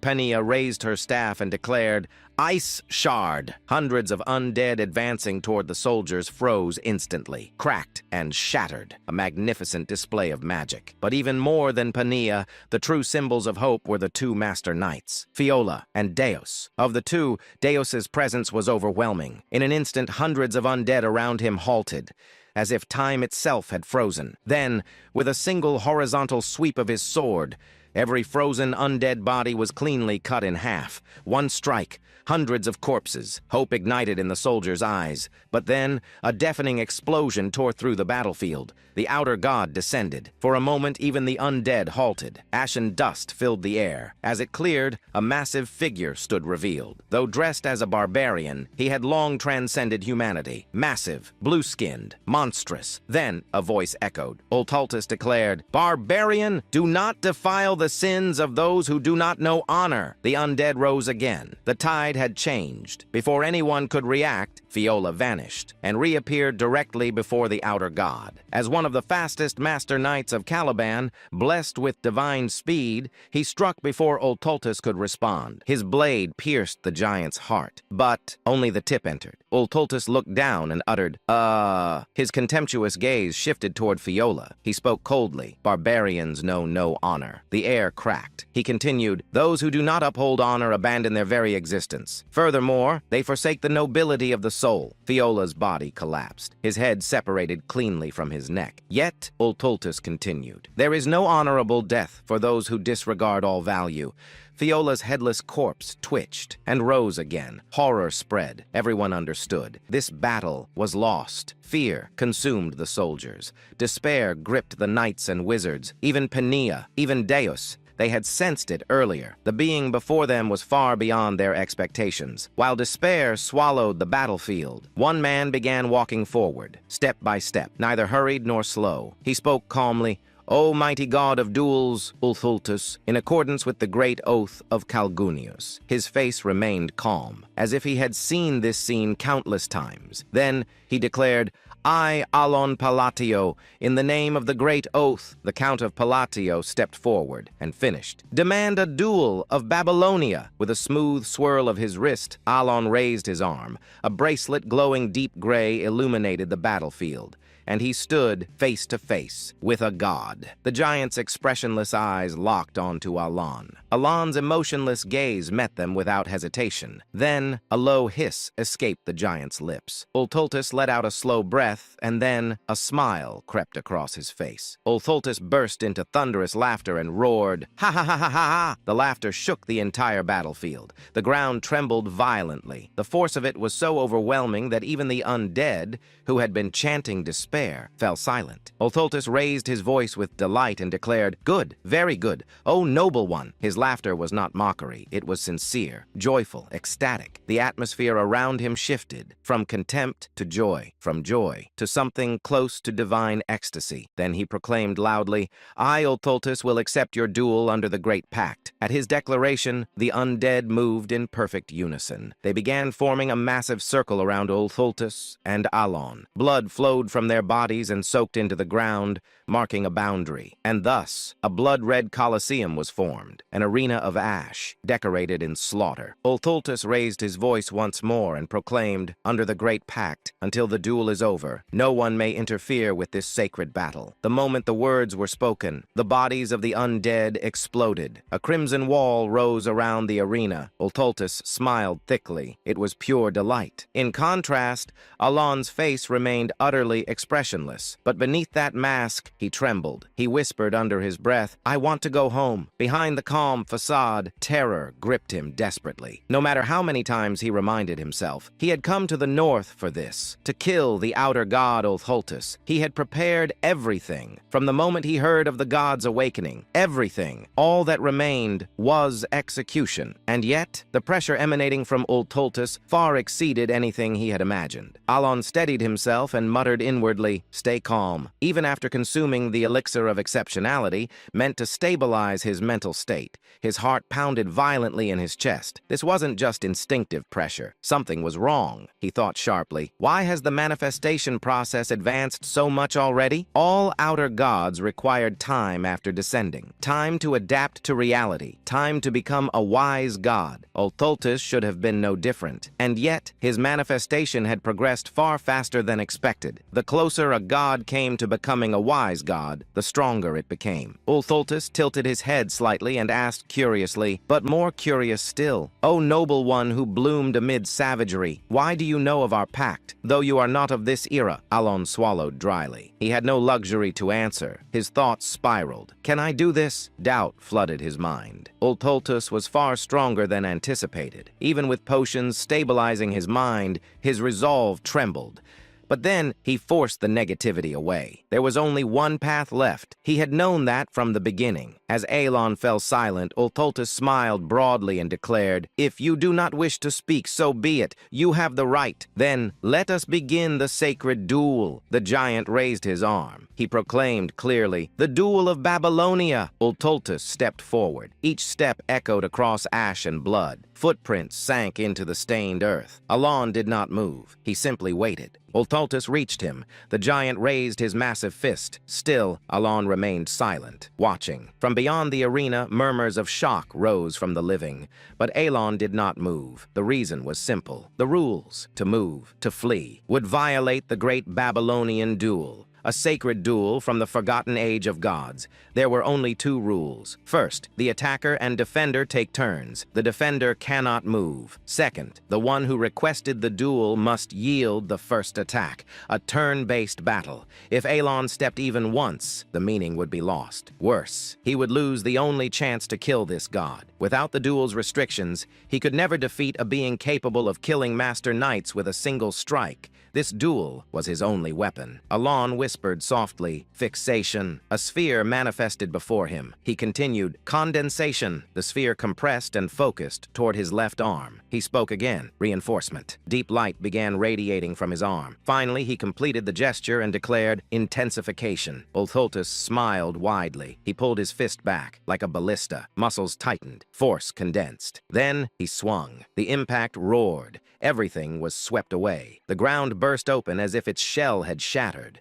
The air exploded violently. For a brief moment, the world became a vacuum. Then, a delayed, ear-splitting explosion followed. Gray dust scattered in all directions. A distant voice whispered in disbelief, "This is unbelievable." Where the fist had struck, nothing remained. A massive cone-shaped crater carved into the earth. The gray sky cracked open. A purple sunset poured over the battlefield, overwhelming power. As the living stared in awe and despair, Pania gasped in shock and cried out, The Count! He's still alive!" Dea stared forward in disbelief. Count Palladio, drenched in blood, was standing, barely. His right arm hung limply. Blood poured from his wounds. His body trembled at the brink of death. Yet he stood and held the potion prepared by the Vice Tower Master, recalling that it was described as a redemption potion capable of soothing unbearable pain. He observed that when used at the precise moment, it worked flawlessly and allowed him to remain standing. He poured the golden liquid over himself as warm light enveloped his body and restored his strength gradually. He assessed that it would not restore him completely, but would allow him to move. His gaze turned cold as he declared that he had fulfilled the conditions to enter the state of stillness. He raised his hand as a ring appeared upon his finger. Golden radiance burst forth from it, illuminating the crimson mist as he activated Binding Summon and announced that the long-awaited hour had arrived. He muttered to himself, "Finally, it's my time to attack. I had been waiting for it." Alan explained that to fight Ultra Lulis, it was recommended to read the rules of the duel before beginning. He continued, "In order to limit the movements of the Outer God with these rules, I voluntarily accepted his challenge and requested a sacred duel of Babylon," he explained. "Thanks to the reincarnation pendant that prevented death and a healing potion, I managed to barely survive his attack." He continued that to activate the Ring of Radiance, one had to be on the verge of death. There it was. The constraint had been activated. Alan approached Ultus and said, "Since it's a sacred duel, no defense or counterattack is permitted," he continued. "In the game, I just tanked the first hit. Plus, the reinforcement effects weren't limited by turns, but by real time. Here, it's different. There's no time limit." He began invoking his magic and said, "First constraint. When magic is used on snowy terrain, I can twist the rules of this world just a little." A red eye appeared above his head, then a blue one, and he activated diffraction. Magic began to manifest in front of his hand. He continued, "Second constraint. When magic is used at the gates of death, I can twist the rules of this world a little more." He activated Primeral Point. His lightning magic took the shape of a spear, and with condensation, he hurled it at Ultus. He added extinction to his magic, and it began to take on a dark aura. He explained, "Third constraint. When fighting against a god, I can twist the rules of this world even further." He activated Silent Front, and his magic grew even stronger. Then came the fourth constraint. When magic is used against the great god of duels, Ultus, the magic intensifies further. Ultus waited with his arms wide, and the spell hit him full on, creating a massive explosion. Alan explained, "I can twist the rules of this world one more time." He said, "For this to work, he has to be wiped out in a single hit," and all fell silent. A silence so profound that even the smallest breath felt forbidden. Only the faint sound of crumbling gravel and dust filled the space, as the living gazed upon Alan with varied expressions. The soldier's eyes were filled with awe. The knight's eyes were filled with hope. However, Alan, the one receiving these gazes of awe and hope, merely maintained a blank expression. To be more precise, please, please, please, he had been praying fervently. He sincerely wished that with this strike, the outer god would be annihilated. But Alan realized that his prayer had not reached the heavens. A giant stood there, arms raised triumphantly, facing the sunset with an expression of joy. A massive hole pierced through his chest. Impressive. A low voice. The sight of the giant smiling brightly despite his heart being pierced filled both the soldiers and knights with a reverence that transcended fear. But for Alan, it was a feeling of endless despair. He said to himself, "It's over." His attack had indeed succeeded in delivering a direct hit to Ultultus. However, the problem was that it had only destroyed the heart rather than obliterating the entire body. Alan asked himself, was my firepower insufficient? Objectively speaking, for someone who had only recently reached the third tier of magic, the fact that he could even muster this level of firepower was due to various factors. Among them, the constraints had played a significant role. The use of Babylonian phrases and beastly power were clear restrictions, but this time, the constraints he had placed were even more limited. In short, the magic from a moment ago had been Alan's strongest and only trump card at that point in time. Thus, with this attack having failed, Alan's defeat had been inevitable. His attack had indeed destroyed the outer god's heart. But destroying just the heart would not make the outer god vanish. As if to prove this, Ultultus stood proudly in the same spot, still smiling broadly. His body was covered in burn marks, and there was a gaping hole in his chest. But that majestic smile remained as he said, "Ah, I see. So you were still holding on to your will." Muttering words that only Alan could hear, the giant spoke in cryptic tones, causing Alan to drop the hands that had been clasped together in a seal. Even at that moment, the effects of the highest grade potion continued to restore his body. Though his body was still uncomfortable, it had recovered enough for him to move around. But that meant little. Alan, who had exhausted all the magic in his bracelet due to the recent spell, no longer had the strength to continue fighting. Because of this, his expressionless face concealed a gloomy mood as he raised his gaze with some doubt at Ultultus's next words. At that moment he saw it. Ultultus's body was slowly beginning to disappear. Reflecting the light of the setting sun, the giant started vanishing from his feet upwards, and Alan wore a bewildered expression, and he inquired, "Is he disintegrating?" The thought flickered briefly in his mind, but Alan quickly shook his head. He had never seen an outer god's dissolution happen in such a manner. The moment of confusion passed. The outer god said, "Impressive, noble one. I never imagined you would even carry rank within you." Though Alan was confused by the outer god's words, he continued to listen. With a great smile, Ultultus sat down heavily, propping his chin on his hand before speaking again. "Noble one, though we exchanged blows but once, it was truly magnificent. Indeed, the black one and the blue one had chosen well." Alan, perplexed by the sudden voice in his head and the mysterious words, felt a surge of questions. Of course, his face remained expressionless, showing no sign of his inner thoughts. So Ultultus continued speaking. "Since I have lost the duel, I shall give you a gift. I shall also bestow you with authority." With a grin. "Remember us, the ones who retain the mystery and legacy of the forgotten great god." By that point, nearly half of Ultultus's body had disappeared, and his disintegration seemed to be accelerating. Yet he smiled even more warmly and spoke again. "When the usurpers crawl out from their restraints, summon me. Call upon my true name instead of the false derogatory titles they have spread," he continued, "for you have earned that right. And then, call me the god of chaos and disorder." With those final words, the outer god vanished completely, leaving behind only a lingering smile filled with expectation. Alan, having witnessed the outer god's complete disappearance, stared blankly at the accessory left behind. Bathed in the light of the setting sun, he expressionlessly gazed at the spot where the outer god had vanished. After the giant vanished, the once bitterly cold land, which had been filled with the voices of the dead, became silent, with only the sharp wind filling the void. The restless undead, unable to die, had finally found peace, and the living began to gather and sort the remains of the fallen. About a day later, having accomplished their mission of capturing the outer god, the expedition began to move once again, heading back to Caliban. The scene shifted to Alan's carriage. Penia was with him. Alan said, "All right, next question." But she interrupted him and immediately said, "Yes, you're a rank 2 mage." He corrected her. "Rank 3. She immediately replied, "You're right. Rank 3. Where was my head at?" Then Alan asked, "What do you know about the blue things and black things?" She shook her head in distress and replied, "I don't know anything. I've never seen a black thing or a blue thing, that's the truth.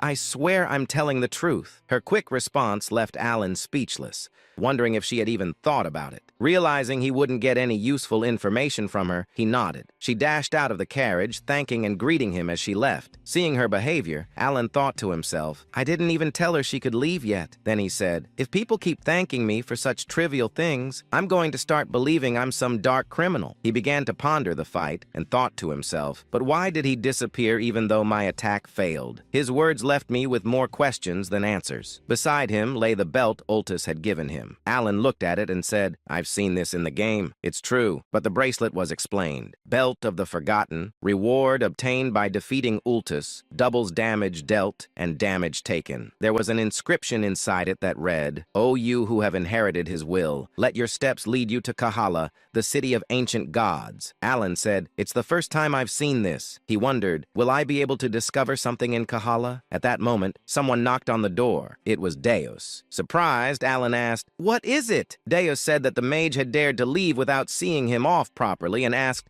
do you want me to kill her? Alan stopped him and said, that isn't necessary. He thought to himself, isn't this getting a bit out of hand now? At the same time, Pania felt a shiver run through her body and wondered if anyone was speaking ill of her. In truth, she had almost gotten her head chopped off. 2 weeks later in Kidram, the capital of Caliban, Deus headed to the castle to deliver his report, thus concluding the expedition to the north. He also took the opportunity to return the Ring of Radiance. Alan, without hesitation, prepared to leave once again. For him, there was no longer any reason to stay in Caliban after the outer god had been eradicated. He thought with a satisfied expression as he glanced at the carriage. I've received plenty of gifts. The carriage was loaded with numerous gifts, courtesy of the quick-witted king of Caliban, who sought to strengthen their friendship. Alan, gazing contentedly at the slightly excessive gifts, soon spoke to Deus. Well, see you next time. As he turned to leave, suddenly Deus asked a question. May I ask you something? Alan, who had been about to turn away, paused. What is it? Having spent about a month with Deus, from the northern expedition to their return to the capital,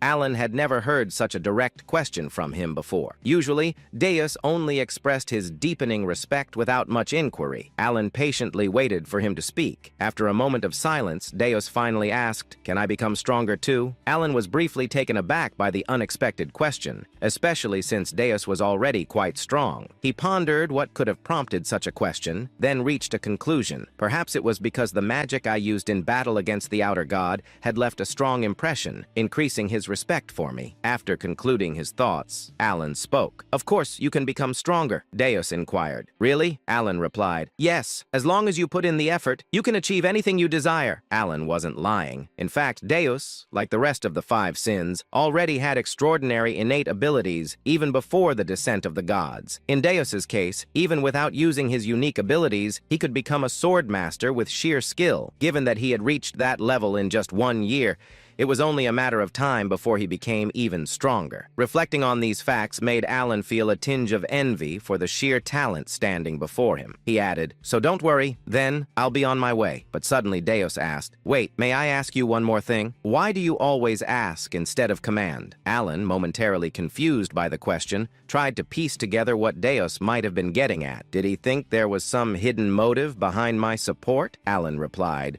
hoping to convey his sincerity with his parting words. Who would issue orders to family? With that, he said his final farewell to Deus and departed for Asteria in his carriage. Deus was surprised by his words. Inside his carriage, Alan thought to himself, did he still think that my sponsorship had hidden motives? He said, sure, I wanted to prevent the descent of the 5 sins, but I spent all that money out of the pure goodness of my heart. And he finished by exclaiming, what's the point of raising a kid? That evening, Deus was in his room with Alan's gifts and said, I was following him because I felt indebted, but here he is doing me another favor. A moment later, still silent, Deus recalled that moment and instinctively raised his left hand forward. He inquired, back then, it was like this, wasn't it? Just as Alan had done when facing the outer god, Deus extended his middle and ring fingers, releasing a bit of magic to scan the surroundings for any presence. First line of silence. He quietly muttered the words in the empty room, his left hand twitching slightly. Of course, nothing happened, but even though he was alone in the room, mimicking Alan's actions, Deus couldn't help but feel a mixture of slight embarrassment and satisfaction. He adjusted his posture once again, thinking briefly to himself, himself, it would have been nice to have as much talent in magic as he did. Also, remembering Alan's words that he was part of the same family, he felt content. At the same time, Evan asked, "My lord, I've noticed you seem to really enjoy sweet potatoes from time to time." Alan responded to Evan's comment while eating sweet potatoes. Indeed, the sweet potatoes were truly delicious. If you enjoyed the video, give it a like, subscribe to the channel, and hit the bell so you don't miss the next episode. About a month later, when Alan finally arrived at Count Palladio's estate, it had been nearly 3 months since his last return,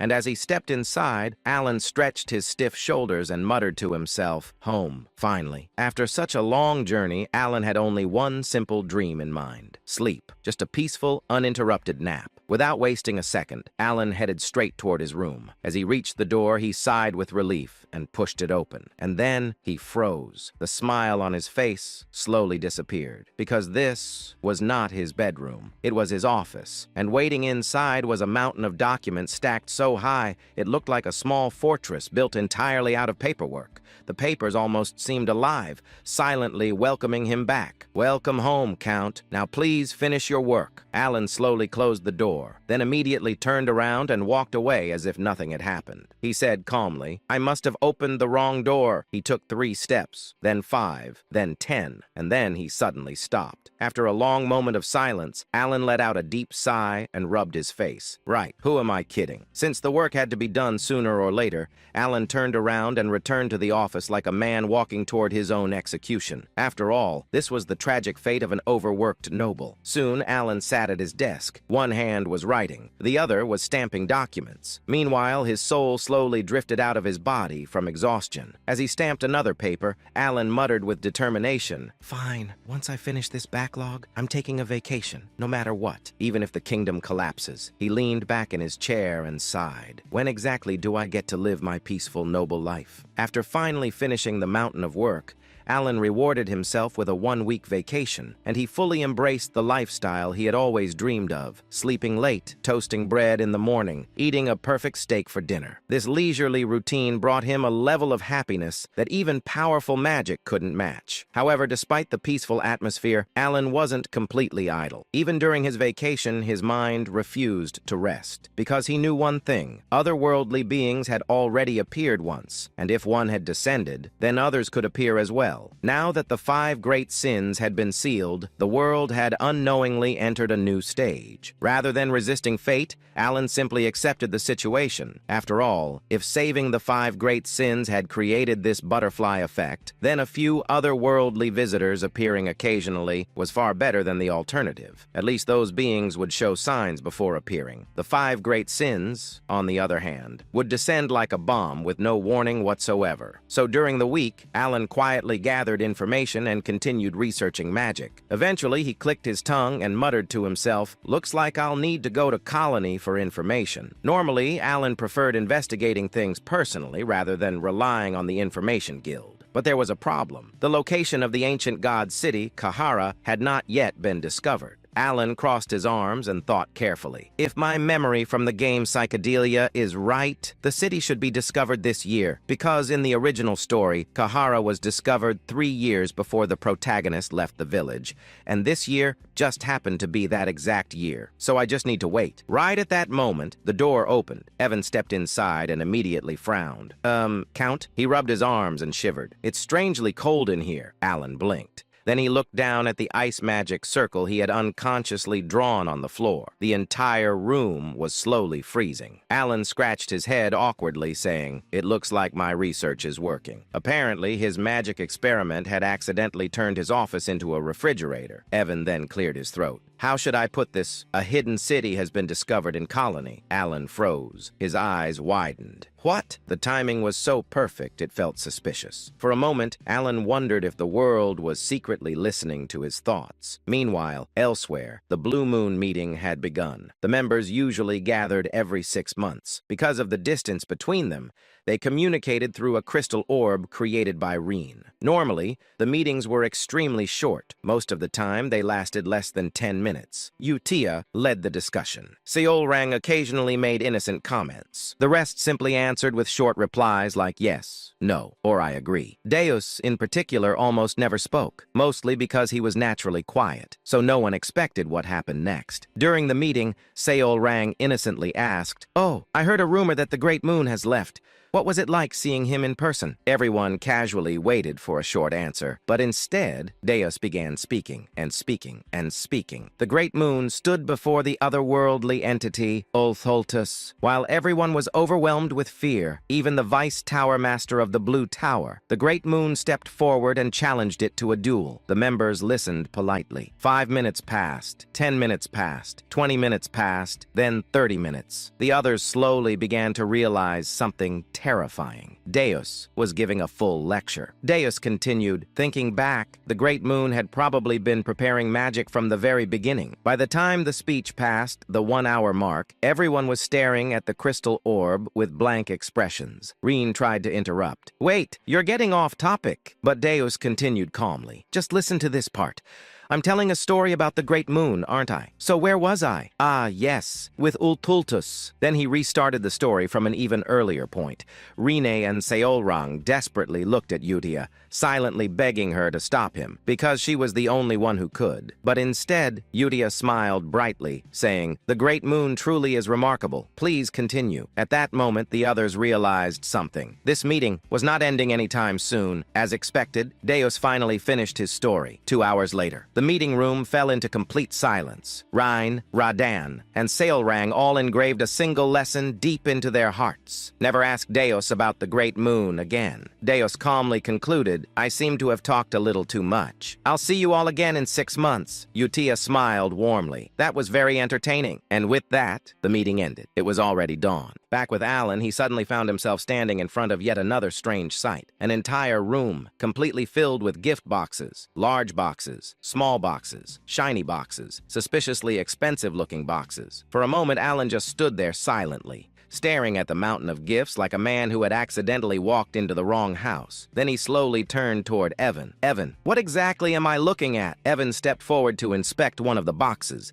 As soon as he opened it, his eyes widened in shock, saying, "My lord, this artifact came from the deep floors of the Aberynth." He carefully lifted the item and added in disbelief, "To be honest, we could probably buy a mansion with just this one." Alan blinked. Then he picked up a golden cup from another box. It was ridiculously expensive. In his other hand were several letters that had been delivered along with the gifts. He began reading the names and immediately frowned. He said, "I don't know any of these nobles." The letters were extremely polite and full of praise. Some even sounded suspiciously respectful. Alan slowly nodded to himself. "Ah, I see. The rumors must have spread." Even so, he couldn't hide his amazement. All of this, just because he had one connection with a master knight. He leaned back and let out a small whistle. Amazing. Despite his confusion, something deep inside Alan suddenly awakened. His small business slave mentality. After thinking for a moment, Alan came to a very reasonable conclusion. If people give you things, you should accept them. He folded the letters neatly and smiled. "To the generous nobles who sent these gifts, thank you." Then he looked at the overflowing boxes and laughed. "Let's just put everything inside the secret chest." A week later, Evan returned with even more gifts. He placed the new boxes down and sighed. "My lord, it doesn't seem like they're going to stop." Alan stared at the growing pile with wide eyes. Then he nodded slowly. He leaned back proudly and thought, "So this is what happens when you know a master knight." He crossed his arms and thought, "Deus must be doing well. Looks like that kid is finally being a good son." He generously decided to forgive Deus for never writing back. What Alan didn't know was that these gifts were actually bribes from nobles hoping he would let them join his faction. But in Alan's mind, they were simply friendly presents. A month later, the gifts were still arriving. At this point, Alan started feeling slightly embarrassed. Looking at a ridiculously luxurious jewel box, he sighed. Maybe I should return the more outrageous ones. At the beginning of summer, as the gifts finally started slowing down, the grand assembly began in Teria, the capital of the Asteria kingdom. Unfortunately for Alan, he was late. which resulted in a very unusual sight. Count Alan Palladio, walking quickly. Evan followed behind him, said, "See you later." Alan is desperate not to draw attention for being late to his first grand assembly. Evan notices his speed and is surprised, assuming his master must be in a real hurry. He also notices that several other nobles have started following behind the count.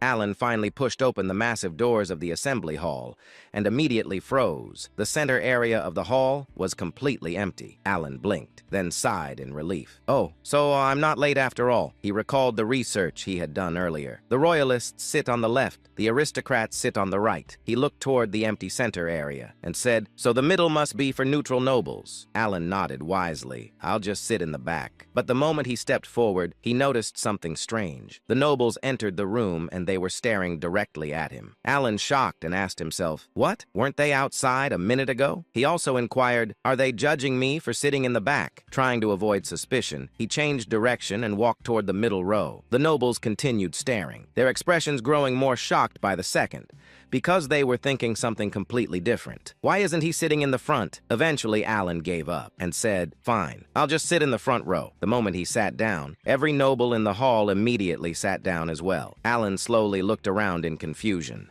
He scratched his head. Were they all waiting for me? He frowned. Is no one brave enough to sit in the front row? Then he leaned back with a sigh. What's the point of sitting this close to the faction leaders anyway? Soon, the presenter called the assembly to order. "We will begin the Grand Assembly," the presenter continued. "Today, we recognize a new faction that has officially received voting rights. The faction known as Kalpa." Alan blinked, but he didn't pay much attention. He simply hoped the meeting would end quickly. Then the presenter suddenly called out, "Count Palladio, the president of Kalpa." Alan jumped. "Yes!" Then his brain froze. Wait, inside his head, Alan was screaming, "What is Kalpa?" He quickly turned around to see if anyone else looked confused, but instead, he saw Altia and Zenonius sitting together. Both of them were staring at him with pure admiration. Alan's mind completely shut down. Why are those two sitting together? Did Zenonia and Altia form an alliance, and they named it Kalpa? He felt his sanity slowly slipping away. How did those two even stay in the same room without fighting? Then the presenter asked politely, "Count Palladio, as the president of Kalpa, would you like to say a few words?" Alan slowly turned back toward the front, his face completely blank, and at that moment, he realized something horrifying. The president of this mysterious and possibly dangerous faction was apparently him. In the northern lands, where the cold wind never stops and the gray earth stretches endlessly,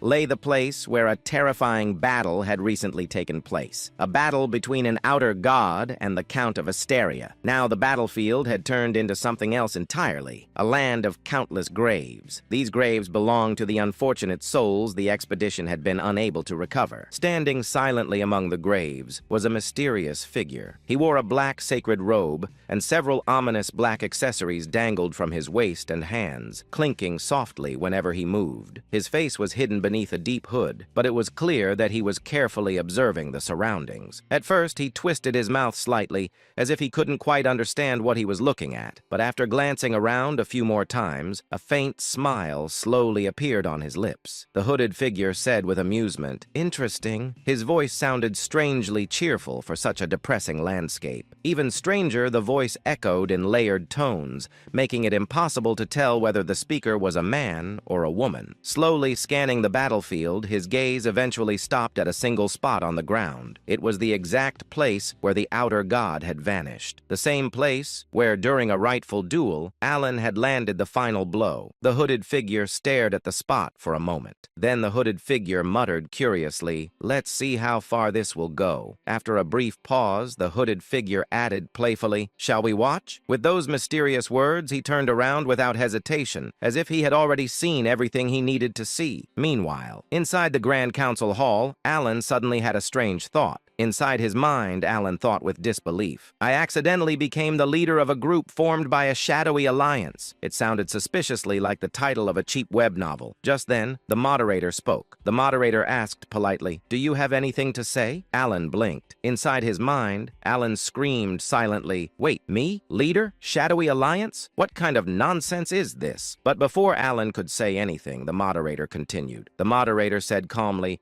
It seems you have nothing to add, so we will will move on. Alan slowly opened his mouth and then slowly closed it again. His chance to ask questions had already disappeared. Trying to understand what was happening, Alan slowly turned his head toward Duke Altia. Duke Altia nodded confidently. Not just a normal nod, a very meaningful nod. The kind of nod that said, yes, everything is going exactly according to your brilliant plan. Alan almost choked. Lady Zenonia. No, now she was officially Countess Zenonia after inheriting her title following her father's death several months ago, and she was smiling. Not a normal smile. It was the smile of someone who believed she was standing next to a terrifying mastermind. Inside his mind, Alan panicked. Alan thought nervously, is this a prank? Did someone spike the wine earlier? Am I hallucinating right now? As Alan struggled to understand the situation, something suddenly clicked in his mind. Alan whispered quietly to himself, ah, now he understood. He finally realized why the nobles had looked so confused earlier when he sat down, because apparently he had just sat in the leader's seat of a secret faction. Realizing this horrifying truth, Alan felt the world spin. He grabbed his head and shut his eyes tightly. After the Grand Council meeting ended, Alan somehow found himself being guided to a banquet celebrating the birth of the Kalfa faction. He didn't remember agreeing to attend. He didn't even remember standing up, but somehow he was already there. Then Countess Zenonia spoke. Countess Zenonia said with satisfaction, how about this? I think it's perfect now. From Alan's perspective, absolutely nothing about this situation was perfect. He had no idea what she was talking about. Then Duke Altia added another comment. Duke Altia said thoughtfully, it seems everything has been arranged exactly the way Count Palatio intended. Alan felt like someone had thrown 50 question marks directly into his brain. Inside his mind, Alan shouted silently, what are you talking about? Who arranged what? When did I do that? But on the outside, Alan maintained a calm, dignified, noble expression. Because panicking in front of two possible psychopath masterminds felt like a bad survival strategy. Alan glanced between Duke Altia and Countess Zenonia. Both of them were looking at him with clear expectation. They were waiting for him to speak. Inside his mind, Alan slowly reached a horrifying conclusion. Alan thought nervously, do I have a split personality? Did my other personality secretly create this faction while I was sleeping? Because honestly, that explanation was starting to sound more believable than the current situation. After all, Alan wasn't even close to these two. He had only met Duke Altia once several years ago, and their conversation had been extremely unpleasant. It was during the time when Loria begged for help, and Alan had bluntly rejected the request. Likewise, Alan barely knew Countess Zenonia. They had only met twice, and during their second meeting, Alan had literally ordered her to be thrown out of his manor. Realizing he had been silent for too long, Alan finally spoke. Alan said calmly, I see. Inside his mind, however, Alan was screaming, but he couldn't ask, what is going on here? Because it was painfully obvious that these two believed he had planned everything. If he suddenly asked what they were talking about, they might conclude that their genius mastermind leader had gone insane, or worse, that he was testing them. So Alan made a decision. For now, he would play along and gather information. Once he understood the misunderstanding, he could fix everything later. However, before he could say anything else, Duke Altia spoke again. Duke Altia said sincerely, I'm just glad I was able to repay you for saving my life. Alan slowly closed his eyes. Inside his mind, Alan screamed, when did I save your life? Despite the chaos in his brain, Alan slowly managed to gather 3 important facts from the conversation. First, apparently, the alliance between Countess Zenonia and Duke Altia had been orchestrated by Alan. Second, the faction called Kalfa had been formed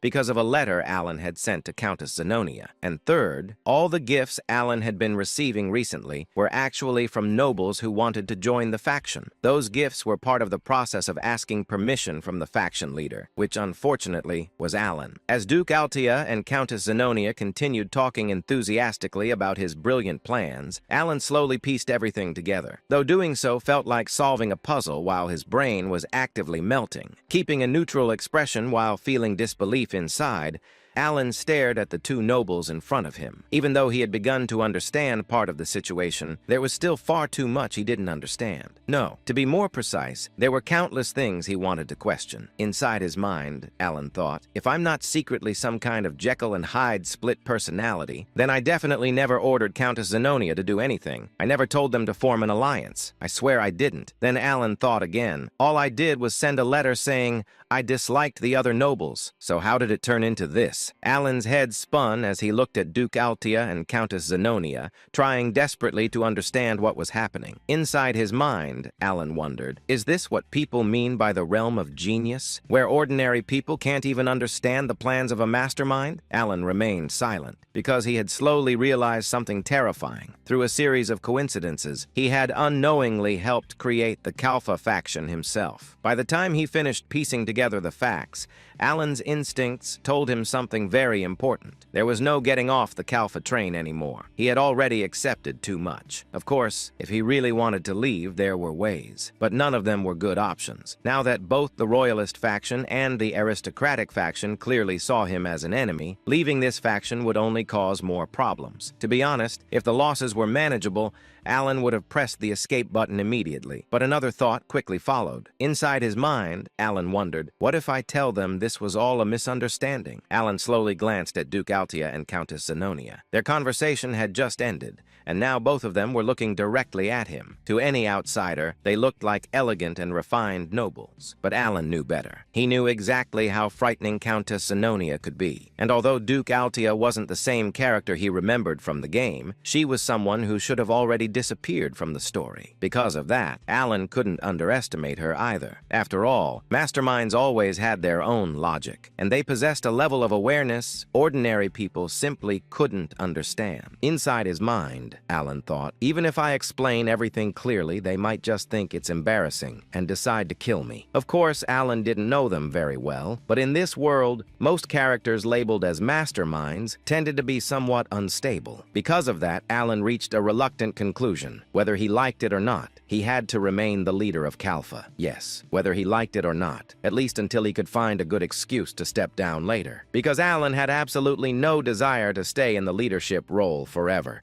He knew that being the leader of a faction came with countless responsibilities, even if the benefits were great. And for Alan, whose life motto was living leisurely as a noble without working, leadership was the exact opposite of what he wanted. So Alan quietly made a decision. Inside his mind, Alan said to himself, I'll lead for now, and retire later when the timing is right. At that moment, Duke Altia asked, so, what do you plan to do now? Hearing the question, Alan let out a quiet groan.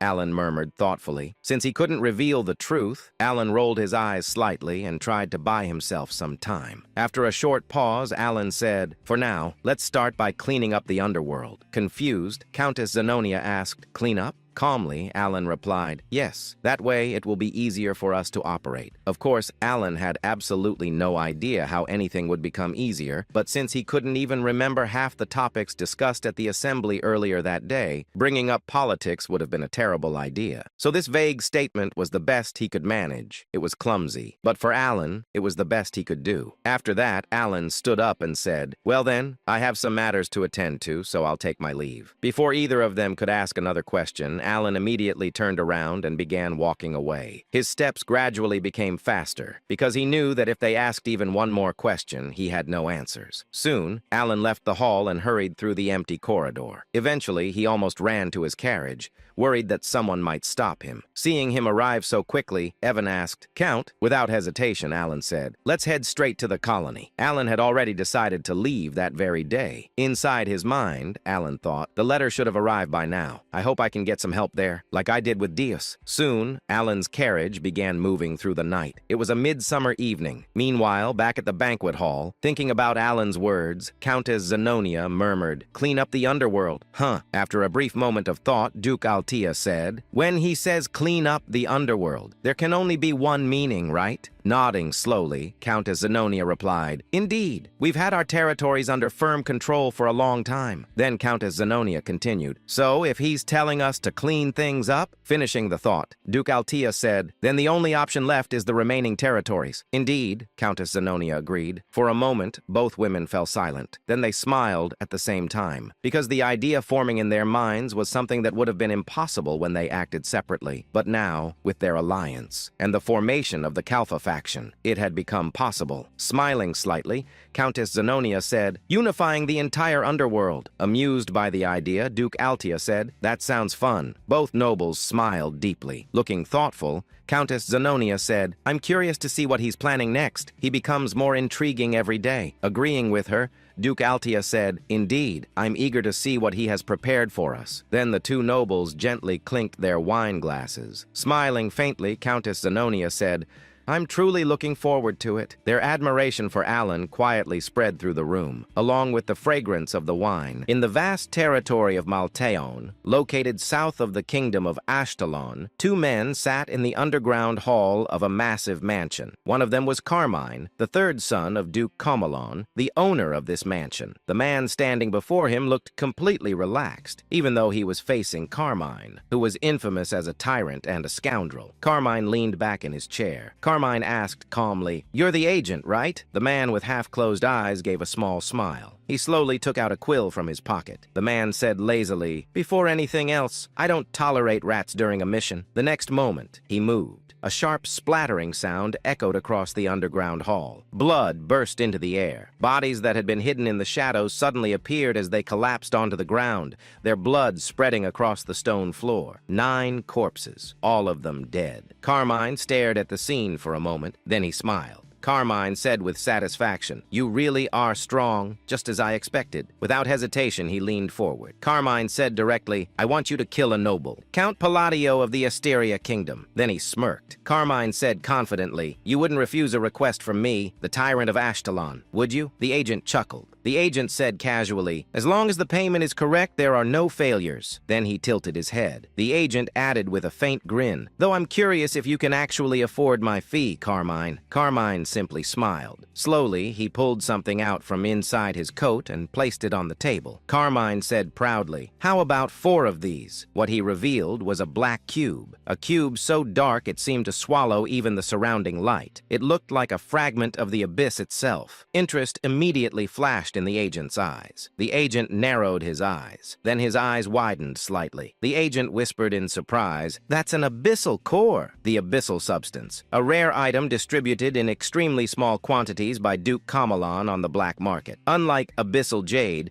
which merely increased physical abilities, the abyssal core granted special powers. Its price was astronomical. The agent stared at the cube. The agent thought silently, "I only got a tiny taste of this thanks to the leader. How strong would I become if I used it?" Then he turned away. The agent said calmly, "I'll return as quickly as possible." And just like that, he disappeared. Carmine clenched his fist. Carmine said with a dark grin, "Palladio, did you really think you could ignore me and live comfortably?" He chuckled coldly. Carmine finished coldly, "Absolutely not." After leaving Carmine, the agent visited another person, Duke Comalon, the head of the nobles in the kingdom of Ashtalon, and the true ruler of the underworld among the allied kingdoms. Standing before the Duke, the agent bowed slightly. The agent asked politely, "Will this be acceptable?" The Duke looked bored. The Duke said coldly, "I was wondering what that useless son of mine was plotting when he stole the abyssal substances." He waved his hand dismissively. The Duke added indifferently, "I heard nothing. Now get lost." The agent blinked. Then he smiled internally. The agent thought happily, "So he's turning a blind eye to this. I hit the jackpot." The agent bowed again. The agent asked politely, "Then shall I send your regards to the leader?" The Duke smirked. The Duke said with a grin, "You came here uninvited and now you want an excuse." He leaned back. The Duke finished lazily, "Do as you please." The agent nodded and left. Moments later, another man appeared. The Duke glanced at him. The Duke asked calmly, "Didn't you say you couldn't exert influence over the kingdom of Asteria?" The man immediately knelt. The man replied respectfully, "Yes, Seeker." Then he added carefully, the man reported, "I heard Kalpa is growing there, centered around Count Palladio." The Duke's eyes turned cold. The Duke said quietly, "It would have been annoying if I had to move personally." The Duke added, "This worked out perfectly." Meanwhile, as Alan was heading south toward the desert city after leaving Teria,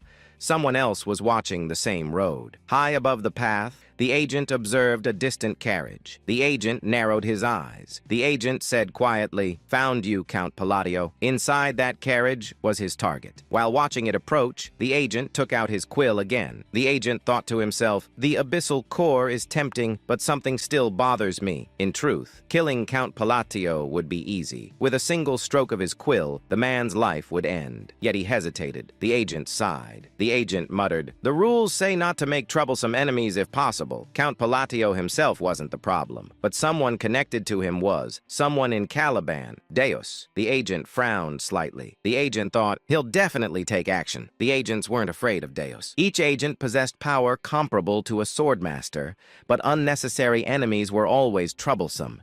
Even if the payment was enormous, still, 4 abyssal cores were far too tempting. The agent licked his lips slightly. The agent whispered with excitement, "How strong would I become if I used them?" He raised his quill. Black ink began to flow into the air. The agent said softly, "Sorry, it's just business." He drew a horizontal line in the air. Then suddenly, something felt wrong. The agent blinked. The agent said slowly, "Wait." He looked down. His right hand was gone, completely gone. For a moment, he simply stared at the empty space. The agent said in confusion, "I feel like I'm missing something important." Then the pain hit. The agent screamed, "Gah!"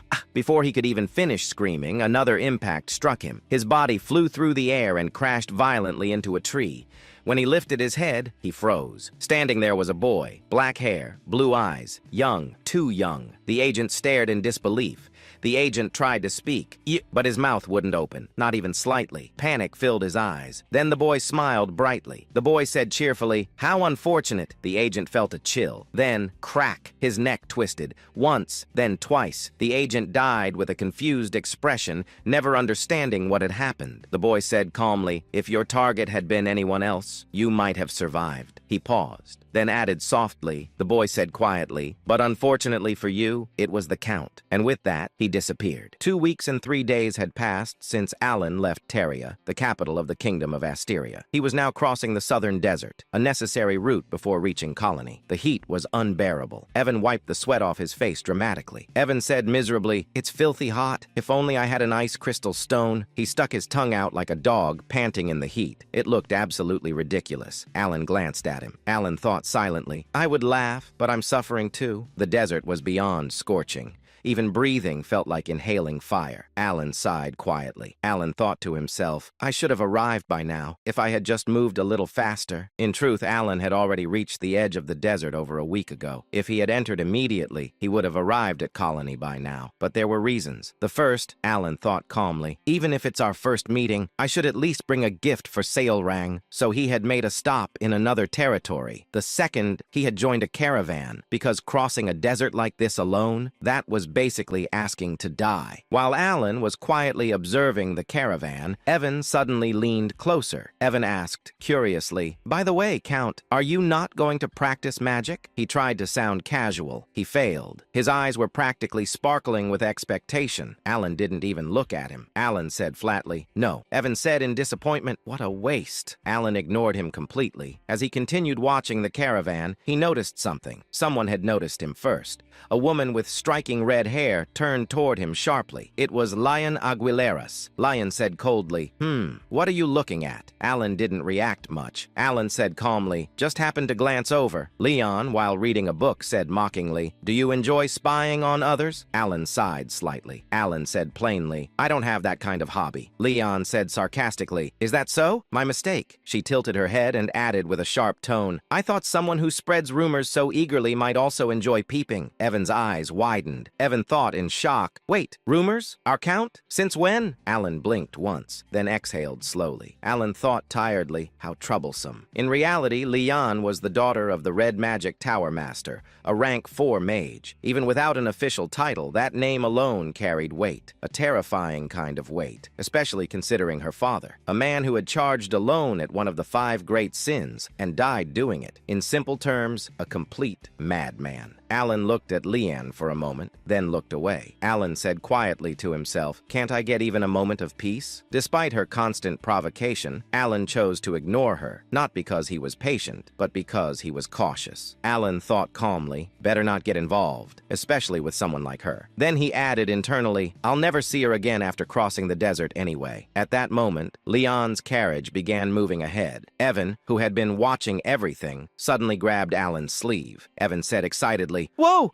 Did you see that?" Evan said loudly, "Her carriage! It's full of ice crystal stones!" Alan paused. For a moment, he was silent. Evan leaned closer. Evan whispered desperately, "Count, If we ask nicely, maybe just one? Alan immediately turned his head away. Alan said firmly, "No." Evan froze again. Evan said in disbelief, "You didn't even try?" But Alan wasn't even listening anymore. His thoughts were somewhere else entirely. Alan thought seriously. The Red Magic Tower Master was a complete maniac, which means his daughter is probably just as dangerous. Alan concluded internally, "Stay away. Absolutely stay away." Meanwhile, Evan looked between Alan and the carriage full of ice crystal stones. Then he lowered his head in despair. Evan muttered sadly, "My cold dreams. Gone." At night, everything changed. Without warning, one of the bandits at the front swung a chain sickle. The blade cut through the air, and instantly took a mercenary's life. For a moment, silence. Then, chaos. No, it wasn't even a battle. It was a massacre. The bandits showed no intention of negotiating. They slaughtered the mercenaries protecting the wagons in mere moments. In less than 2 minutes, most of the mercenaries were dead. Blood soaked the sand. A man stepped forward. He wore an eye patch and carried twin scimitars at his waist. He looked over the scene with a cold smile. Then his eyes landed on one person, Leon. In an instant, she was captured. The man grinned wickedly. The eye patch man said loudly, "Listen up, everyone." He raised his sword. Blue energy ignited around it like flames. The eye patch man said with a cruel smile, "For your own safety, I suggest you cooperate quietly." Leon's face turned pale. Even without understanding everything, she knew he was dangerous, far beyond ordinary knights. Nearby, a surviving mercenary trembled. The mercenary thought in horror, "That symbol! It's the Bloody Sand Bandits!" His voice shook. The mercenary thought desperately. "They even captured Lady Leon before she could react. We're done." The eye patch man chuckled. The eye patch man said mockingly, "Ha! They told me the Tower Master's daughter was here. And look at that. I found her." He leaned closer. The eye patch man added with a twisted grin, "Do you want special treatment, little girl?" Leon trembled. Her breathing became unstable. Leon asked fearfully, "Who are you?" But deep down, she already knew there was no escape. A worse fate than death awaited her. Her past resurfaced. Pain, fear, memories she wished to forget. Her body shook uncontrollably. Leon thought in panic, "No, not again." Her breathing grew faster. Her vision blurred. Her mind began collapsing. Then something changed. Leon froze. The air, her breathing suddenly stabilized. A cold breath escaped her lips. Visible. White. Leon blinked. Leon thought in confusion. Cold. The desert had turned cold. The scorching heat vanished. The sand began to freeze. Even the eye patch man's smile disappeared. The eye patch man said slowly, "What?" Silence fell. Then footsteps. Calm. Steady. Every bandit turned. Someone was walking toward them, unbothered, unhurried, as if none of this mattered. It was Alan. His expression didn't change, not even slightly. Ashen energy flowed from the bracelet on his wrist. The cold intensified. Then he stopped. Alan looked at the scene, then spoke quietly. Alan said softly, "Freeze." Leon's eyes widened. Leon said to herself in disbelief, "Count Palatio? That's impossible." Her mind raced. She hated lies, more than anything. And from the moment she met Alan, she had believed one thing. He was a fraud, weak. A man who stole credit from Deus, a man with pitiful mana. She had seen it herself. There was no way he could do this. Yet, reality stood before her. A frozen domain spread around Alan. The desert had turned into a tundra. Frost covered the sand. Leon whispered in shock, "This doesn't make sense." Her eyes trembled. Leon analyzed instinctively. Compound magic. At least 3 spells. Her voice shook. Leon continued in disbelief. "That's impossible with that amount of mana." Then, something moved. The eye patch man vanished. In an instant, he appeared in front of Alan. No one saw how. Leon reacted immediately. Leon said urgently, "Wait!" She began casting. Too late. The eye patch man raised his twin scimitars. He smirked. The eye patch man said confidently, "You're dead!" Alan didn't move. Alan said calmly, "Freeze!" Silence. The eye patch man stopped, completely. His body, frozen, mid-swing. An ice statue. Leon froze. Leon thought blankly, "What?" Alan raised his hand slightly. Alan said quietly, "Shatter." Crack, crash. The ice exploded. The bandit leader shattered into pieces. Gone. Just like that. A white breath escaped Alan's lips. He lowered his hand, then looked at the remaining bandits. No emotion, no hesitation. Alan said coldly, "I'll give you one chance." The bandits trembled. Alan finished simply, "Get lost." Silence. Then panic. The bandits ran. All of them. Not even daring to look back. Later, everything changed. Completely. The mercenaries who survived gathered around Alan, this time with respect. No, with admiration. One mercenary stepped forward. The mercenary said eagerly, "Ah, Count Palatio, this is a special wine from Gur. It's said to be incredible." Another rushed in. Another mercenary said quickly, "And this is premium ham.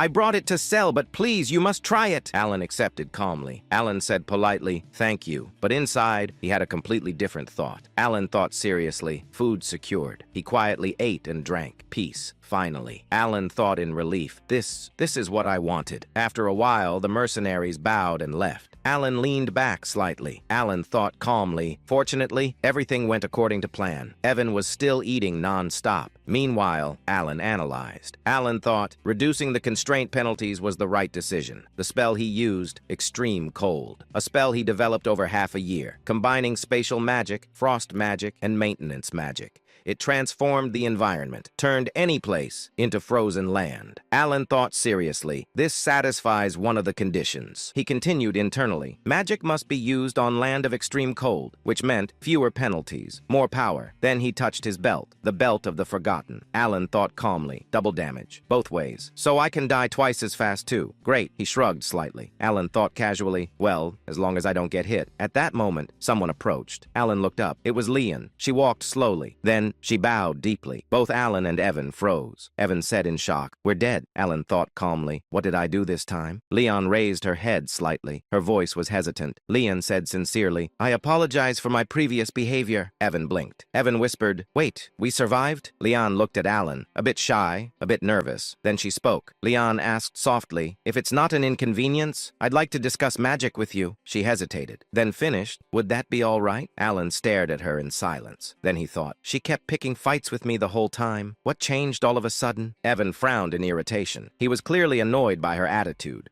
not because she was rude, but because she hadn't given them the cold crystal. But suddenly, acting generously, Alan spoke. Alan said, "Fine, I accept your apology." Evan's expression immediately changed. He looked satisfied, even proud of Alan's nobility. Leon, on the other hand, looked surprised. She hadn't expected such a response. Leon said, "Thank you so much." From the next day on, everything changed. She began approaching Alan frequently, asking him questions about magic. Leon said, "So, this part of the magic array can be arranged freely?" Alan said, "Yes. For compound magic, you maintain the structure, but instead of fixing it, you rotate it." Their conversations turned out to be beneficial for Alan as well. Until now, he had been self-taught, relying only on twisting spells through language. But Leon's academic knowledge gave him a new perspective. Whenever Alan explained something slightly more advanced, Leon would softly react. Leon said, "Oh, I see." And strangely, Alan found that quite satisfying. After more than a week of traveling, they finally arrived at the desert city, Colony. Leon politely bowed her head. Leon said, "Thank you for everything you've taught me, Count." Then she asked, "Will you be attending the conference?" Alan calmly replied. Alan said, "I'm not affiliated with any tower. I wasn't invited." Leon smiled warmly. Leon said, "Then why not try joining the Red Magic Tower?" She added, "I really enjoyed our conversations." Alan nodded slightly. Alan said, "Thank you for your kindness." As she left, she waved her hand. Leon said, "Then I'll see you there." Alan watched her go. Then he thought to himself, "I actually needed something from the conference tower. This works out." At that moment, Evan returned. Evan said, "All right, I've taken care of the carriage and luggage." Alan nodded. Evan was about to ask about their next destination, but suddenly, boom! A massive explosion shook the area. The ground cracked, and rocks shattered everywhere. Evan instantly reacted. He frowned and reached for his sword. Then they saw it. Several men lying on the ground, barely alive. Both Alan and Evan were confused. But before they could react, something moved. Fast, too fast to see clearly. Boom! Another explosion. And then a figure appeared. Seol rang. In an instant, she completely wiped out the remaining men, then disappeared again. Evan stepped forward immediately. He raised his sword and stood in front of Alan. Evan said, "Count, stay back." But before anyone could understand what was happening, Seol rang reappeared, this time with a bright smile. Her golden tail swayed playfully behind her. She casually wrapped her arm around Alan. Alan froze in shock. Seolrang smiled warmly. Seolrang said, "Hello, Godfather." Alan blinked in disbelief. Alan said, "Seolrang?" She raised her hand happily. Seolrang said, "You should have told me you were coming. This place is full of nasty thugs." Evan stared at her in shock. He couldn't believe this cheerful girl was the same person from before. Seolrang puffed her chest proudly, like a satisfied cat. Seolrang said, "Don't worry, Godfather. I already took care of those bastards." Then she grabbed his hand excitedly. Seolrang said, "I've been waiting so long for your arrival since I got your letter." The nearby fighters who witnessed everything were stunned. One of them whispered, "Is that the Golden Flash?" Another one said, "Who is that guy? For her to treat him like this." However, Alan, who was currently being dragged like a sack of potatoes by a blood-covered Seolrang, was just as confused as everyone else. The fighters around him were shocked, but Alan's confusion was a bit more personal. Despite feeling grateful and weirdly proud, he couldn't help but wonder, am I not going to die? Which, honestly, felt like a very important detail to confirm at the moment. Following Seolrang, who suddenly perked her ears up like she just received a system notification, they arrived at a massive building. Alan stared at it for a moment and thought quietly, "It's big." Truly a man of deep and meaningful observations. The building stood over 9 stories tall, which in this city was basically the equivalent of a skyscraper. So naturally, Evan also contributed his wisdom by saying, "Wow, it's huge," just in case anyone missed it. Even though it didn't feel as grand as Deus's mansion, tall buildings were rare here, which made it stand out even more. After entering with Seolrang, they headed straight to the top floor, because obviously that's where all important people live. As they approached the top floor, they passed several beast folk, who greeted Seolrang with stiff salutes. All of them, like Seolrang, having golden hair. "Ah, boss, you're back." When they finally reached the top floor, another beast folk, who seemed to have been waiting at the door, greeted them with a bow. This one also had golden hair, but bore a long scar across one side of his face. He said, "Boss, welcome back." Seolrang casually asked if anything had happened, and the answer was, "Nothing at all," which is exactly what you want to hear from people who look like that. The man inquired, "So these are the distinguished guests the boss mentioned?" He added, "The boss was waiting for you so much. Sir, I'm telling you, she was sitting at the entrance every day." Alan gazed at her, while she laughed in shy. She then cheerfully opened the door while doing some random, almost playful movements that completely ruined the intimidating mad dog image she supposedly had. Alan and Evan followed her inside, though Alan briefly felt a strange gaze from behind, like someone was silently judging his entire existence. But he decided not to question it because he had bigger problems, like staying alive. Evan then casually dropped that Seolrang didn't have the best reputation, explaining that people called her the Mad Dog and described her as extremely cruel. Alan looked at her again, clearly trying to process how this energetic, slightly chaotic person matched that description, and simply said he thought she was good at taking care of her guild members. Seolrang immediately lit up and proudly declared that they were all her family, emphasizing that she would take care of them no matter what, and that she didn't care about anyone else. Alan was about to accept that statement peacefully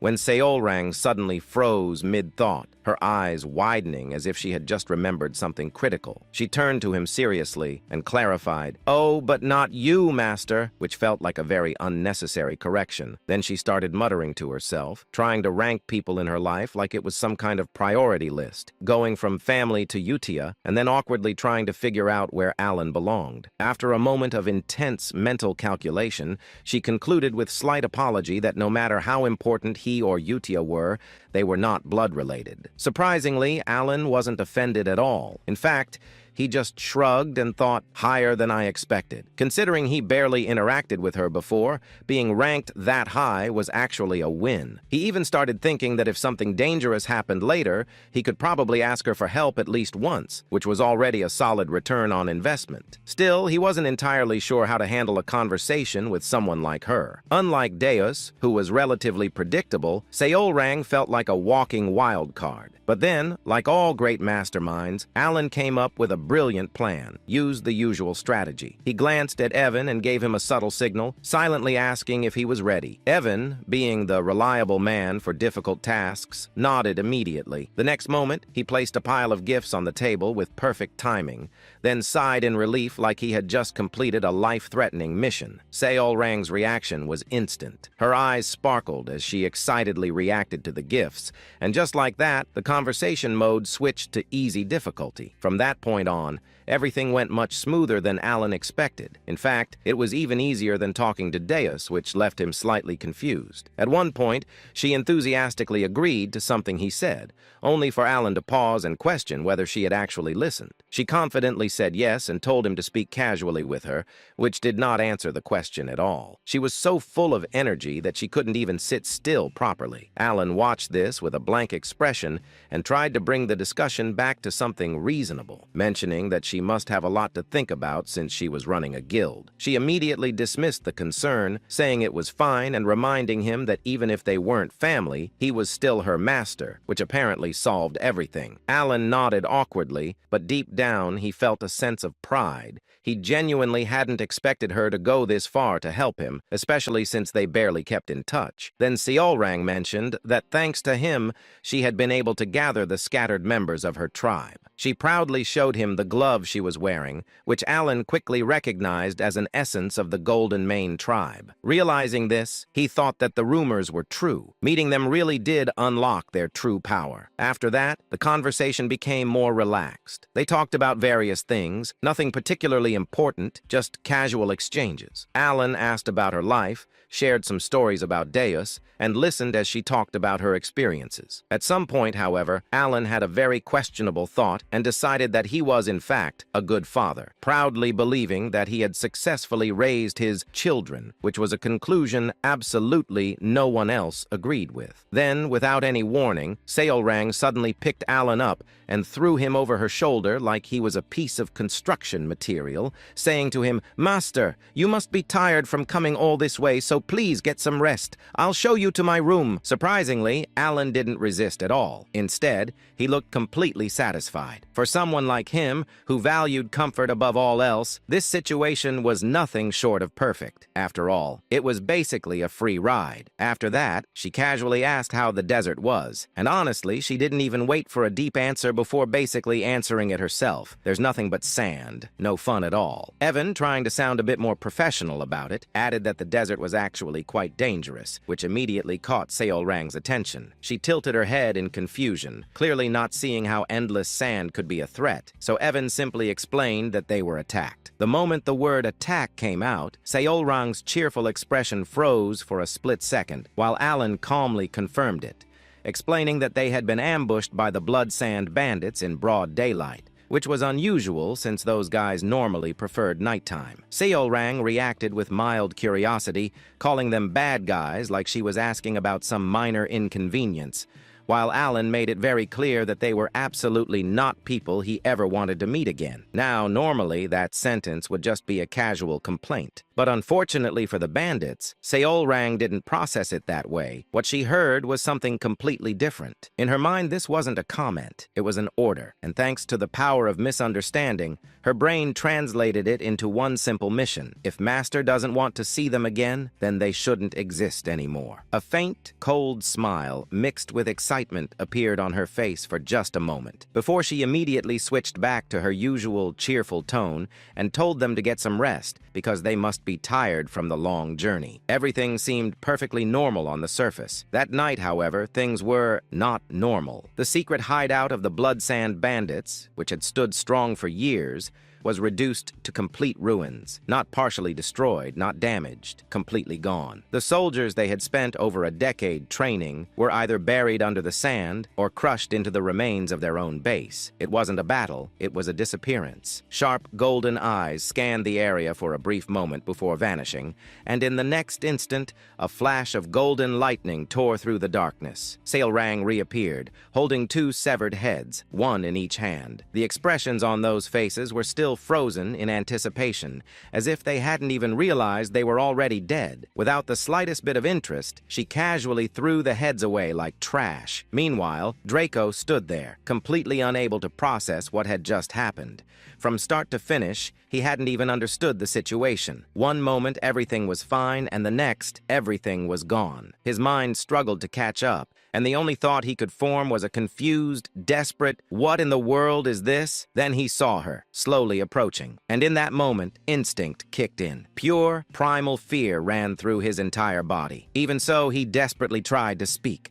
clinging to whatever hope he had left. He shouted her name, demanded if she understood what she had done, and quickly brought up Kalman Arentz, hoping that name alone would save his life. He begged, questioned, shouted, his voice filled with fear, anger, and frustration, but none of it mattered. Seolrang didn't react at all. No hesitation, no emotion. She simply raised her blood-covered hand and calmly explained that he had touched her master, and more importantly, she didn't want to get scolded. That was it. That was the entire reason. And just like that, everything ended. With overwhelming power, she erased what little remained, completing her mission without a second thought. Then she disappeared, leaving behind nothing but silence. The next day, things returned to normal, at least on the surface. When Alan woke up, Evan immediately told him that the Blood Sand Bandits had been completely wiped out. Alan, still half processing reality, asked when that even happened, only to hear that it was yesterday. What made it even more absurd was how fast the news had spread. An entire bandit group erased in a single night,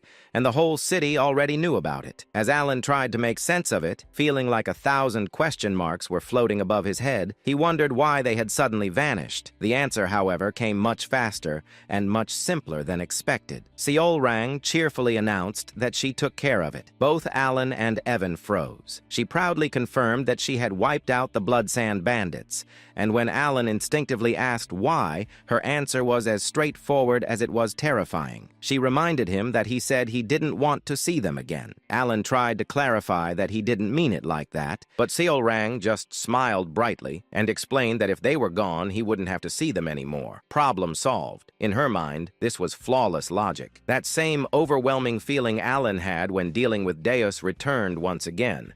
That sense that things had gone way further than expected. But before he could fully process it, another thought hit him, and he asked the most important question. Did she really wipe out the entire group by herself? Seolrang nodded casually, like she had just done something as simple as taking a walk, and Alan went silent. The Blood Sand Bandits weren't weak. There were hundreds of them, most of them skilled enough to use magic in combat. They weren't the kind of group someone could just casually eliminate. And yet, Seolrang had single-handedly killed all of them, including their leader Draco, without leaving anything behind. Alan already knew she was strong. The title of Baba Yaga wasn't something given lightly, but this was on a completely different level. Without thinking, he placed his hand on her head and patted it gently, like she was a cat that had just brought him a gift. But then, suddenly, he remembered something important about her future, that she would one day become the embodiment of the sin of pride. That thought alone made him pause, and slowly, his attitude became just a little more respectful. The Colosseum, the heart and literal main attraction of the entire nation, was as chaotic as always. It shared the same name as the capital itself, which honestly tells you everything you need to know about their priorities. This place was never quiet. It was constantly filled with the cheers, screams, and absolute madness of the crowd, all fueled by the bloodshed of gladiators who were basically fighting for entertainment. The moment the referee's magically amplified voice echoed across the arena, hundreds of gladiators charged forward at the same time. Some had swords, some used their bare fists, others carried axes, and all of them had the same brilliant plan: rush one guy and hope for the best. That one guy, unfortunately for them, was Kalman Arentz, one of the Baba Yagas of the colony, and not just any Baba Yaga, the one who had held the title the longest, which, in this situation, should have been a very obvious red flag. Just before the gladiators even reached him, Kalman casually threw a punch, not at anyone, not even close, just into the air. A completely normal punch, except it wasn't, because that single punch created a shockwave so ridiculous that it sent hundreds of charging gladiators flying in every direction like they had just been hit by a truck made of pure violence. In an instant, the battlefield was cleared. For 5 full minutes, the Colosseum fell completely silent. No cheers, no screams, just bodies everywhere, and Kalman standing in the middle like nothing happened. Then suddenly, the crowd exploded, as if the silence had never existed in the first place. People screamed, cheered, lost their minds completely, not caring in the slightest that most of the gladiators were either dead or very close to it. Broken heads, destroyed hearts.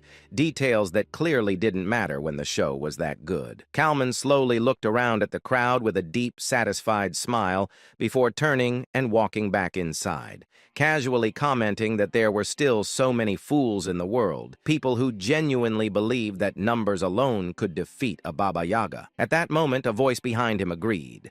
Kalman turned and found Raug standing there with a grin that already looked suspicious. Without wasting time, Raug dropped the real topic, asking if Kalman knew who wiped out the Blood Sand bandits. Then he answered it himself. It was Seol Rang. Kalman paused for a moment, but instead of anger, his reaction was surprisingly calm, almost like he had expected it. Just a quiet acceptance like, yeah, that sounds about right. Raug, slightly confused, asked if that guy wasn't supposed to be Kalman's brother. Kalman immediately shut that down with a smile, casually admitting that it was just a rumor he made up. Apparently, he only kept the guy around because he brought in some extra money, and either way, he was planning to kill him eventually. You know, normal family relationships. When Kalman asked about the plan, Raug revealed a black cube in his hand, the abyssal core, something that could elevate the worthy. Kalman's smile twisted immediately. With that, he said, he could finally crush the head of that arrogant beastkin who had been running around the colony like it was her personal playground. When would it happen? In 2 days, at the ruins. Quick, efficient, straight to the point. Raug even added that once Seol Rang was gone,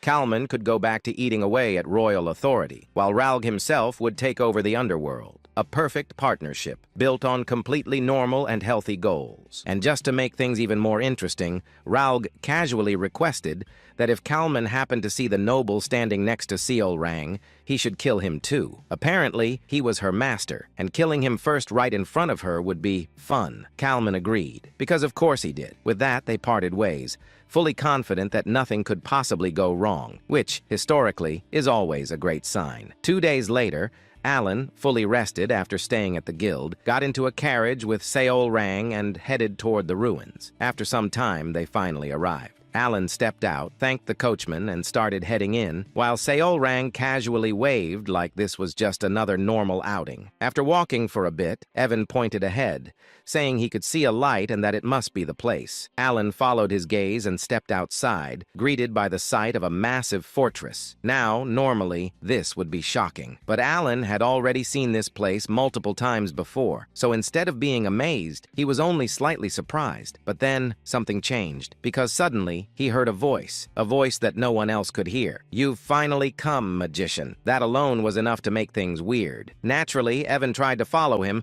but Alan stopped him at the entrance and went in alone. Not because he wanted to be dramatic, but because the voice specifically told him to come alone to the central tower of Kahara, which is never suspicious at all. Even though Alan had been to this place many times before, this was the first time something like this had happened. Still, he instinctively felt that this was connected to the mysterious entity he had encountered before, so he didn't hesitate. He moved forward, reached the center, climbed the tower, and finally came face to face with something. Calling it a figure was already being generous. Its appearance couldn't be properly defined. It looked human, beast-like, and monstrous all at once, as if reality itself refused to describe it properly. Its shadow constantly shifted, making it even harder to comprehend. As Alan stared at it, the being warned him not to look too long, explaining that no matter how hard he tried, he wouldn't be able to fully perceive its existence. At that moment, Alan honestly felt like flicking its head just to see what would happen, but he controlled himself and instead explained that he came because of the words left by Ulholtus, or whatever that mysterious entity actually was. The figure seemed slightly intrigued, acknowledging that if Alan knew that name, then he might be worth testing. Testing what? An opportunity. But immediately after saying that, the figure clarified that it had nothing to teach him, which was a bit confusing. Alan then brought up something he had heard before, the god of monster strength mentioning something called divinity, and asked what it actually meant. The figure answered in the most vague but dramatic way possible, saying that divinity was the standard by which the world judged him, and casually added that an outer god would soon descend, so he should deal with it. You know, just a small task. After that, the figure said that once Alan handled it, he would meet the conditions to speak with him again. Then, as if suddenly interested, it decided to share something useful. According to it, magic wasn't just random power. It was a system of laws assigned to the world by a mage. It broke it down into 3 parts: incantation, logic, and manifestation. First comes the incantation, then comes the logic. And through that logic, the power is manifested. That is magic. Alan was genuinely shocked at this explanation, especially at the mention of logic, something he had never heard of before. The figure immediately pointed that out, basically saying of course he wouldn't know. Then, with a grin, it moved closer to him, and finally said it would teach him one piece of proper magic, which, considering everything that just happened, definitely wasn't going to be normal. Meanwhile, while Alan was busy having philosophical conversations with a mysterious cosmic entity about logic and magic, outside, things had already escalated straight into a full-on massacre. Members of Seal Rang's guild were being ambushed by bandits,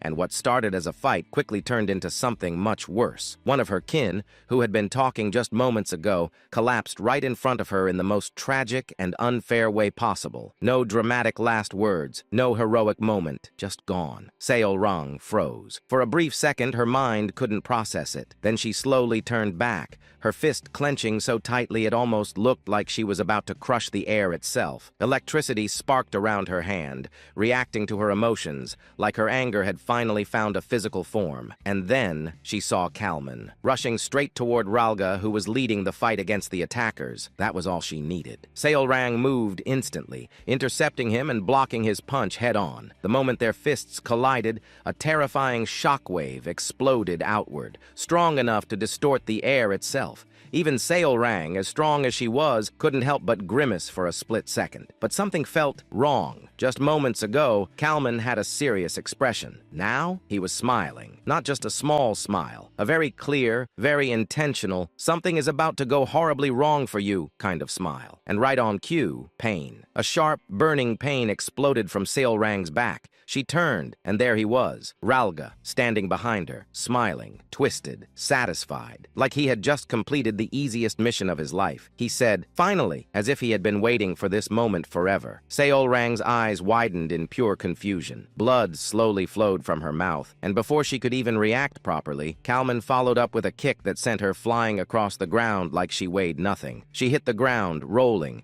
struggling to even understand what just happened. Her mind was blank. Questions filled her eyes, confusion, disbelief, and more confusion. She looked at Ralga again, still smiling, still enjoying this, and she couldn't understand it. A single word escaped her lips. Why? Ralga stepped closer, almost casually, like this wasn't betrayal, but just another conversation. Seol Rang tried to move, but her body refused to respond. That's when he explained it. The blade he used was coated with poison from Kamanesis. She wouldn't be able to move for at least an hour. In other words, she was completely helpless. Ralga crouched in front of her, dropping his usual calm attitude entirely, replacing it with pure mockery. He reminded her of her own question, as if it amused him. Why? Simple. He wanted something, and then he proved it. He pulled off the gauntlet from her hand, the essence of the Golden Mane tribe, and held it up right in front of her face, shaking it slightly like he was showing off a prize he just stole. Seol Rang blinked slowly, still trying to process everything. She asked, "You betrayed me? For that? And the scary part?" She wasn't even angry yet. Ralga actually looked confused for a second, then laughed. Not because it was funny, but because he genuinely couldn't believe she still didn't get it. He explained it bluntly. The guild she created, the so-called family, none of that existed the way she thought it did.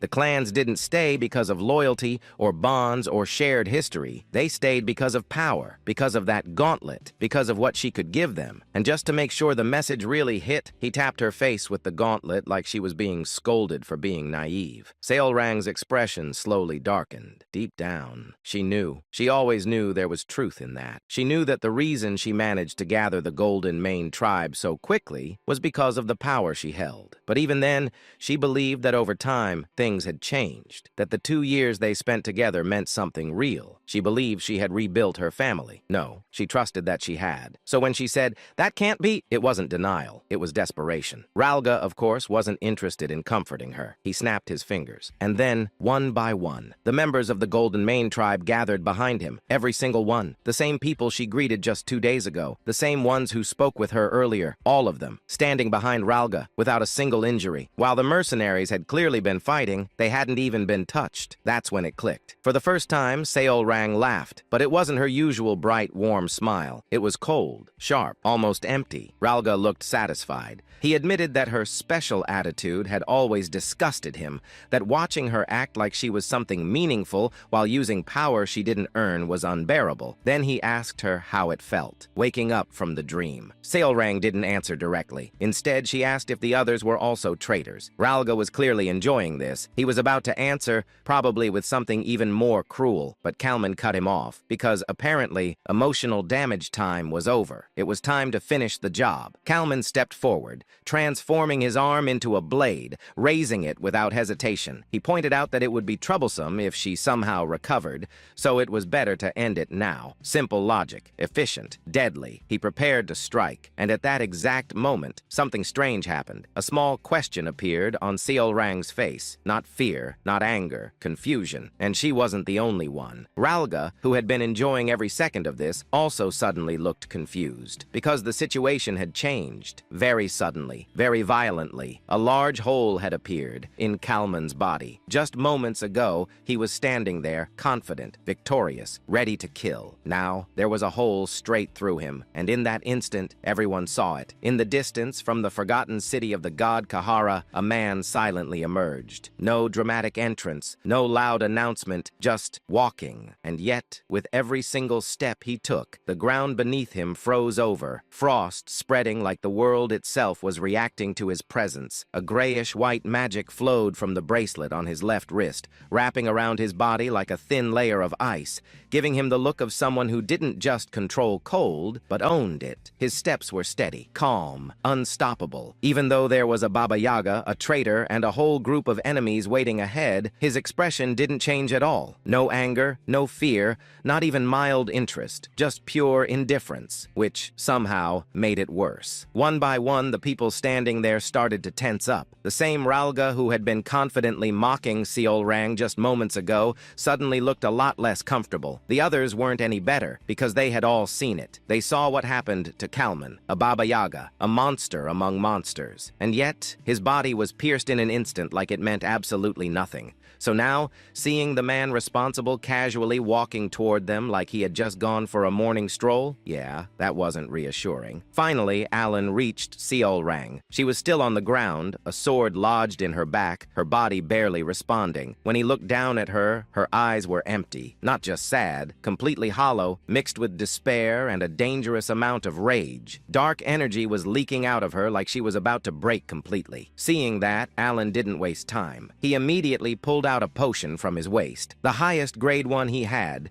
something he had received months ago when gifts were practically raining on him. Basically, the kind of item you don't use unless things are really bad, which they clearly were. He crouched down, forced the potion into her mouth, and calmly told her to drink. Then he added something else, something simple, something very important. He told her that the only ones who betrayed her were those people in front of her, so she didn't need to worry. Now, was that 100% true? Not really. Did Alan know the full situation? Also no. But did he say it with confidence? Absolutely, because right now facts were optional. Survival was not. Seolrang, still shaken, asked if that was really true, and Alan, without hesitation, said yes, a perfect, clean lie, because in this moment he needed one thing, her strength. Inside his mind, Alan was already calculating the situation. He knew his magic took time, too much time, and expecting the enemy to politely stand still while he prepared a spell was the kind of thinking that gets you killed instantly. So there was only one option. Use Seolrang, not in a bad way, just strategically. He asked her if she could hold them off until he finished preparing his spell. Simple request, very high difficulty. Seolrang had just taken a full dose of a high-grade potion, her body barely stabilizing as she struggled to stand. The poison wasn't fully gone yet, her condition was still far from perfect, but she still nodded. No hesitation, no complaints, just pure intent. Then she turned toward the enemies, the same people who betrayed her, and in the next moment, she moved, like lightning. Even in her weakened state, she exploded forward with terrifying speed, launching herself at them with everything she had. There was no time to wait, no room for hesitation. Poison or not, she had already made her choice. Seeing that, Alan decided to trust her. her, which, considering everything, was either a brilliant move or a terrible idea. Probably both. He let out a small sigh and formed a seal with his hands. Instantly, the cold aura that had been spreading around him disappeared, as if everything had been pulled inward for something much bigger. Then he spoke. Ice snow. Simple words. Very dangerous meaning. He closed his eyes and recalled the words of that strange, formless entity, about magic, about logic, about how a true magus doesn't just use power, but implements the laws of the world itself. And this time, he understood. As that realization settled in, something began to change. What started as a simple formation of magic began to evolve. The energy gathered at his fingertips wasn't just forming a basic spell anymore. It grew, expanded, refined, until it became a massive crystalline snowflake, intricate and beautiful, like something that didn't belong on a battlefield at all. And at its center, a spear began to take shape, sharp, perfect, silent, the kind of weapon that didn't need noise to be terrifying. Then Alan opened his eyes. No hesitation, no doubt. He clenched the seal in his hands and completed the spell. The moment Ralga saw the spell forming, he immediately realized one thing. If he didn't stop Alan right now, everything was over. No strategy, no backup plan, no second chances. So naturally, he chose violence. He tried to rush toward Alan, shouting in pure panic that he had to block it, because for once in his life, his survival instincts were actually working properly. But unfortunately for him, Seol Rang was still there, and she was not letting that happen. She instantly stepped in front of him, blocking his path without hesitation, basically saying, absolutely not, with her entire existence. The moment he tried to move past her, she shut him down completely, calling him out for even thinking about going after the person who just saved her. In other words, betrayal aside, he just picked the wrong target. And while all this was happening, Alan finished casting. No dramatic countdown, no warning, just done. The spear shot forward, straight at Ralga, fast enough that dodging wasn't even an option. Ralga saw it coming, reacted, tried to move, too late. The spear slammed straight into his chest, and in the next instant, he was sent flying backward like his entire existence just got rejected by reality itself. At the same time, Seol Rang, who barely managed to stay out of the spell's range, turned her attention toward Alan, clearly realizing that what he just did was not normal. Evan, also staring, completely shocked, because at this point there wasn't even a fight anymore. There were no enemies left standing. Everything was frozen, literally. The ground, the air, the battlefield, even Ralga, all of them locked in place like someone just turned the entire scene into a frozen screenshot. Victory? Yeah, it looked like it. But then Ralga moved, just his lips, barely, and somehow he still managed to speak. And what he said is, "None of it matters," which is exactly the kind of line someone says right before things get worse again. On the other side, Seol Rang instinctively lowered her guard for a split second, clearly surprised by what she just witnessed. And of course, that was exactly the moment Ralga had been waiting for. He immediately rushed forward, raising the same poisoned dagger that had already ruined her before. Thanks to the power he still retained from her, because very conveniently the Golden Mane Authority hadn't been revoked yet, he moved at insane speed, closing the distance instantly. Seol Rang realized it too late. Her body was already exhausted, covered in wounds from fighting Kalman and the others, the poison still messing with her movements. She tried to step back, but it was over. There was no time, no strength, no escape. All she could do was watch as the dagger aimed straight for her heart. Meanwhile, Ralga was having the best moment of his life. In his mind, everything was already finished. If he killed her here, he could take the essence, escape, and start over like nothing ever happened. Perfect plan, zero flaws, except the dagger didn't land. Because at the last possible moment Alan moved, he had seen it, instinctively. Without thinking, he pulled Seol Rang's body backward just enough to avoid a direct hit. Blood came out of his mouth immediately after. Ralga froze. Seol Rang froze. Everyone froze. And then, when Seol Rang looked at Alan's body, Seol Rang, now running purely on rage, didn't waste even half a second. She brought her foot down and smashed Ralga's head like she was deleting a problem from existence. Gone, instantly. From mastermind traitor to floor decoration. Evan's voice echoed in panic, calling out to to Alan, but surprisingly, Alan was completely fine. Well, technically a blade had pierced his side, but somehow it didn't actually do any real damage. Because Ralga's dagger had barely touched him, it only tore his clothes. So yes, from the outside it looked dramatic, but in reality, zero damage. So then, why did he cough blood? Simple, mana exhaustion. That spell he just cast wasn't normal. It drained him so badly that his body basically said, yeah, we're done, and started taking internal damage instead. Totally worth it. Probably. As Alan steadied himself, he quietly admitted that the power exceeded his expectations, but also realized he definitely needed something to restore his mana next time, unless he wanted to keep coughing blood for dramatic effect. After everything settled down, Alan started thinking about what just happened, specifically the ridiculous power of his spell. Because let's be honest, that wasn't normal, not even close. So naturally, he came up with a conclusion. The reason it worked like that was because he had faced a god. Now, not a literal divine being sitting on a throne or anything, but in this context, anyone who absorbed an abyssal substance basically counted as one, which meant Kalman and Ralga weren't just strong, they were playing in a completely different category. And apparently, when Alan faced something like that, he could bend the rules of the world itself, which is a very calm and totally not terrifying realization. After reaching that conclusion, Alan shifted his attention to Seolrang. She looked off, not injured. Well, she was injured, but emotionally, quiet, a bit down, which, considering she just got betrayed by her entire family, was honestly a reasonable reaction for once. So Alan started thinking, should he comfort her? Because if she went down the wrong emotional path and turned into some kind of sin embodiment, that would be inconvenient, very inconvenient. But before he could say anything, Seolrang spoke first. She asked why he didn't dodge. Because in the end, the attack wasn't even meant for her. It was aimed at him. All of this happened because of her. For a moment, Alan thought of the most honest answer possible. It's not that he didn't dodge. He couldn't. Simple, accurate, very embarrassing. So obviously, he did not say that. Instead, he chose a much better option. A lie. A smooth one. He told her it was because he trusted her. Now that sounded good. Very heroic. Very intentional. Very not what actually happened. Seolrang paused, clearly processing that answer, repeating it back, like she was trying to confirm if she heard it correctly. He nodded, doubling down, even adding that she said it was possible, so he believed in her. Meanwhile, inside his head, the truth was completely different. Because in reality, it was less "I trust you" and more "Please, please stop him or I'm dead." But hey, same result, different wording. Then she asked the question, why did he save her? Alan paused. Because honestly, he didn't have a complicated answer. In his mind, it was simple. Saving someone you know, someone you've been with, someone important, that's just normal, right? He didn't even expect the dagger to reach him in the first place.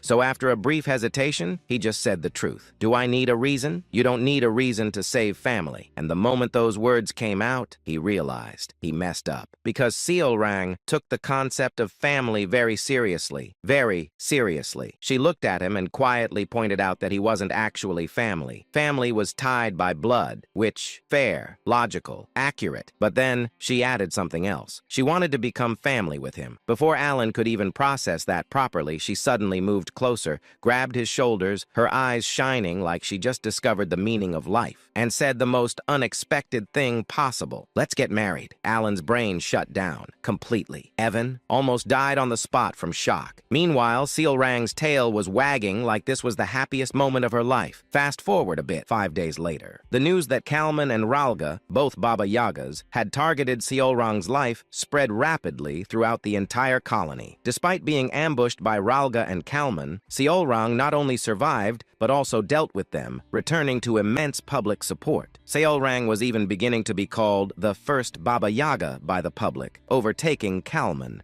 who had held the title for the longest time. And now Alan is sitting in a carriage with her, listening to the same line again. Let's get married for the 19th time. Yes, 19. At this point, it wasn't a proposal. It was a system notification that kept popping up and refused to be disabled. Seolrang leaned closer, hands on his shoulder, reducing the distance between them like like she was trying to win a proximity battle. Alan didn't move at all. This was entirely her doing. She tilted her head, ears perked up, tail swaying happily, waiting for an answer like this was the most natural thing in the world. Alan sighed. At first, it felt kind of wholesome, like a kid saying something cute without understanding it. Now, it was becoming a serious problem. He repeated what he had already said multiple times, that he saw her as family. Same answer, same tone, same result. And just like before, she instantly countered him, saying they weren't real family, then confidently dropped her ultimate solution. If they get married, everything will be solved. They'll become real family. Flawless logic, unstoppable reasoning. Alan stared at her face, the face of someone who genuinely believed she had just come up with the greatest idea in history, and couldn't help but feel like he was stuck in an endless dialogue loop from a game. So he tried a different approach. He asked if she even understood what marriage meant. Her answer, of course, she was confident she could make him happy, which was not the clarification he was looking for. Realizing that continuing this conversation would just reset the loop again, Alan gave up and told her that marriage was a serious matter and she needed to think about it more carefully. She immediately insisted that she was serious. So he told her to think even more seriously. And just like that, conversation over. At least for now. Deep down, Alan had no intention of getting married anytime soon. And more importantly, no matter how things looked, he still saw Seolrang as something closer to a daughter than anything else. So in his mind, this was just a phase. Give it a few years and she'll stop. Hopefully, probably, maybe. When they finally returned to the colony, Alan didn't waste time. He immediately prepared to leave, clearly deciding that distance might be the best solution for now. Before leaving, he told her they would meet again next time. Seolrang, of course, happily agreed, but added one small condition. Next time, he has to answer her. Alan paused for a moment, then gave a vague agreement that sounded very much like a promise he had no real plan of keeping. And with that, he left the colony behind, along with one very persistent problem waiting for him in the future. Seolrang stood there,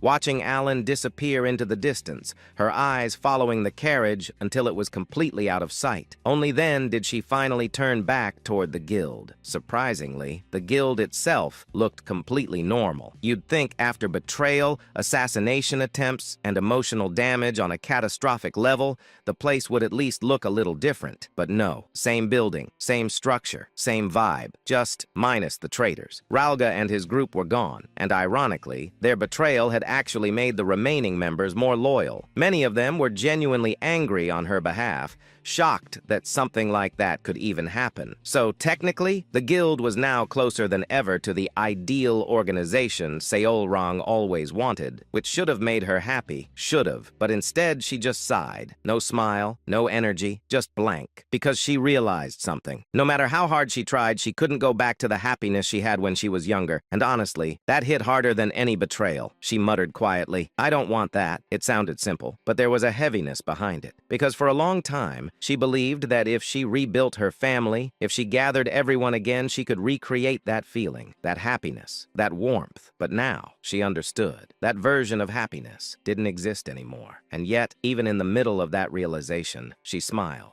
Because one person came to mind, Alan. She remembered how he stood still during Ralga's attack, trusting her completely while preparing his magic like a man who either had absolute faith or zero survival instincts. She remembered how he jumped in without hesitation to save her, even when he didn't have to. No speeches, no big declarations, just actions. To her, that felt like something real, something closer to the family she had been chasing all this time. Her tail started wagging happily again, because in just 1 week, he showed her more of that feeling than the guild she built over 2 whole years. And just like that, everything became simple again. If he wasn't family yet, then she would just make him family. "I want to get married." Yes, back to this again. Same conclusion, same solution, different day. Of course, even Seolrang understood that she couldn't just force it immediately, unfortunately. So for now, she focused on something else, something important. If she couldn't lock him down with marriage yet, then she'd at least make sure no one could touch him at all. all. Her expression sharpened slightly as her thoughts shifted. She would create it. A personal guard.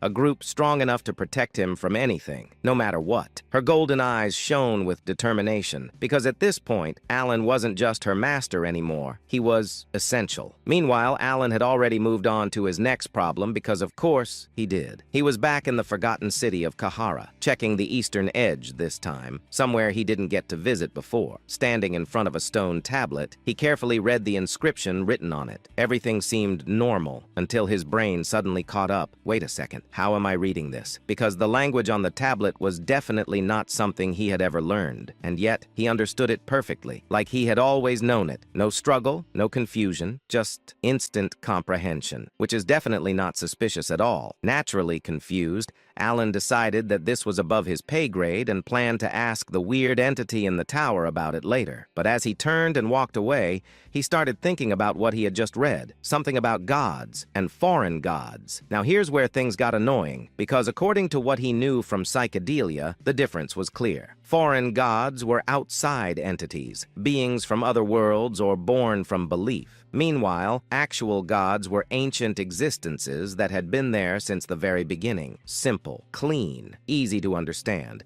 Except the tablet flipped everything, completely. What he knew as foreign gods were called gods here. And the so-called gods, they were labeled as foreign, which is basically the universe saying, good luck figuring this out. Even the descriptions, like the many-handed one, or the one filled with greed and envy, clearly pointed to the 5 great sins, just under different naming. At this point, Alan did what any reasonable person would do. He stopped thinking about it, filed it away mentally, and decided it was a future problem. Back in the carriage, Alan casually asked Evan if he checked the guild. Evan confirmed that aside from Ralga and his group, no one else showed suspicious behavior, which was good, because Alan really didn't feel like dealing with another betrayal arc. He had already ordered an investigation through the Information Guild just to be safe. Not because he cared about the guild itself, but because if something happened to Seol Rang again, it would become his problem. And he didn't like problems, especially unnecessary ones. Finally, leaning back in the carriage, Alan let out a deep sigh. Everything in the colony? Mostly done. Finally, peace. Or at least, temporary peace. Because of course he still had one more foreign god to deal with. And now, new information about gods, reversed logic, and mysterious order concepts floating in his head. So yeah, things were not over. Not even close. Then, Evan casually dropped another bomb. He mentioned news about the kids, which immediately got Alan's attention. Apparently, one of them had already defeated the first word, and Alan just sat there thinking, wait, already? Because even in the game, that guy was ridiculously strong. Reaching that level in just half a year? That's not talent. That's cheating. Then came the next update. Rhine had become part of the Triumvirate. You know, the group that literally decides the policies of Lartania. No big deal. Just casually becoming one of the most powerful people in the country. Alan acknowledged it calmly, noting that she was really moving up in the world. Then came Radan, and this is where things got worse. Evan hesitated before saying it, which is never a good sign. Apparently, Radan united the 5 archipelagos and became the Pirate King, with a bounty in the millions, just like the first Pirate King. At that point, Alan's brain just gave up, because somehow, somewhere along the way, Radan evolved into the Pirate King of Somalia, which was not in the original plan, not even remotely. At that moment, in one of the regular meetings of the Blue Moon, where all members were supposed to attend and behave like normal, civilized individuals, the atmosphere was calm, peaceful, organized, basically suspiciously normal. Everything was going fine, until it wasn't. Because Yamti casually asked a simple question, the kind of question that shouldn't cause any problems at all. Just wanted to know if Seol Rang had met that person who said he was going to the colony. Simple, harmless, a normal conversation starter. Now, logically, Seol Rang could have just answered yes or no like a normal person, but Seol Rang is not a normal person. Before anyone could even blink, she proudly announced she was going to marry the Great Moon. Silence. Complete silence. Not the calm kind. The, did we all just hear that correctly? Kind. Everyone froze. Brains stopped working. No one spoke, because no one knew where to even start. And then, Utia reacted. Her face hardened instantly. The temperature in the room dropped, not because of magic, but because everyone suddenly felt like they were about to witness something dangerous. The other members held their breath. No one moved. No one dared to interrupt. And then Yutia exploded. "What are you talking about?" Not confusion, not curiosity, pure anger, because somewhere in that sentence, a war had just been declared. Everyone at the meeting knew the exact moment Yutia's expression shifted. It was subtle, too subtle, which made it worse. Her smile froze. Her eyes softened. Her voice dropped half a tone, and just like that, everyone collectively panicked. She's holding back. She's definitely holding back. She's about to explode. Even though this was just a magical meeting projection, their survival instincts kicked in immediately, because when Yutia got quiet, things got loud later. But surely, this would pass, right? Seol Rang raised her hand confidently and declared, "I mean it! I'm going to marry the Great Moon!" Silence fell. Yutia closed her eyes, trying to maintain control, then opened them and asked calmly, "Seol Rang, do you understand what you're saying right now?" Seol Rang nodded proudly and said, "Of course I do. We're going to become a family. I'm confident I'll do well." Radan whispered nervously, "She sounds like she's applying for a job." Ryan whispered back, "No, worse. She thinks she already got accepted." Yutia closed her eyes again, taking a longer breath this time, then smiled faintly and said, "Even if you're confident, that's impossible, because we are the shadows of the Great Moon." Seol Rang blinked in confusion and said, "Can't we get married and still be shadows?" A visible crack formed in Yutia's smile. Yutia spoke slowly, holding back her irritation. "Listen carefully, Seol Rang. We are shadows. Shadows do not stand beside their master." Seol Rang nodded in fear, as if she understood. Everyone held their breath. But then Seol Rang added confidently, "Anyway, the most important thing is what the Great Moon thinks." The others stared at her in shock. Yutia narrowed her eyes and asked coldly, "Do you really think that person will choose you?" Seol Rang puffed her chest and said proudly, "Master said I'm not too bad." Yutia froze and asked in disbelief, "What did you just say?" What actually happened? The Great Moon had said that just to comfort Seol Rang when she was whining. What Seol Rang understood, approval for marriage. Deos quickly stepped in and asked, "What exactly happened between you and that person, Seol Rang?" Seol Rang lit up and said excitedly, "Ah, let me explain!" And just like that, the meeting derailed. Seol Rang began explaining everything in excessive detail. Time passed. A lot of time. Eventually, Seol Rang finished and said proudly, "And then he said I'm not too bad." Deos nodded seriously and said, "I see." Seol Rang leaned forward eagerly and asked, "So, isn't that amazing?" Deos stroked his chin and said smoothly, "Indeed. Hearing this reminds me of the Great Moon's majesty in the north half a year ago." Ryan and Radan snapped their heads toward him. He changed the subject. Deos continued dramatically, "I still remember it. That figure, standing against the sunset." Seol Rang immediately leaned in and said excitedly, "Oh, I know exactly what you mean." Reen and Radan's faces darkened. 2 hours later, Deos finished his story and said, "Humph, that was quite a lengthy tale." Reen almost cried in relief. Radan nearly applauded. Then, Yutia suddenly said firmly, "Anyway,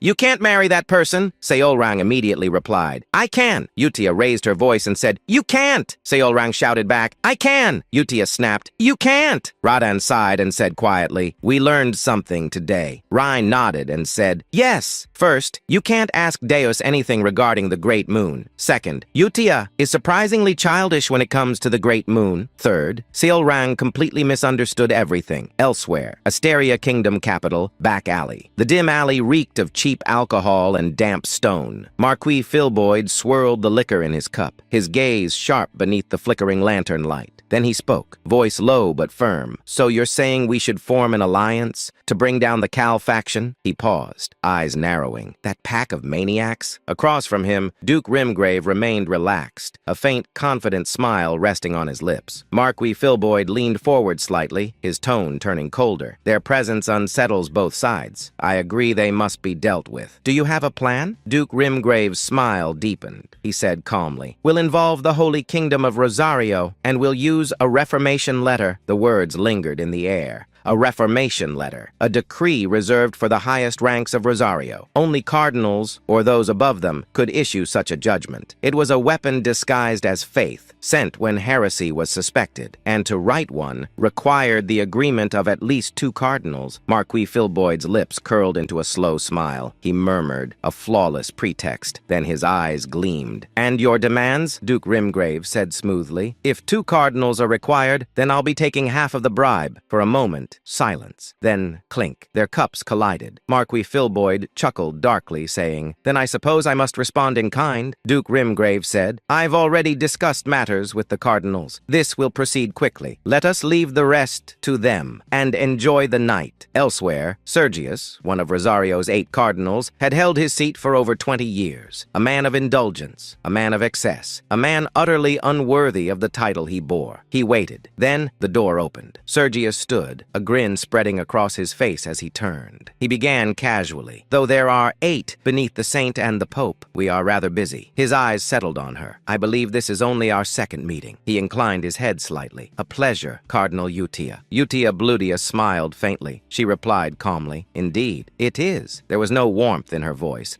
only stillness. Sergius stepped closer, lowering his tone. "Allow me to be frank. I require your name for a reformation letter. Target, Count Alan Palatio." His smile widened. "I assure you, this is not a bad proposal for you." He shrugged lightly. "Fabricating heresy is quite simple, especially for someone like him." Then, softly inquired, "So, what do you say, Cardinal Utia?" Utia tilted her head slightly. She repeated. Her crimson eyes locked onto his. "A reformation letter to bury Count Alan Palatio. And you want my name?" Sergius chuckled. "Of course." He leaned in closer, voice dropping to a whisper. "Lend me your name, and you'll be rewarded generously." Then he added, almost casually, "I'll also refrain from mentioning the suspicious death of Cardinal Biantrea." His smile sharpened. How does that sound? He believed he had already won. Unlike the others, he wouldn't need to share the bribe. And Utia, she was tainted just like the rest, or so he thought. Visions of luxury filled his mind. Wine, gold, women, a life of endless indulgence. Suddenly his thoughts shattered, not by words, but by pain. Ah!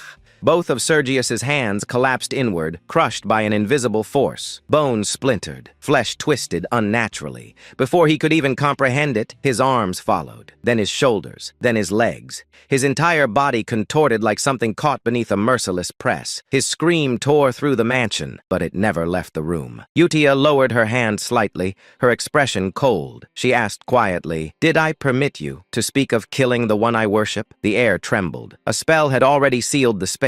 No sound would escape. No one would come. She looked down at him, unmoved. She said, "Scream all you want. No one will hear you." Sergius writhed, his body barely human now. He choked, tears and blood spilling from his face.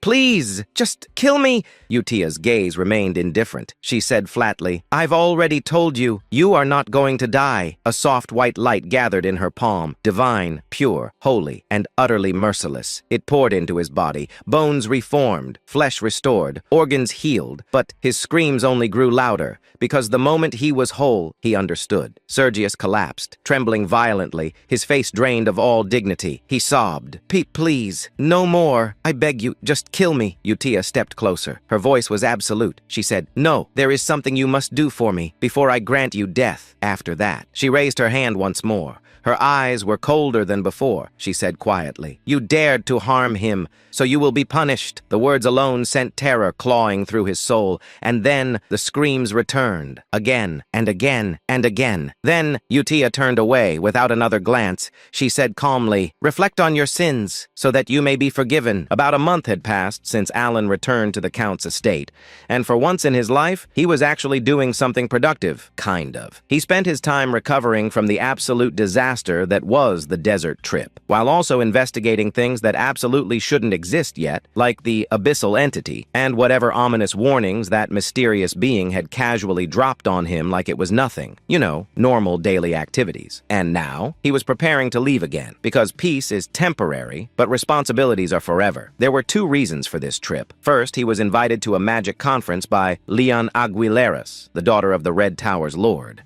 And second, even worse, a social gathering, which for Alan was basically emotional damage before the actual mission even started. Naturally, his first thought was very clear. I really don't want to go. And honestly, who could blame him? But unfortunately, reality kicked in. As the head of Kalfa, he had to maintain appearances. He had a reputation now, a position, responsibilities. Disgusting. Still, it's not like he was forcing himself completely. Well, actually, he was. At least until something magical happened. No, not real magic. Better. letter, money, because everything changed the moment he received a single letter, a completely normal, non-magical letter, but inside, pure happiness. It confirmed that he was now the official leader of a faction, along with the details of his regular payments. And when he saw the amount, his soul healed instantly. We're talking about numbers so big, they made him understand why powerful leaders refused to step down for years. This wasn't power, this was motivation. At that moment, Alan reached enlightenment, saying to himself, "At this rate, I could go through hell every day and still keep going." Evan, of course, noticed something was wrong. He asked why Alan was still carrying that same letter around even after 2 weeks. Alan's answer, "It warms my heart." And just like that, everything made sense. Before the letter, Alan was questioning life. Why am I doing this? Why do I have to suffer like this? What's the point? After the letter, he became a completely different person, active, responsible, motivated, a man reborn. He even started thinking things like, "With great power comes great responsibility," which is a very suspicious sentence coming from someone whose real motivation is money. As Evan carried their bags, Alan stood there, still holding the letter like it was a sacred artifact,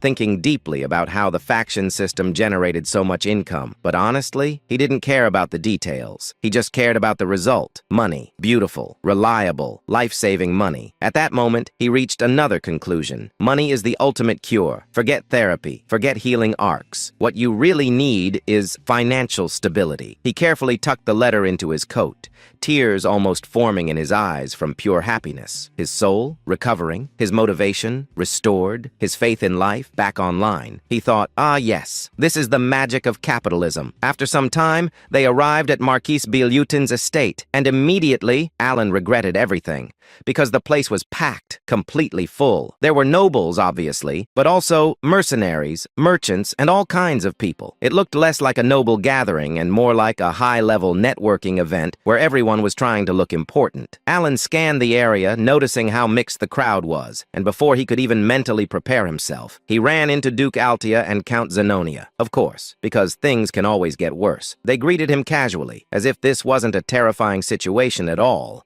asking how he was doing like normal people. Alan responded politely, but internally, he was on edge, because even though he knew they were technically on the same side, there were still misunderstandings between them. And those misunderstandings, very dangerous. Because from Alan's perspective, if they ever figured out the truth, things would go very, very wrong. So after exchanging the bare minimum of politeness, Alan immediately escaped, straight to the snacks, because food doesn't ask questions. While grabbing food, he quietly begged the universe, "All right, greetings done. Please leave me alone now." Unfortunately, the universe said no, because Evan suddenly appeared with important news, which is never good. While Alan continued eating like this was a casual moment, Evan leaned in and whispered that the leader of the Royalists had received a letter of reformation and was sent to the Holy Kingdom. Alan processed that and casually responded that it was fortunate he never crossed paths with that guy, which is true, because his life was already complicated enough. Then suddenly, everything changed. Count Zenonia noticed someone approaching and asked what they wanted. Alan turned to look, and what he saw was unexpected. Marquis Filboid, a major political figure, leader of the aristocratic faction,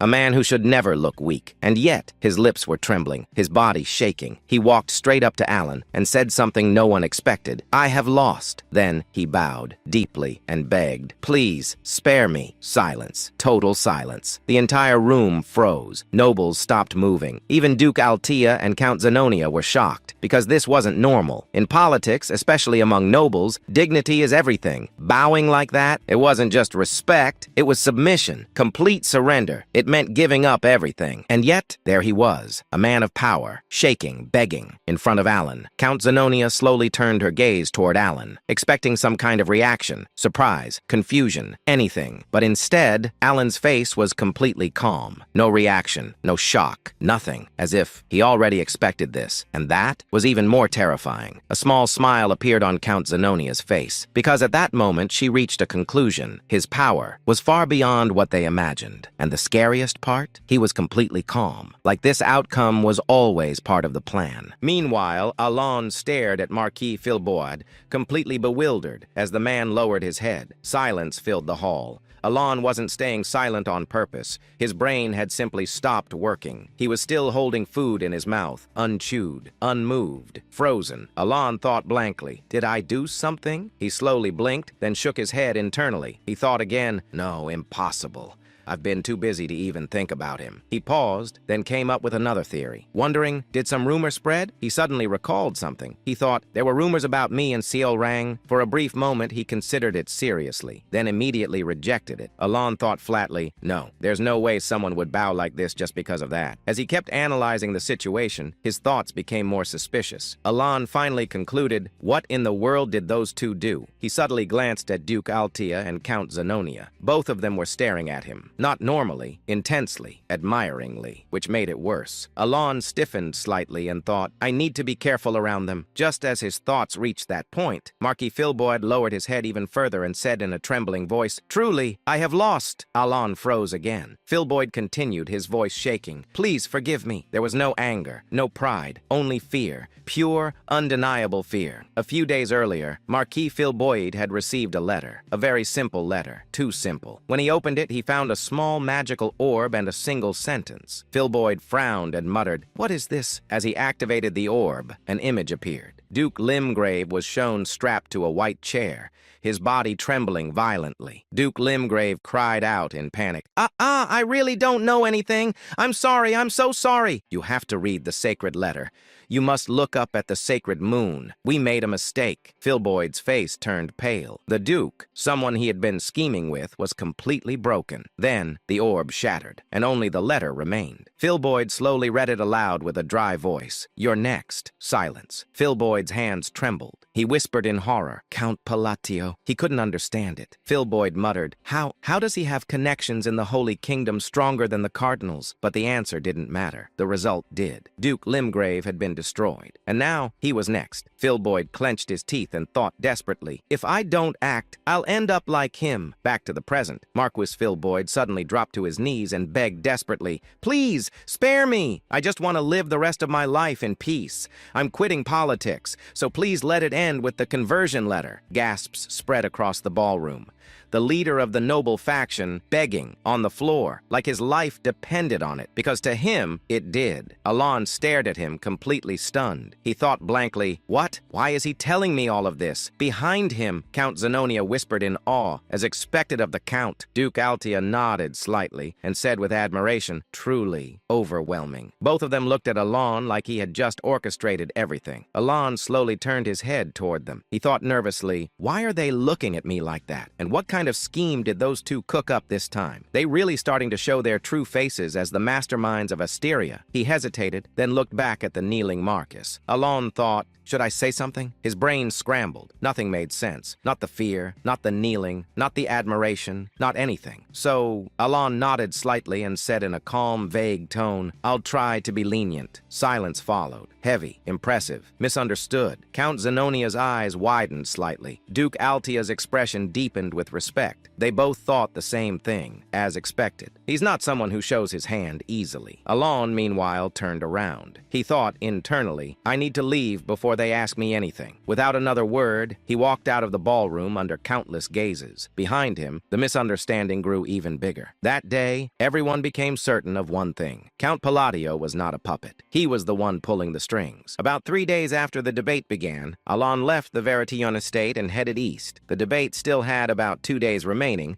but he departed early. Alon's purpose was clear, to attend the Magic Society. On the 5th day of the journey toward Bluegill, Evan looked at Alon and said, Marquis Filboy finally received a conversion letter. Alon paused slightly, then said, he was dragged off in the end, huh? Evan looked surprised and asked, huh? Wasn't that your doing, Count? Alon frowned and pointed at himself, saying, me? Do you really think I had the time for that while I was with you the whole time? Evan was shocked and said, what? But still? He then recalled something. Evan said, that day, you said you'd try to be lenient. Alon froze for a moment, then looked at him and asked, is that how you understood it? Inside, Alon felt confused. Alon thought, I just wanted to get myself out of that awkward situation. That's all. The narrative introduced Lartania, the city of the labyrinth, a place filled with endless opportunities and home to the 5 great guilds. Inside the Iron Blood Guild, one guild member said, there are rumors that someone defeated 1,000 enemies alone. A younger member asked, 1,000? Is that even possible? A senior member replied, Guild leaders themselves are practically superhuman. Don't underestimate them. Aldrich laughed confidently and said, 1,000 enemies? Don't be ridiculous. Aldrich continued, I only accepted this mission because of the massive down payment. Another member said, but floors that are multiples of 5 are supposed to be safe zones. Aldrich shrugged and replied, that's what makes it unusual, but I've explored over 50 floors. There's nothing to worry about. As they reached the 20th floor, a girl pointed ahead and said, what's that? The group looked forward. One member mocked, it's just a goblin. Another laughed and said,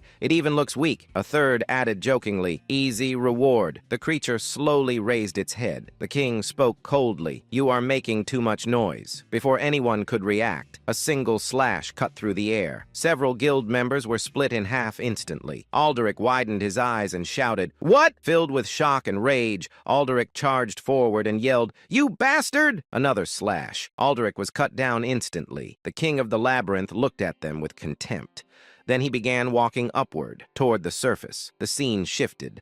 Alan and Evan stood before the central tower. Evan looked up and said in awe, this is incredible. Alan looked up and said, it's extremely tall. Internally, Alan thought, it's comparable to the Eiffel Tower. He added inwardly, it feels like game graphics brought to life. Soon, people dressed in red approached. One of them said, welcome. Leon stepped forward and said, the official conference begins tomorrow. You're free to explore for now. Alan said, I'd like to go to the library. Leon nodded and replied, I'll guide you. She turned to Evan and said, you'll need to stay in the break room. As they walked, Leon said, there will be a presentation from the Green Magic Tower and friendly duels. Suddenly, loud shouting interrupted them. Leon sighed and said, it's happening again. Alan asked, what is it? Leon replied, another dispute involving the Blue Tower's Vice Master. Alan asked, the Blue Vice Tower Master? Leon said, yes, she thinks very highly of herself. They approached the room. Penia crossed her arms and said arrogantly, even 20 rank 5 mages wouldn't stand a chance against me. Another mage shouted angrily, you'll regret saying that one day. Penia smirked and turned toward Leon. Penia said mockingly, well, who do we have here? Isn't it the half-baked magician who couldn't even hold her own against me last year? Leon furrowed her brows and glared at her. Penia continued, what's this? Did you bring a friend this time to help you stand up to... She shifted her gaze. She froze. Penia stared at Alan. Penia's face went pale. Leon looked confused and asked,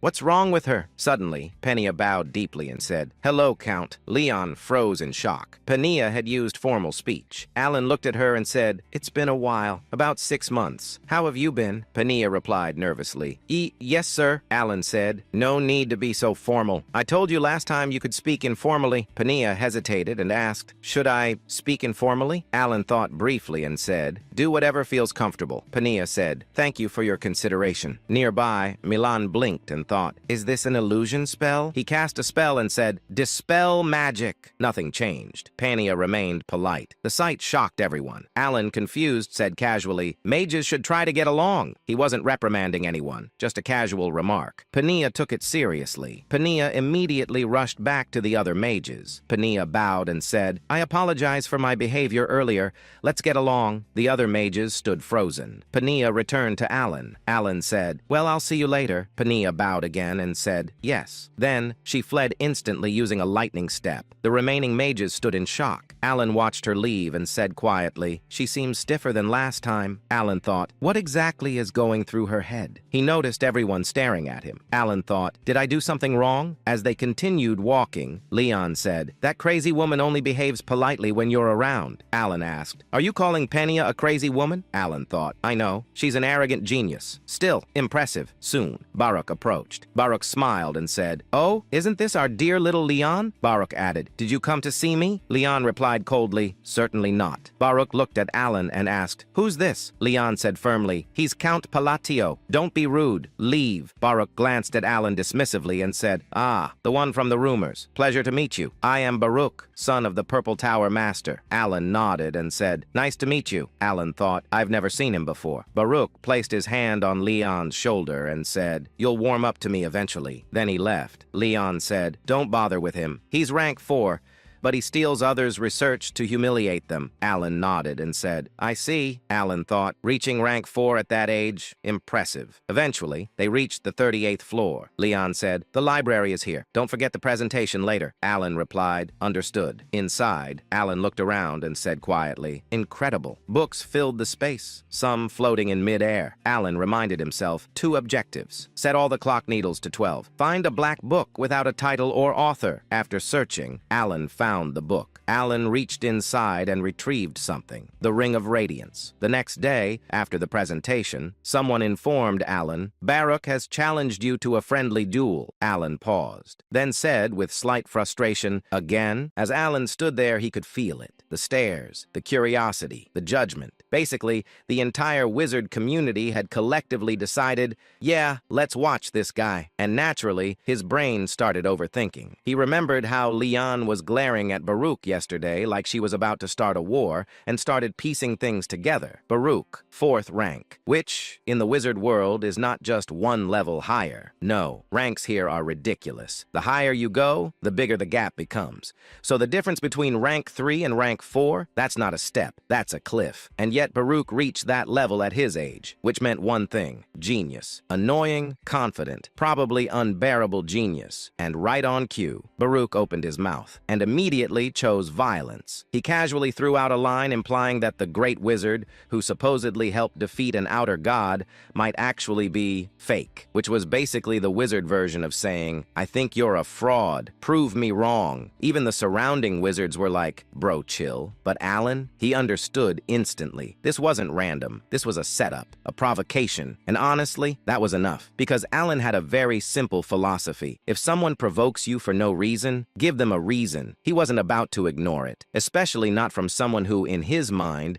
didn't look that hard to beat. So instead of backing down, he put on his magic-enhanced glove, looked at him, and said, I accept. And just like that, we got ourselves a duel. Meanwhile, Baruch was feeling amazing. Everything was going exactly according to plan. From the beginning, provoking Alan wasn't about anger, it was marketing. He wanted attention. More specifically, he wanted useful attention. Being the son of the Violet Tower Master already gave him influence, but that wasn't enough. He wanted to stand out. And what better way than to challenge the guy surrounded by crazy rumors? A walking headline. Baruch smirked, thinking about all the stories going around about Alan, especially the one about him taming Penia, which honestly sounded fake even to him. But here's the thing. Baruch didn't gamble. He came prepared. He subtly activated the ring on his finger, an artifact designed to estimate a person's rank and magic power. Simple, reliable, and right now, it showed a very clear number, 3. Baruch smiled, because that confirmed everything. He's weak. Same result as yesterday. Same result as before. No change, meaning all those rumors, exaggerated, blown out of proportion, completely fake, and in Baruch's mind, that meant one thing. He just caught a big fish. The duel began. The referee gave the usual warning about not killing each other, which is always a good sign in a friendly match, and then signaled the start. Baruch stepped forward confidently, already planning how to handle this. Should he end it quickly? No, too boring. Should he drag it out? Maybe, but risky. Too long and people might question things. Too fast and it won't leave an impact. So he decided, end it quickly, but not too quickly. Perfect plan. Flawless logic. Absolutely nothing could go wrong. He started preparing his magic spell with confidence and he smirked. But then he breathed and saw white air. He paused, confused, because last time he checked, this wasn't winter, and yet cold air filled his lungs. Fast, too fast. Before he could even process what was happening, his legs froze, literally, ice, solid. And not just his legs, everything. The arena, the ground, the air. Frost started spreading like it had been waiting for this moment its entire life. Within seconds, the entire battlefield turned into a frozen wasteland. And at the center of it, Alan, standing there, calm, expressionless, like this was just another Tuesday. And at that moment, Baruch realized something very important. He messed up, badly. But unfortunately, realizations don't stop spells, because Alan had already started. He said, "Glory of the snowy mountains." Yeah, that doesn't sound friendly. Then he said, "Crystal." Small spheres began forming everywhere, floating.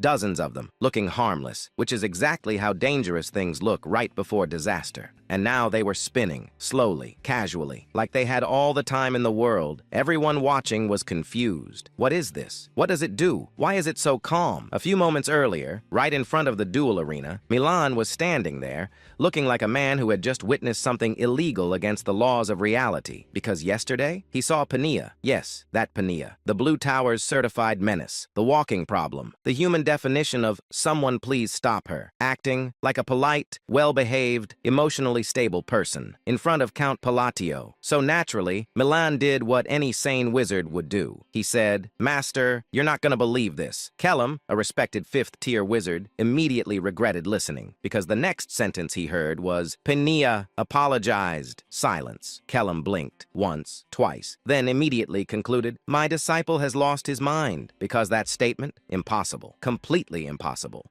More impossible than a mage forgetting coffee. So he asked again, carefully, slowly, just to make sure, and Milan nodded, dead serious, saying it happened the moment she saw Count Palatio. No hesitation, no delay, instant submission. At this point, Kellum wasn't just confused, he was concerned, because this wasn't just strange, this was dangerous information. There were already rumors about this count flying around everywhere. Wild ones, ridiculous ones, the kind you don't fully believe but also don't want to test personally. And now, this got added to the list, so Kellum decided he needed to see it himself. Now, as a fifth-tier wizard, Kellum wasn't weak. His senses were sharp. He could roughly gauge someone's magical power just by feeling their presence. Not perfect like a sixth tier with the eye, but still reliable enough. And when he looked at Count Palatio, he frowned, because something didn't add up at all. The mana was weak, like suspiciously weak. Not hidden power weak. Not restrained genius weak. Just low, very low. And that immediately raised a question in his mind. Because sure, knowledge matters, skill matters, technique matters, but at the end of the day, if your mana pool is tiny, you're not casting anything impressive. That's just basic wizard logic. So now Kellum was thinking, what if everything is fake? What if all those rumors, the outer god, Pania, the reputation, all of it, exaggerated, or worse, self-made propaganda? Because let's be honest, that would be a genius move. Risky, but genius. And it wasn't just him. The other professor-level wizards around him thinking the same thing. One of them casually commented that he couldn't feel anything impressive from the count. Another agreed,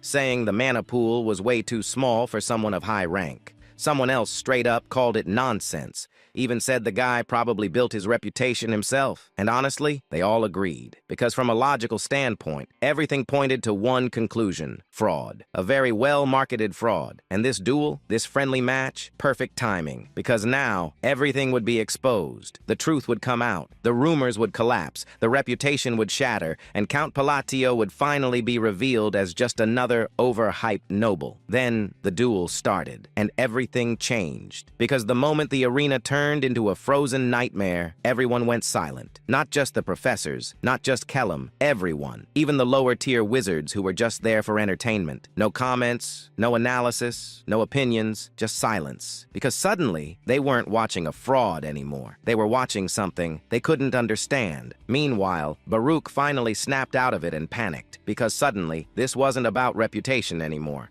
This was about survival. He rushed to prepare his strongest spell, one of the Violet Tower's main offensive spells, which, by the way, is not something you use in a friendly match unless things have gone very wrong, and things had definitely gone wrong. But before he could finish, one of the spheres popped. That's it. No explosion, no drama, just pop, and Baruch instantly turned into an ice statue. No movement, no spell, no dignity, just frozen. Silence. Again. Then the referee, completely confused, slightly traumatized, and probably questioning his career choices, announced, "The winner is Alan Palladio." And just like that, the duel ended in record time, with maximum emotional damage. The wizards who were throwing suspicious looks at Alan just a moment ago, yeah, now they were completely frozen, mouths open, brains offline, because what they just witnessed did not make sense at all. They knew exactly what he did, and that was the problem. Composite magic. Not one spell, not two, more than three at the same time. Now, technically, that's not impossible. Any decent fifth-tier wizard could attempt only one, but here's the catch. Doing it perfectly, no mistakes, mistakes, no instability, no accidental self-destruction? Yeah, that's where everyone fails. So now the real question wasn't what he did. It was, how? The same people who were doubting him 5 minutes ago? Yeah, they deleted that thought immediately. Gone. Uninstalled. Now they were just impressed, confused, slightly scared, and extremely curious. They started bombarding him with questions like a group chat that suddenly got active at 3 a.m. What was that seal? Was that ancient magic? How did you structure that? Explain your logic. Explain your life choices.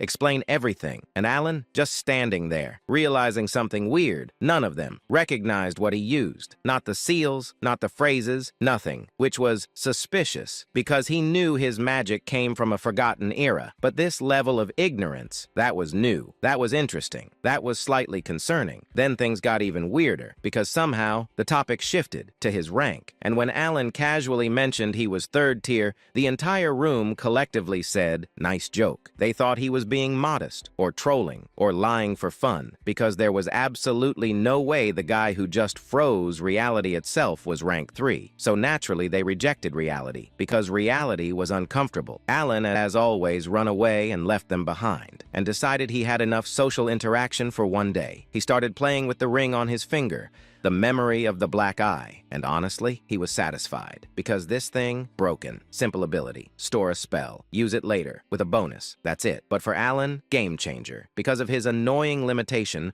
only being able to cast a few spells, this ring basically doubled his options. Before, use one spell, suffer. Now, store, reuse, dominate. Efficiency level, max. Night fell, and instead of resting like a normal person, Alan went to the library. Of course he did, because when your life is weird, you go to haunted places voluntarily. The library was empty, silent, lit only by the blue moon. Very normal, very safe. Absolutely not a horror setup. Then a voice, deep, echoing, right in his head. Someone solved the riddle, and apparently that someone was him. Now here's the thing. Alan knew exactly who this was, and that's why he was nervous. Very nervous, because this wasn't just anyone. This was her, the first human to reach 8th tier after the Forgotten Age, a legendary archmage, a walking nightmare, a being respected, feared, and avoided. The first chalice, the eternal terror, also known by players as the one who kills you for bad dialogue choices. Yes, that one. Heinkel and Alan, trying very hard not to mess this up, because one wrong sentence and he's dead. No second chances. No oops, just instant deletion. So he mentally reviewed everything. Don't say the wrong thing, don't trigger her, don't mention weird topics, especially not milk. Never milk. Then she appeared. Blue magic gathered, formed, and there she was. Calm smile, overwhelming presence, absolute legend. Alan braced himself,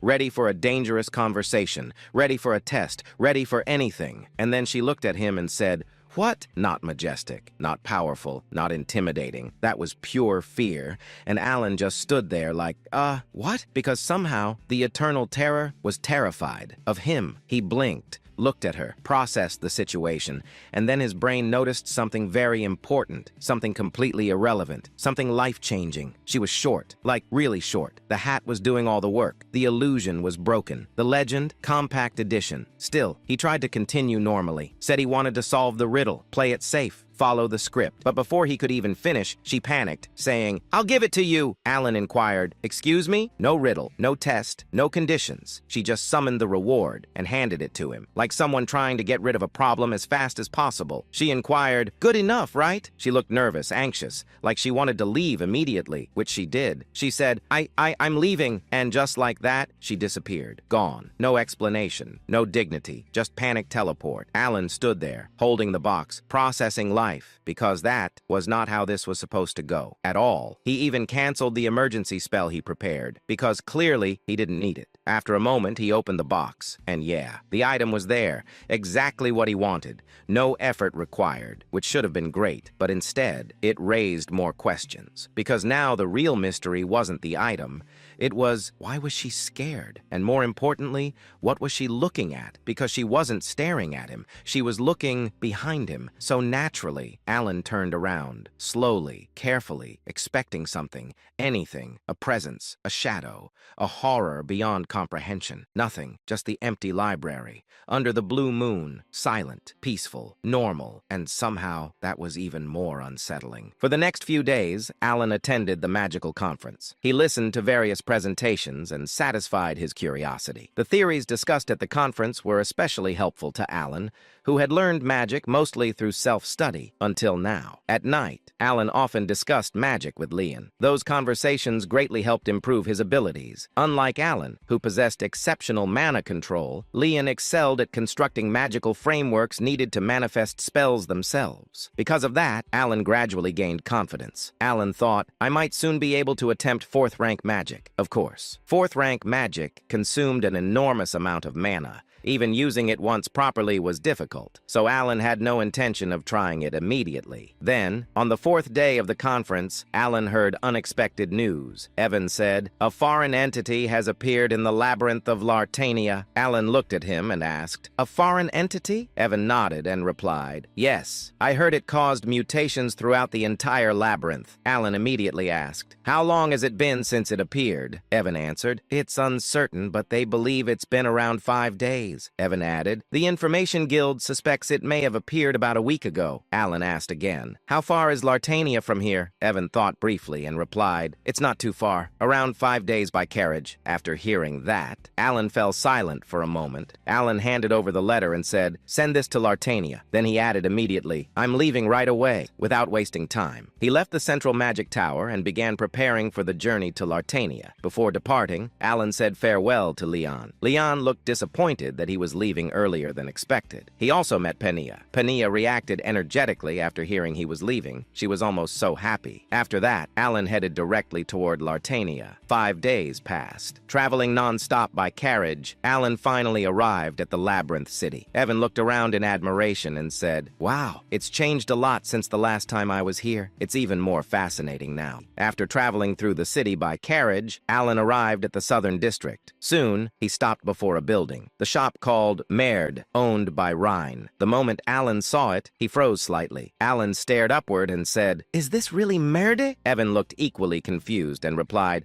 Yes, I think this is the right place." The reason for their reaction was simple. The building was enormous. Compared to the surrounding 4- and 5-story buildings, they looked like toy houses. Alan looked at the structure and asked, "Isn't this supposed to be a shop?" Evan replied uncertainly, "It should be. I heard the shop was big, but I didn't expect it to be this big." Alan nodded slightly. He knew the business was successful, but not to this extent. Alan thought, to think a magical appraiser could hold this much power. Then he thought again, is this why she gained so much influence in Lartania? Unconsciously, he nodded. Money held power in both worlds. Alan thought, that's one reason I came here to ask for a favor. Although dealing with the foreign entity was his main objective, he also needed Rhine's influence. Alan said, "Let's go inside." Together with Evan, he walked toward the massive entrance. As they approached, a receptionist standing by the door asked, "Do you have an appointment?" Alan paused and asked, "Do we need one?" The receptionist nodded politely and replied, "If the matter is urgent, you may meet her immediately by paying the fee." Alan asked, "A fee?" The receptionist replied, "Yes. Meeting Lady Rhine without an appointment costs 3,000 gold coins." Evan's eyes widened. Alan repeated slowly, 3,000 gold coins? The amount was enough to purchase a mansion, even in the capital. After a brief silence, Alan asked, "And if I make an appointment now?" The receptionist checked something and replied, "About 10. Alan frowned slightly and asked, 10? The receptionist answered, 10 months, approximately. The answer was absurd enough to make Alan dizzy. After thinking briefly, Alan said, "At least deliver a message for me. Tell her Count Palladio is here." Before he could finish, a rude voice interrupted. A noble-looking man sneered and said, "Ugh, you're noisy. Just get lost already." The man radiated arrogance. Behind him stood several mercenaries. The noble looked at Alan with open disdain and said, "Why is a penniless beggar standing around here?" Alan's expression turned blank with disbelief. Ignoring him, the noble approached the receptionist and tossed a pouch of money toward her. The man ordered, "Open the door." The receptionist checked the pouch, then respectfully nodded. Moments later, the massive doors began opening with a loud rumble. Before entering, the noble glanced back at Alan and smirked provocatively. The man sneered, "Pathetic beggar." Then he entered. The mercenary mercenaries behind him openly mocked Alan as they followed. Watching them, Alan frowned slightly. Then, he remembered who the man was. Alan thought, the son of Lartania's lord. He vaguely remembered the character from Psychedelia, a bloated man with a sleazy mustache, a notorious scoundrel. Even in the game, he had been unpleasant, but seeing him in person felt worse. Just as Alan was about to speak, a voice came from inside. Rhine said, "No need to go inside." Rhine stepped out through the open doorway. Her green eyes glowed faintly. The scoundrel's face immediately brightened. The man smiled eagerly and said, "Oh, Rhine, you came all the way out here for me?" But Rhine looked at him coldly and said, "Get lost." Without hesitation, she shoved his shoulder aside, then walked right past him and the mercenaries. Ignoring the embarrassed receptionist, Rhine approached Alan directly. Unlike her attitude toward the noble, she treated Alan with complete respect. Rhine lowered her head politely and said, "I've been expecting you, Godfather." Everyone nearby froze in disbelief. All eyes turned toward Count Palatio. The receptionist's brain stopped functioning. The receptionist thought, what is happening? For nearly 2 years, she had watched Rhine interact with powerful figures, lords, high-ranking nobles, even the prince of the Ashtalon kingdom. Rhine had never bowed to anyone, not once. Yet now, she was bowing respectfully to an unknown count. Lavalda frowned violently and said, "What did you just say to me?" Rhine answered immediately. Rhine repeated calmly, "I believe I told you to get lost." The receptionist's eyes widened even further. At this point, it wasn't even subtle anymore. This was a direct declaration of hostility. Even Lavalda understood that. He let out an incredulous laugh before his expression twisted viciously. Lavalda sneered, "I don't know what's so special about that penniless noble." Then he growled, "But you'll regret turning your back on me." With that, he stormed out. His mercenaries hurried after him. After Lavalde finally disappeared, the atmosphere calmed slightly. Only then did Aelon properly speak with Rhine. Rhine said calmly, "I received your letter." Then she added politely, "It must have been a difficult trip, Godfather." She glanced at Evan and added, "And for you as well, Uncle." Unlike Deus, who barely spoke, or Seolrang, who spoke too much, Rhine's calm manner felt strangely balanced. Alan looked at her for a moment before asking. Alan asked, "But is this really okay?" Rhine tilted her head slightly and replied, "What exactly are you referring to?" Alan answered, "Lavalde." Now remembering the man's identity clearly, Alan became slightly concerned. He knew how much authority the Lord of Lartania possessed, and he also knew the Lord constantly protected his son. Alan worried Rhine might face problems because of this, but Rhine answered casually. Rhine said, "You don't need to worry about that." Alan replied carefully, "Really? He's still the Lord's son." Alan continued, "It seems like he could cause trouble for you." Rhine answered calmly, "He probably won't show up again." Then she added, "Though I didn't expect you to know who he was." Alan paused briefly before replying naturally. Alan said, "He's famous in Lartania for both his face and his personality." Rhine nodded slightly and replied, "I see." Then she repeated, "In any case, there's no need to worry." Although her voice remained emotionless, there was undeniable confidence behind it. Alan nodded lightly. Alan said, "Well, if you're sure." After that, they spoke casually for a while, mostly simple topics. How work in Lartania was going, whether she still contacted the orphanage children, small things, ordinary things. Yet somehow, Alan found himself feeling unusually satisfied. Rhine had grown up well. Not that Deus or Seolrang hadn't matured, but Rhine especially gave the feeling of a diligent daughter, and strangely, that made Alan proud. Eventually, Alan brought up the real reason for his visit. Alan said, "Actually, there's a favor I wanted to ask." Rhine immediately replied, "Please ask freely." Alan asked, "Is a subjugation force currently being formed against the outer god?" Rhine thought briefly before answering. Rhine replied, "Yes." Then she added, "I believe preparations are already underway." Alan immediately asked, "Would you be able to help me join it?" That was the true reason he came to see Rhine immediately after arriving in Lartania. Without influence, joining the force could be difficult, even with his reputation. And after what happened with Lavalde, it might become even harder. Alan hesitated slightly and said,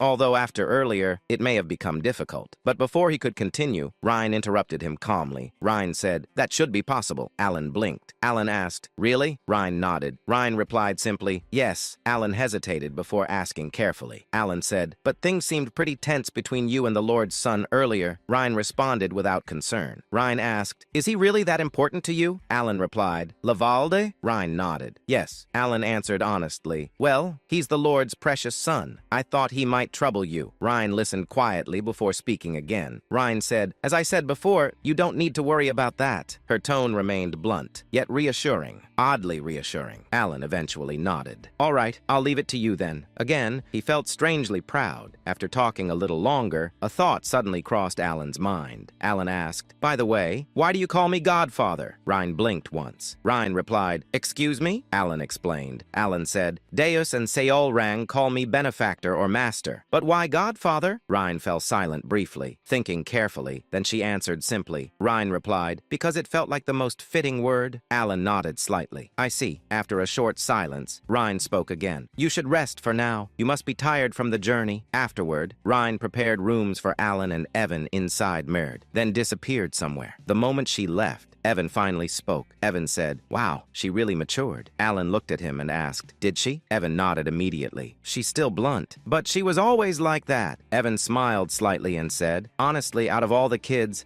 I think she grew up the best." Alan nodded in agreement. "Indeed." Then he added thoughtfully, "She feels like she matured in the most textbook way possible." Since Ryan said she would inform them later about future plans, and since they had only recently returned from the north, Alan decided resting was the best option for now. With that thought, so he slept as if he hadn't slept before. So even after sleeping for quite a while, he still woke up feeling groggy. Seeing sunlight streaming through the window, Alan slowly got out of bed. He changed clothes and left the room. Soon, Evan guided him toward the dining area. There, he found Ryan calmly eating lunch. The moment Alan sat down, Ryan spoke casually. Ryan said, "I've taken care of the matter you mentioned yesterday." Alan blinked and asked, "Already?" Ryan nodded. "Yes." Then she added, "There's a regular meeting today, so you can attend it." Alan was briefly impressed by how efficiently she handled things, but before he could think more about it, Ryan casually continued eating her sausage and said, "Oh, and I also handled Laval de Greystone." Then, as if discussing the weather, she calmly said, "I killed him cleanly, so you don't need to worry anymore." Alan almost nodded automatically, saying, "I see, good work. I knew you would kill him." Then his brain caught up. Alan froze. Alan said slowly, What?" His mind immediately filled with question marks. To be fair, Laval Greystone truly was human garbage. Among all the characters in Psychedelia, he was one of the worst scumbags imaginable. The massacre at the Level 30 mercenary camp, the Monster Abyss absorption incident, the Chimera biological experiments, countless terrible side stories in Lartania existed because of him. Objectively speaking, the city was probably safer without him alive. But there was one major problem. Lavald was the Lord's son. Inside Lartania, that position practically made him royalty, meaning Reen had casually committed something very close to regicide. Still stunned, Alan repeated blankly, "You killed him?" Ryan nodded casually, "Yes." Alan stared at her and asked again, "Lavald Greystone?" Ryan took another bite of food and answered calmly, "Yes." She sounded like she was discussing breakfast. Meanwhile, Alan felt like his soul was leaving his body. Alan asked weakly, "Seriously?" Ryan tilted her head slightly and replied, "Yes, Godfather. Was there a problem?" Alan stared at her for a moment before finally asking, "Why did you kill him?" Ryan answered immediately, "Because you said he was bothering you. But if he stayed alive, wouldn't he continue bothering you, Godfather?" At that moment, cold sweat ran down his back. He suddenly remembered something important. Alan thought, right. She's one of the 5 great sins. Because Ryan acted like such a well-raised daughter, he had momentarily forgotten. But in the future, she was destined to become one of the seeds of disaster. Then another thought hit him. Alan thought, wait, how did she even kill him? Lavald himself wasn't strong, but the mercenaries surrounding him absolutely were. Most of them were at least A-rank level. Ryan wasn't even a combat specialist. She was an appraiser. So how exactly did she kill all of them? While Alan looked visibly confused, Ryan cautiously spoke. Was there a problem? Perhaps because Alan kept repeating the same questions. Ryan now looked slightly dejected, as if wondering whether she had made a mistake. Alan hurriedly shook his head. He replied, "Not exactly a problem. More like, is this really okay? Your safety, mostly." Ryan responded immediately. "You don't need to worry about that. I disguised myself properly." Although her expression remained neutral, she sounded strangely proud of herself. Watching her, Alan suddenly remembered an old phrase from an online community. Alan thought, so this is what people mean by having a completely different different mindset? He cleared his throat awkwardly. He said, "Anyway, thanks for worrying about me, and don't feel too bad about it." Ryan immediately responded flatly. "I'm not feeling bad," Alan thought. "You definitely looked dejected a second ago, though." Then Ryan repeated firmly, "I'm really not." Alan looked at her with genuine amazement. Alan thought, how can someone casually commit regicide, yet get embarrassed over something like this? After a brief silence, Alan spoke again. "Anyway, try not to put yourself in danger if possible, because all kinds of problems could happen." Alan added, "You could get hurt, and everything you built here could collapse instantly." Ryan stared at him, confused, as if she genuinely didn't understand. Even though his explanation was perfectly reasonable, she still tilted her head slightly. Then, after thinking seriously for a moment, Reen suddenly said, "Ah," as if she finally realized something. Then she nodded slightly and added, "Don't worry too much, Godfather. I understand my duties properly." After saying that, she calmly resumed eating. Alan stared blankly at her. Somehow, even though they were having a conversation, it felt like they were talking about entirely different subjects. Still, he decided not to continue. After all, no matter how absurdly excessive her actions were, she had done it for his sake. As Alan absent-mindedly ate his sausage, still wondering whether this situation was insane, Ryan suddenly spoke again. "Oh, I wanted to show you something, Godfather." The eye of the tracker. Alan looked up. After finishing the meal, Alan followed Ryan into another room. Inside, something floated quietly in the air, a golden eye, surrounded by blue light. The moment Alan saw it, he immediately realized this wasn't ordinary. Then Ryan's earlier words echoed in his mind. Alan thought, "That's the eye of the tracker?" He looked genuinely stunned. Originally, the eye of the tracker had just been a simple artifact, a round sphere with a tiny eye-shaped jewel embedded inside. Its only effect was helping appraise low-level artifacts in slightly greater detail. That was all, nothing special. There had never been any hidden lore attached to it, just like the essence of the Golden Mane tribe, which meant Alan had absolutely no idea it possessed a hidden function like this. Ryan looked at the floating eye and explained calmly, "The engravings are gathering smoothly." At that moment, Alan immediately understood. The eye of the tracker could accumulate and enhance engravings, and suddenly, everything made sense. Alan thought, so this is why she treated me so favorably? Merida's fame largely came from Ryan's engraving abilities, meaning the eye of the tracker played a major role in her success. Naturally, she felt grateful toward Alan because of it, even though Alan himself had absolutely no clue the artifact could do this. Still, admitting ignorance now would feel awkward, so Alan calmly nodded like he had known all along. Alan said smoothly, "I see. You're using it well." Ryan nodded. "Yes." Then she added, "Although gathering engravings became slower after 400, they're still accumulating steadily. I think I'll finish gathering all of them within a few years." Alan nodded seriously, even though internally he was dying of curiosity about what exactly was being gathered. But he decided not to ask. He feared it might expose the fact that he knew absolutely nothing. After a brief silence, Ryan spoke again. "Please follow me to the meeting room." Alan had two reasons for wanting to participate in the extermination of the Outer God. The first reason was simple. The current mercenaries alone would never be enough to defeat it. Of course, the mercenaries gathered from the 5 major guilds were monsters in their own right, people comparable to master knights or even figures like Baba Yaga. But even so, Alan already knew that still wouldn't be enough to kill the Outer God. The second reason was even more important. To successfully exterminate the Outer God, Alan needed strong mercenaries willing to follow his commands. That was why he absolutely had to join the extermination squad. Unfortunately, the moment he entered the meeting room, he immediately realized there was a problem. Maverick, the guild master of the Terranomad Guild, clicked his tongue irritably. Maverick scoffed, "Tch."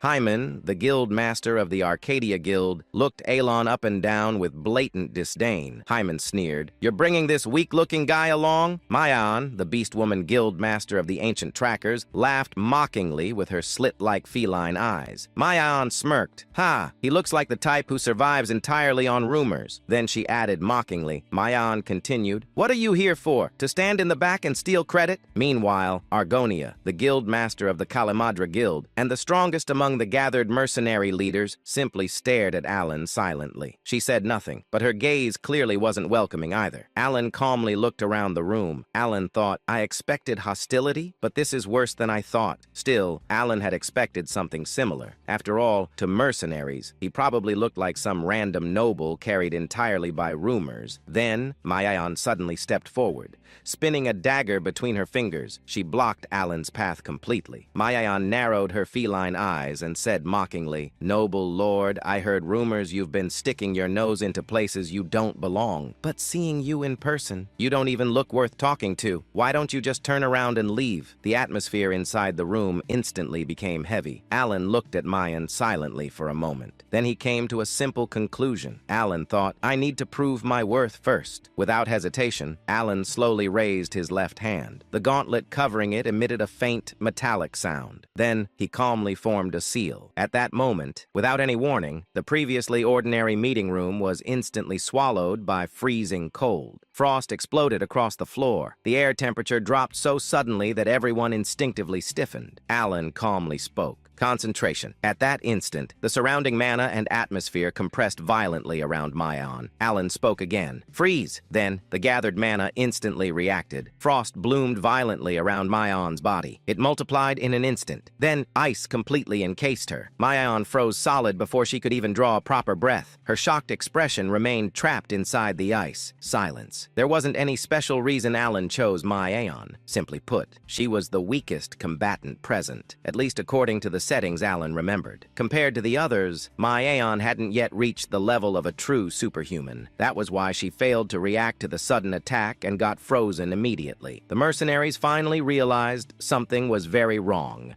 and they got ready to attack. Maverick shouted, "You're looking for a fight with us, is that it?" After glancing briefly at them and said coldly, "You're the ones who started it, aren't you?" Alan calmly walked forward. He had already passed them, not too quickly, not too slowly. He walked with steady composure, as if freezing a guildmaster solid was a perfectly normal greeting. Eventually, he sat down directly across from Argonia, then calmly crossed his legs. Alan looked around the room and said calmly, "I think we're finally at a level where we can talk. What do you think?" A heavy silence descended upon the meeting room. Maverick stared at Alan tensely. Hyman's mocking expression had disappeared completely. Even Argonia's gaze sharpened slightly. For the first time, all three looked at Alan seriously. Meanwhile, Alan sat there expressionlessly, outwardly calm. Internally, absolutely not. Alan thought, did I mess this up? Cold sweat slowly formed beneath his clothes. Alan thought nervously, should I've used another method? Then he immediately rejected the thought. He thought, no, there wasn't any faster way to establish dominance. Then another realization hit him. He thought, honestly, freezing Mayan only worked because I caught her off guard. While maintaining eye contact with Argonia, Alan also kept checking Mayan from the corner of his vision, still frozen. Thankfully, Alan thought anxiously, she's still frozen. He had already burned through all his mana. Using his enchanted armor, he had cast ice magic 5 times consecutively, which meant the moment the spell broke, Mayan would absolutely lose her mind. Alan already knew her personality. Alan thought, the second she gets out, she's definitely going feral. So now, everything depended on Argonia. If Argonia acknowledged him, the others would follow. That was the entire reason Alan dared to pull this stunt in the first place, because he trusted Argonia's personality. From the game, he knew Argonia was rational. Unlike the others, she prioritized logic over pride. And more importantly, there had actually been a quest extremely similar to this situation. Every single time, Argonia reacted the same way. The silence continued. Alan wanted desperately to say something, anything, but he forced himself not to. At this point, words didn't matter anymore. The mercenaries had to judge him themselves, and if he wanted their approval, he had to maintain composure. Finally, Maverick broke the silence. Maverick growled, "So what? You're challenging us?" His hand moved toward his sword. His expression looked ready to explode.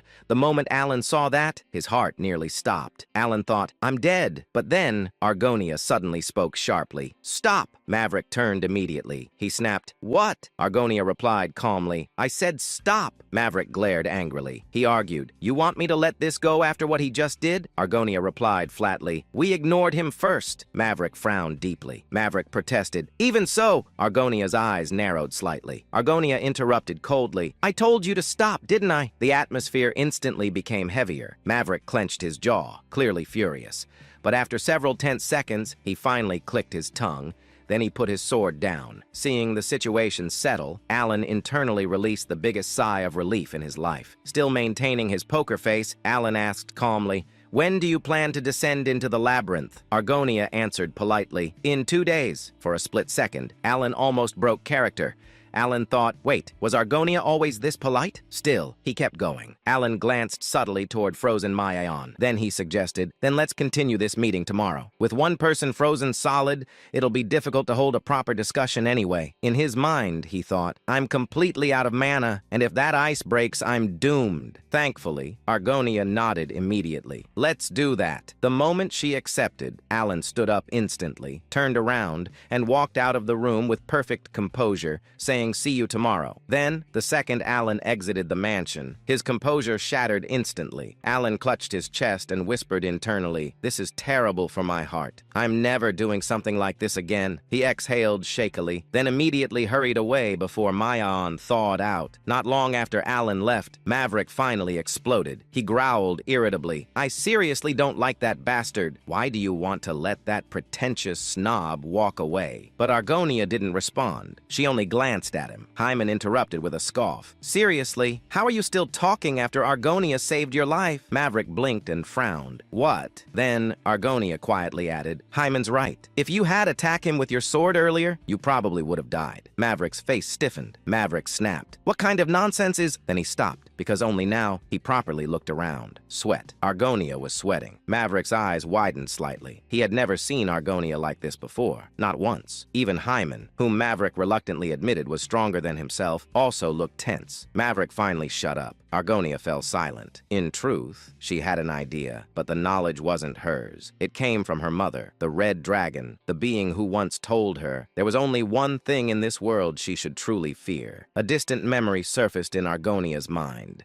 Her mother's warning echoed clearly. Remember this, if a black eye ever appears in the night sky, immediately look away. Do not acknowledge it. Do not remember it. And if you ever become a powerful mage someday, erase the memory entirely. Then, the final warning. Never look directly at the one who consumes boundaries. Argonia remembered the earlier moment. That blue eye and the red eye. Not only one, but two. The two that appeared behind Count Palatio. Just remembering it made her feel cold. That endless ominousness. That feeling, as if her soul itself was being swallowed whole. And worst of all, that eye had looked at her almost playfully, as if smiling. Argonia slowly thought silently, who exactly is that man? The next day, contrary to Alan's worries that they might continue rejecting his plans and arguing with him, the meeting proceeded surprisingly smoothly, and Alan quickly realized two things. The first was that the foreign entity was currently on the 12th floor. The second was that the mercenaries intended to block it on the 5th floor. As soon as he heard that, Alan immediately began explaining the plan he had prepared beforehand in detail, while also sharing the information he had gathered regarding the foreign entity. The explanation lasted for about 30 minutes. Alan, who had even disguised his knowledge about the foreign entity as information obtained from an ancient book,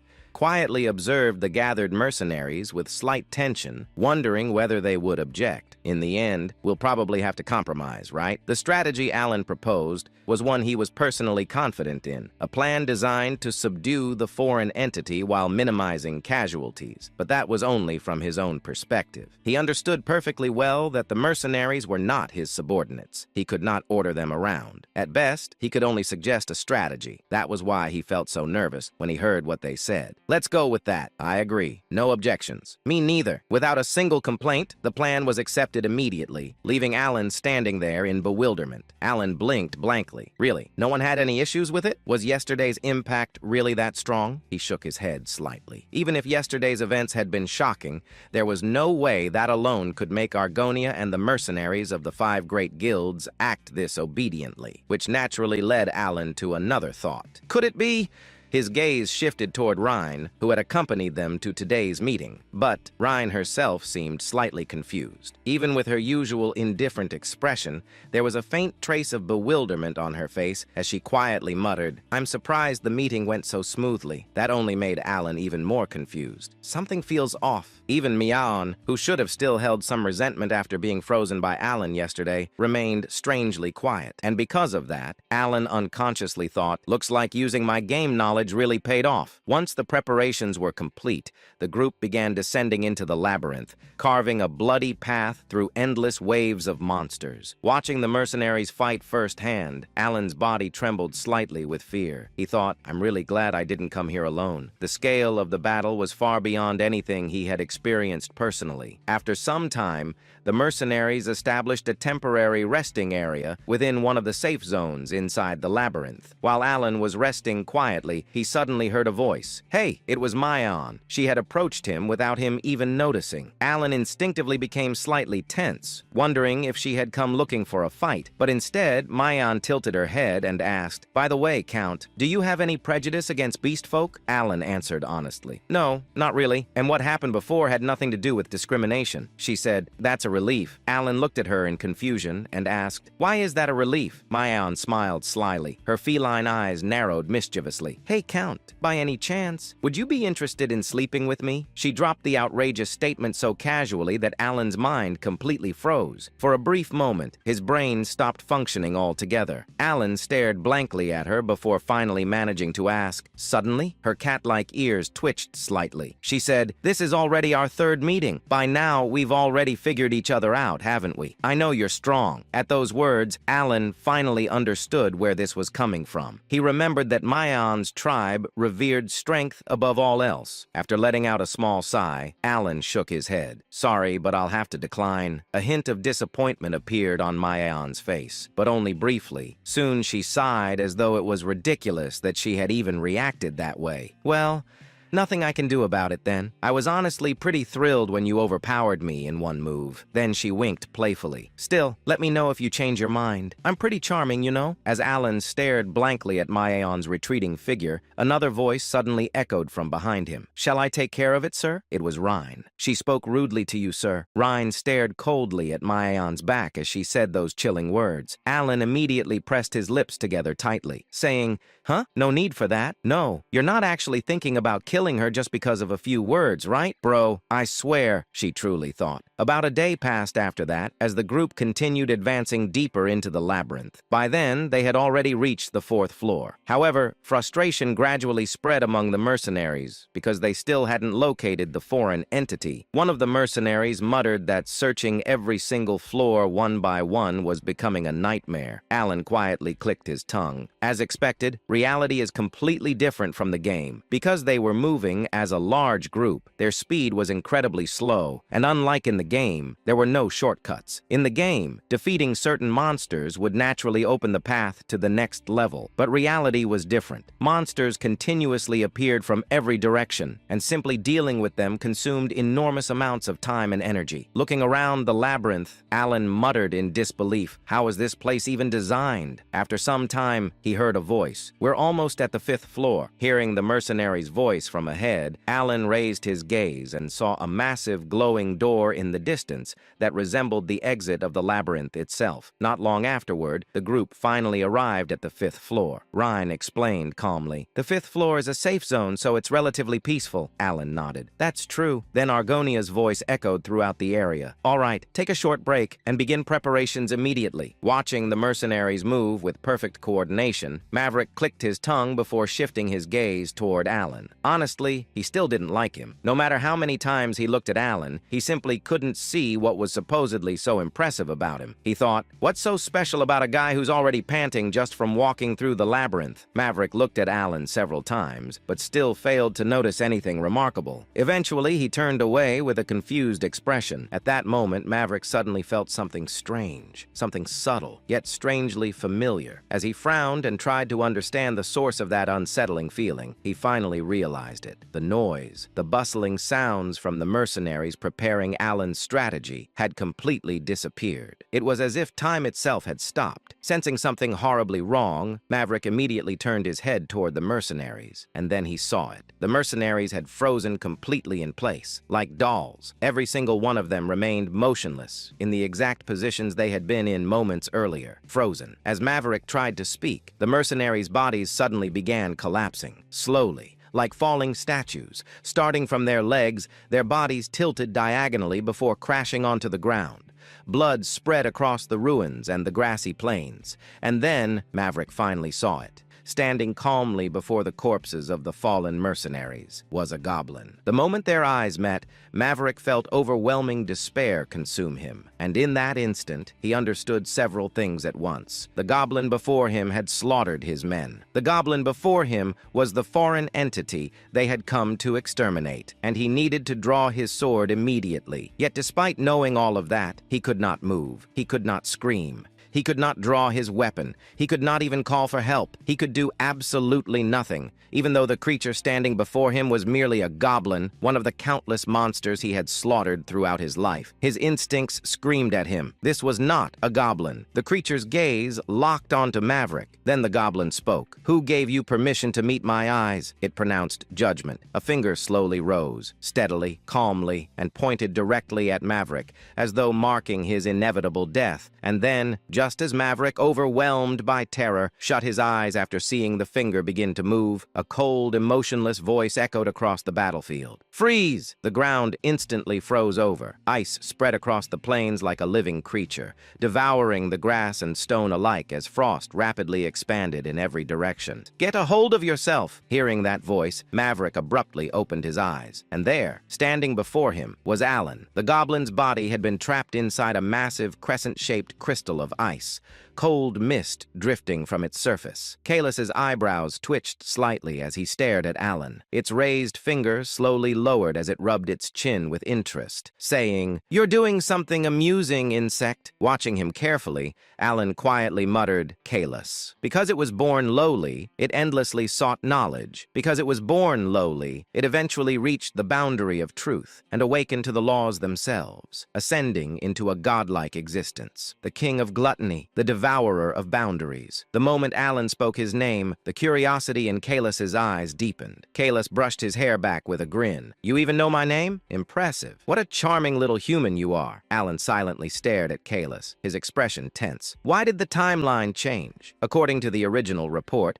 Kaelus was supposed to arrive on the 5th floor 3 days later. Not now. Not this early. Then Kaelus slowly raised his hand again. His voice echoed softly. "Very well. I'm in a rather pleasant mood right now, and it seems the others are as well. So I shall show mercy." Kaelus pointed lazily toward the upper floors. "Leave, and I'll spare your lives." But Alan answered immediately. "Prepare for battle." The extermination squad instantly reacted. Argonia forcibly suppressed the fear in her body and raised her voice. "All units, battle formation!" The atmosphere changed instantly. Weapons were drawn. Mana surged. The mercenaries moved according to the strategy Alan had prepared beforehand. Watching them, Alan thought, this time, they're prepared. Hearing Alan's response, Kaelus looked at him as though staring at an idiot. "Tsk, I was willing to spare you because you seemed entertaining. But if you insist on drinking the cup of punishment," Kaelus slowly extended his hand forward once more. "Then I shall grant your wish, insect." At that exact moment, an enormous wave of magic exploded outward from Kaelus's hand, instantly rushing toward Alan and the mercenaries like a catastrophic storm. But, with the sharp sound of something shattering apart, Kaelus's invisible slash was intercepted by the sword in Argonia's hand. The distorted magic split apart instantly. What Argonia wielded was one of the fewer than 100 weapons on the continent capable of severing magic itself. The Dispel Sword, a weapon incapable of cutting flesh, forged solely for the purpose of destroying magic. And against Kaelus, who had not yet fully ascended to the level of a complete sage god, it proved effective. Kaelus let out a low laugh. "A sword of dissipation? How amusing. You insects prepared something rather entertaining." The moment those words ended, Argonia and Maverick simultaneously activated their sword techniques and charged forward. The ground exploded beneath their feet. Seeing the scene unfold, Alan instantly realized his assumption had been correct. It works. The Dispel Sword could interfere with the authority of an incompletely manifested outer god. Relief washed over him for a brief moment. At the same time, Maverick, Argonia, Hyman, and Meow launched a coordinated assault against Kaelus. Sword strikes, mana blasts, arrows, aura. Attacks rained down from every direction without pause, yet none of them could touch him. Kalis moved effortlessly through the battlefield as though dancing. Every attack narrowly missed him. Instead, the mercenaries' strikes crashed into the goblins scattered nearby, instantly blowing them apart. The battlefield descended further into chaos. Watching this, Alan immediately realized something. We're running out of time. If they wanted even the slightest chance of victory, they needed to seize the initiative now. Without hesitation, Alan activated his mana. Snowflake Formation, Glory of the Snowy Mountains, Blind Man's Fatality. One spell activated after another. A gigantic snowflake-shaped magic circle materialized before him, radiating overwhelming freezing mana. At the same time, Rinna opened her grimoire. Countless black chains erupted outward from the pages and shot toward Kalis in an attempt to bind him. And immediately after, Alan hurled the enormous snowflake toward Kalis. The sheer pressure of the combined attack distorted the surrounding air. Even Meow, Hyman, Maverick, and Argonia were visibly stunned by the overwhelming force rushing toward Kalis. Alan narrowed his eyes. If that lands, it'll definitely wound him. But then, Kalis casually lifted a single finger. Tap. That tiny motion alone instantly shattered both attacks apart. The chains exploded. The gigantic snowflake collapsed into fragments. Kalis smirked mockingly. You missed. Still, this is rather entertaining. Alan left in disbelief. According to his calculations, Kalis, who hadn't yet become a sage god, should have been destroyed by that direct hit. Alan, staring at him in confusion, realized that the exile's body had no trace of ice, only shattered remnants around him. He thought, did he slice through the ice spear halberd with just a slash? Then, Kalis finally released his own mana. Expansion, the way of the anonymous. In that moment, a surge of magical energy spread out. Sensing the danger instinctively, Argonia and Maverick, without hesitation, leapt toward Kalis,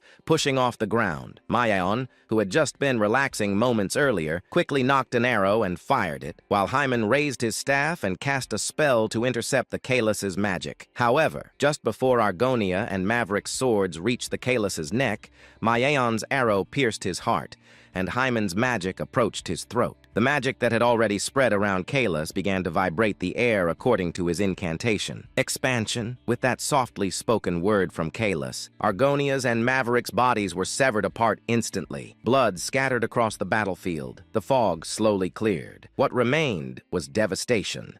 The surrounding terrain had been completely destroyed. Ruins stretched endlessly in every direction. Hyman froze in disbelief as he stared at the destruction before him. And before anyone could react, Kalis lazily moved a finger again. Slice! Though Hyman, knowing all too well what that action would result in, instinctively threw his body backward to dodge the invisible slash, he immediately tried to use Blink. But then, Kalis said, "How will you dodge what's coming from above?" With words that seemed mocking and a hand cutting from above to below, Hyman's body split apart instantly. Hyman's corpse collapsed onto the shattered ground. "Hyman!" Meow screamed and rushed toward him in desperation. But Kalis casually struck him aside. Meow's body was blown away violently across the battlefield. Kalis smiled cruelly. "I had such high expectations for you insects, so show me. How much longer can you continue entertaining me?" Watching the massacre unfold before his eyes, Alan finally understood something. I've never seen magic like this before. Kalis was simultaneously using ritual gestures and incantations together. Beyond that, the gap between them was absolute. Skill, information,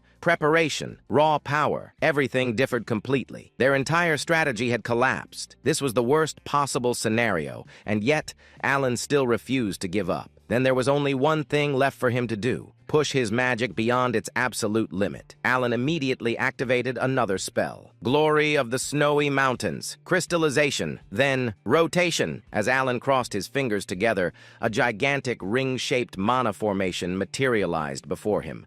The spell stabilized successfully. Seeing that, Alan immediately realized it. It's working. From this point onward, only speed mattered, and continuing the battle itself. Rinna! At Alan's call, Rin instantly combined her magic with his. The chains intertwined with the freezing mana as the massive combined attack surged toward Kalis once more. Yet even while attacking, Alan understood a horrifying truth. To Kalis, this entire battle was nothing more than amusement. The outer god looked at them the same way a cat looked at a struggling mouse trapped beneath its claws. and just like before, Kalis effortlessly destroyed everything. The chains shattered, the freezing spell collapsed, the backlash exploded directly into Alan's body. Blood spilled from his mouth. Even then, he continued casting, again and again and again. But it was meaningless. Every spell was effortlessly nullified. Alan's breathing grew ragged. Even so, he refused to stop. By now, he had already consumed 5 mana potions. Mana toxicity had begun spreading throughout his body. His limbs grew heavier with every movement. Then, in the middle of the battlefield, Kalis suddenly appeared directly in front of Alan. At that exact moment, Alan realized it. This is Rinna's chance. Without hesitation,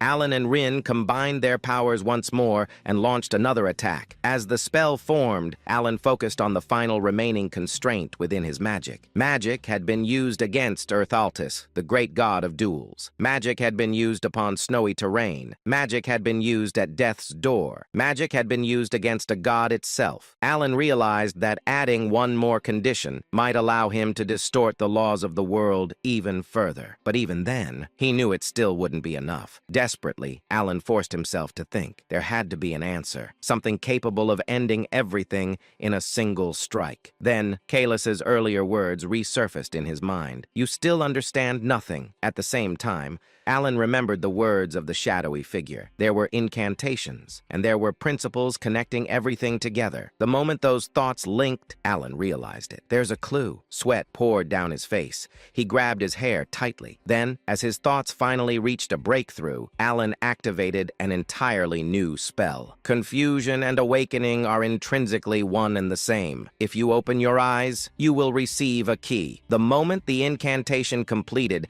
Alan's mana erupted violently outward. A gigantic spear-shaped construct formed before him. Even Kalis's expression shifted slightly upon seeing it. "What are you trying to do?" Kalis's expression twisted. In response, he redirected Rhina's attack directly back toward them. But before it could strike, Alan stepped in front of it himself. Slash! The impact severed Alan's hand instantly. Blood scattered across the frozen battlefield. Yet at that moment, Alan finally understood. The instant he formed the mudra of the wisdom fist, the spell had transformed into a key. And when that key turned within the crystal, an entirely new form of magic had been born. The result, ice, crystal halberd, an overwhelming eruption of freezing power exploded outward. Massive crystals engulfed Kalis completely, trapping him inside an enormous prison of ice. And in the next instant, the entire plane transformed into a gigantic glacier. The moment Alan implemented Frost Crystal Painted Halberd, he understood the true nature of the spell. Its radius was barely 10 meters. By no means could it be called vast, and yet, within that confined space, the very laws of the world were rewritten. A principle as absolute and natural as water flowing from high places to low simply ceased to exist there, because the law of Frost Crystal Painted Halberd was singular. Everything within that space froze. No matter what it was, all things were forced beneath that inevitable law according to the will of the one who invoked the spell. However, the magic Alan had brought forth did not even last 6 full seconds before collapsing. From the very beginning, it had been a form of magic beyond what he was permitted to wield, whether in terms of mana or understanding. But even 6 seconds had been enough. A thin stream of blood trickled from Alan's mouth as he looked ahead. There stood the outer god, Kalis. His entire body had turned bluish-white, frozen solid as cracks spread across him before pieces of his body slowly crumbled away. Kalis laughed faintly. Ha! What a weak and shabby vessel. His condition was horrific. Both of his arms had already shattered, and even his legs were gradually breaking apart. Kalis continued. Well, that one certainly got me, and yet he was smiling, as if the stern expression from moments earlier had never existed. Kalis grinned broadly while staring at Alan. Kalis said, "If I had fully descended, if I had possessed a proper body capable of handling my authority completely, I could have blocked that pathetic implementation of yours with ease." His tone sounded almost regretful. And then, Alan replied calmly, "Hypotheticals mean nothing." At Alan's calm reply, Kalis paused. The words he had been about to say stopped midway. Kalis chuckled softly. "A correct answer, little creature. No, mage." For the first time since the battle began, genuine acknowledgement appeared within Kalis's eyes. Kalis declared, "This is my defense. defeat. The moment those words ended, his body completely crumbled apart and vanished. And then, Alan collapsed unconscious where he stood the next day. Within his dream, Alan felt someone gently touching his face, and a girl's voice softly echoed beside him. The girl whispered, "The world is at peace now, and I will always remain by your side." Then, his eyes opened. An unbearable pain exploded through his skull as though his head were splitting apart. Trying to steady his trembling breath,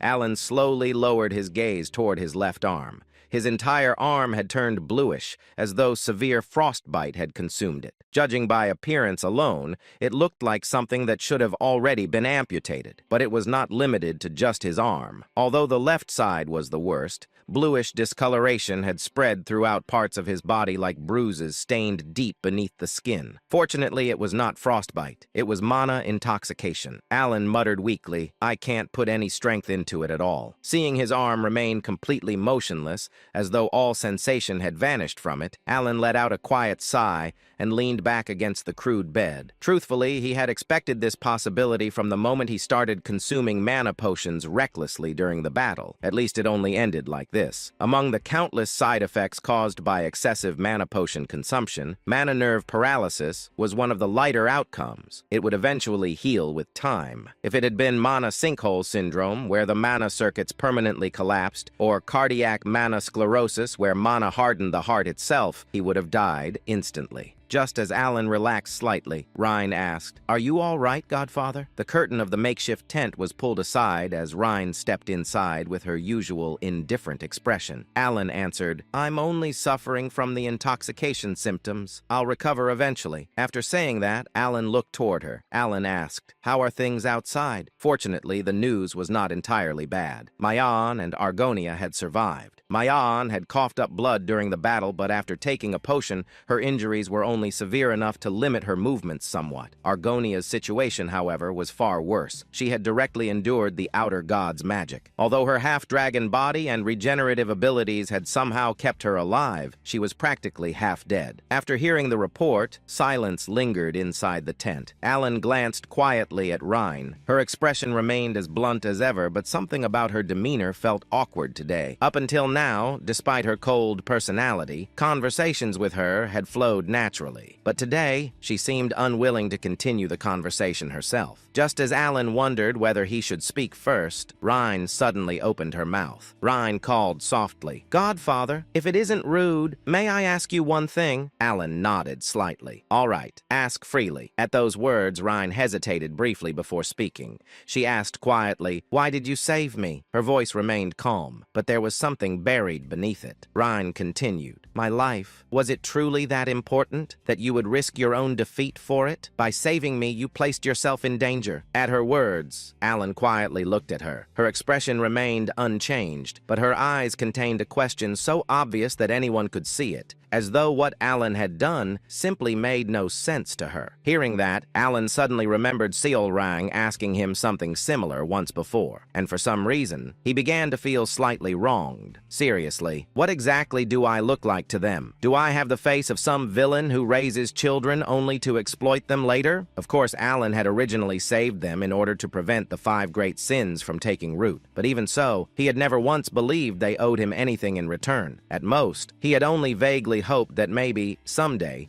they might give him a slightly nicer birthday present. That was all. So forcing his aching body upright, Alan sat on the flimsy cot and spoke with the same frustration he had once felt toward Seolrang. Alan said, "Rhine, I don't know what kind of person you think I am, but I never took you in so I could use you." Rhine blinked slightly. "Is that so?" Seeing her genuinely hesitate over the answer, Alan realized she truly had believed that, and so he continued. Alan spoke calmly, "I think of all of you as family." Rhine repeated softly, "Family?" Alan nodded. "Yes, family helps one another when times are difficult. Our relationship isn't based on profit or necessity, so there's no grand reason behind why I saved you." He let out a small breath. He smiled faintly. "I simply saved you because that was the natural thing to do, just as you would have saved me." At Alan's words, Rhine's eyes widened slightly. Because of her naturally expressionless personality, the reaction was subtle. But even that tiny change was enough for Alan to realize his sincerity had reached her. Alan continued gently, "Remember this, Rhine. We are not bound by a one-sided relationship. relationship. And if you truly want to do something for me, a faint smile appeared on Alan's face. Alan added jokingly, then at least remember my birthday. After finishing those slightly selfish words, he looked toward her. Rhine stared silently at Alan for a long while. She thought, so we were never merely pawns created to defeat the abyssal entities. Then, for the very first time, a faint smile appeared at the corner of her lips. Rhine answered quietly, understood, Godfather. Alan nodded slightly. That's enough for me. Only then did Alan finally feel that at least part of his sincerity had reached her, and he quietly nodded. 5 days passed after that. Within the 5th floor, where neither day nor night existed,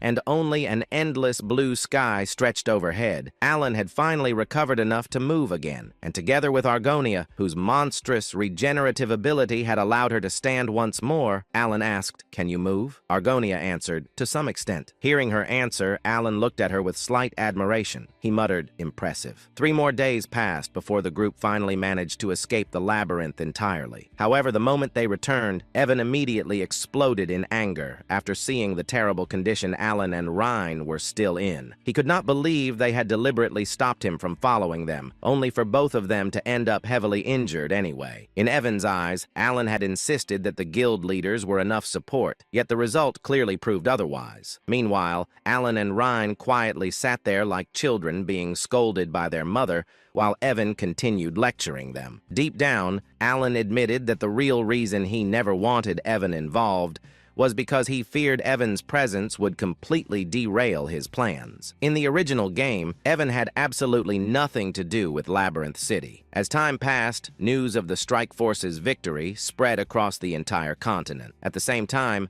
Alan and his group prepared to leave Merd behind. Before departing, Alan said goodbye to Rhine. During their farewell, Rhine asked for Alan's birthday date, and Alan revealed that it was on the 20th of September. Rena quietly engraved Alan's words deep into her heart. His birthday. She absolutely had to remember it perfectly. After all, this was the first request her godfather had ever personally made to her, which meant, naturally, that Rena had already escalated the situation far beyond normal human standards. Soon afterward, Alan's carriage departed from the 5th floor. As the carriage started moving, Evan smiled mischievously. Evan teased, young master, I suppose you're already looking forward to your next birthday. Alan immediately snorted. Alan replied casually, please, I already received enough gifts surviving that catastrophe. Evan chuckled knowingly. Evan said, still, gifts from your own children are special. Alan thought about it seriously for a moment. Then he lowered his expectations to the absolute minimum. Alan shrugged. At most, I'll probably receive some wine. He paused. Alan added thoughtfully, maybe a small artifact. Meanwhile, somewhere far away, Rhina was currently preparing to commit economic terrorism. Rin sat silently while thinking deeply about Alan's words. Family. The word itself felt unfamiliar to her.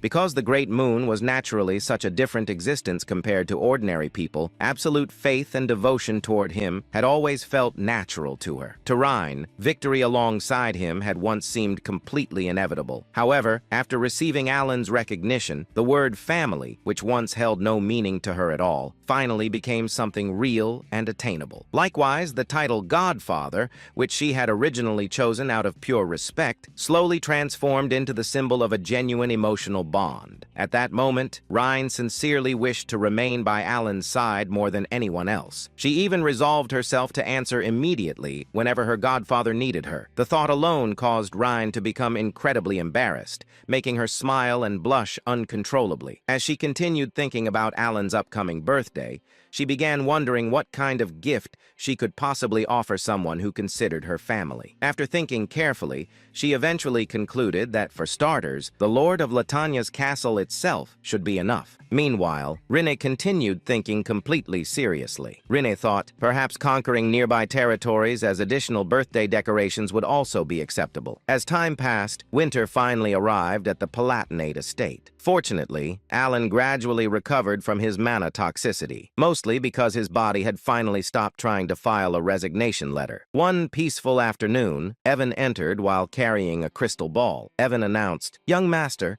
a communication device has arrived from Duchess Altea." The moment Alan heard Altea's name, his survival instincts activated immediately. Alan narrowed his eyes suspiciously. Alan asked carefully, "How dangerous is this conversation going to be?" Soon afterward, the crystal activated and Altia appeared. Even now, Alan still could not adapt to seeing an actual duchess bow respectfully toward him. Every single time it happened, he felt like the world had bugged out. Altia spoke calmly.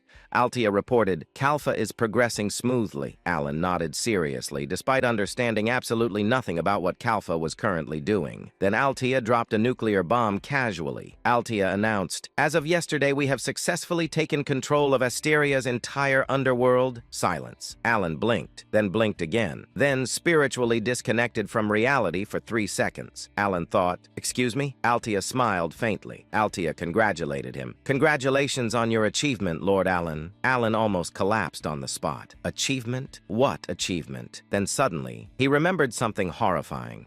At some point in the past, he had casually said, "We should probably stabilize the underworld first." That was it. That was the entire conversation. He had meant, "Please reduce crime a little." Altia apparently heard, "Conquer the criminal world and establish a shadow government." Alan immediately developed emotional damage. Meanwhile, Altia continued speaking respectfully. Altia explained, "Fortunately, the operation became much easier after you eliminated the leaders of both the royalist and aristocrat factions." Alan froze completely. Alan internally screamed, "That was an accident too!" But unfortunately, from Altia's perspective, the situation looked completely different. To her, Alan was clearly a terrifying mastermind. First, he secretly destroyed the political factions, destabilizing the kingdom. Then he casually mentioned reorganizing the underworld. And now the entire criminal network belonged to them. The scariest part? He acted surprised every single time. Altia thought respectfully, as expected of Lord Alan. Even his humility is flawless. Meanwhile, Alan was busy dying internally. Soon afterward, Altia calmly asked another question. "Should our next objective be the king?" Alan nearly ascended to the heavens. Alan shouted, "Absolutely not!" Altia blinked once. Alan immediately coughed and fixed his posture. Alan corrected himself awkwardly. "I mean, for now, maintaining political balance is important." Altia's eyes slightly widened. Altia thought, incredible. She silently admired him even more. Altia thought respectfully, he already possesses enough power to overthrow the throne, yet chooses restraint for the stability of the kingdom, a true ruler among rulers. Meanwhile, Alan was internally having a breakdown. Alan thought, why does everyone think I'm plotting treason? After ending the communication, Alan sat there blankly. At some point, without wanting it, without planning it, without understanding how, he had somehow become the hidden ruler of the underworld, all because people kept misunderstanding his casual comments. Alan covered his face tiredly. Alan muttered, "I just wanted a peaceful, noble life." Then his eyes drifted toward another object on the table, a letter, a very suspicious-looking royal letter. Alan immediately felt fear. Slowly opening it, he started reading. The royal palace would host a New Year's banquet 1 month later for the first time in 5 years, and by direct order of Her Majesty, Count Palatiano's attendance was mandatory. Silence filled the room. Alan could only internally scream in frustration because all he truly wanted was to peacefully live his quiet, noble life.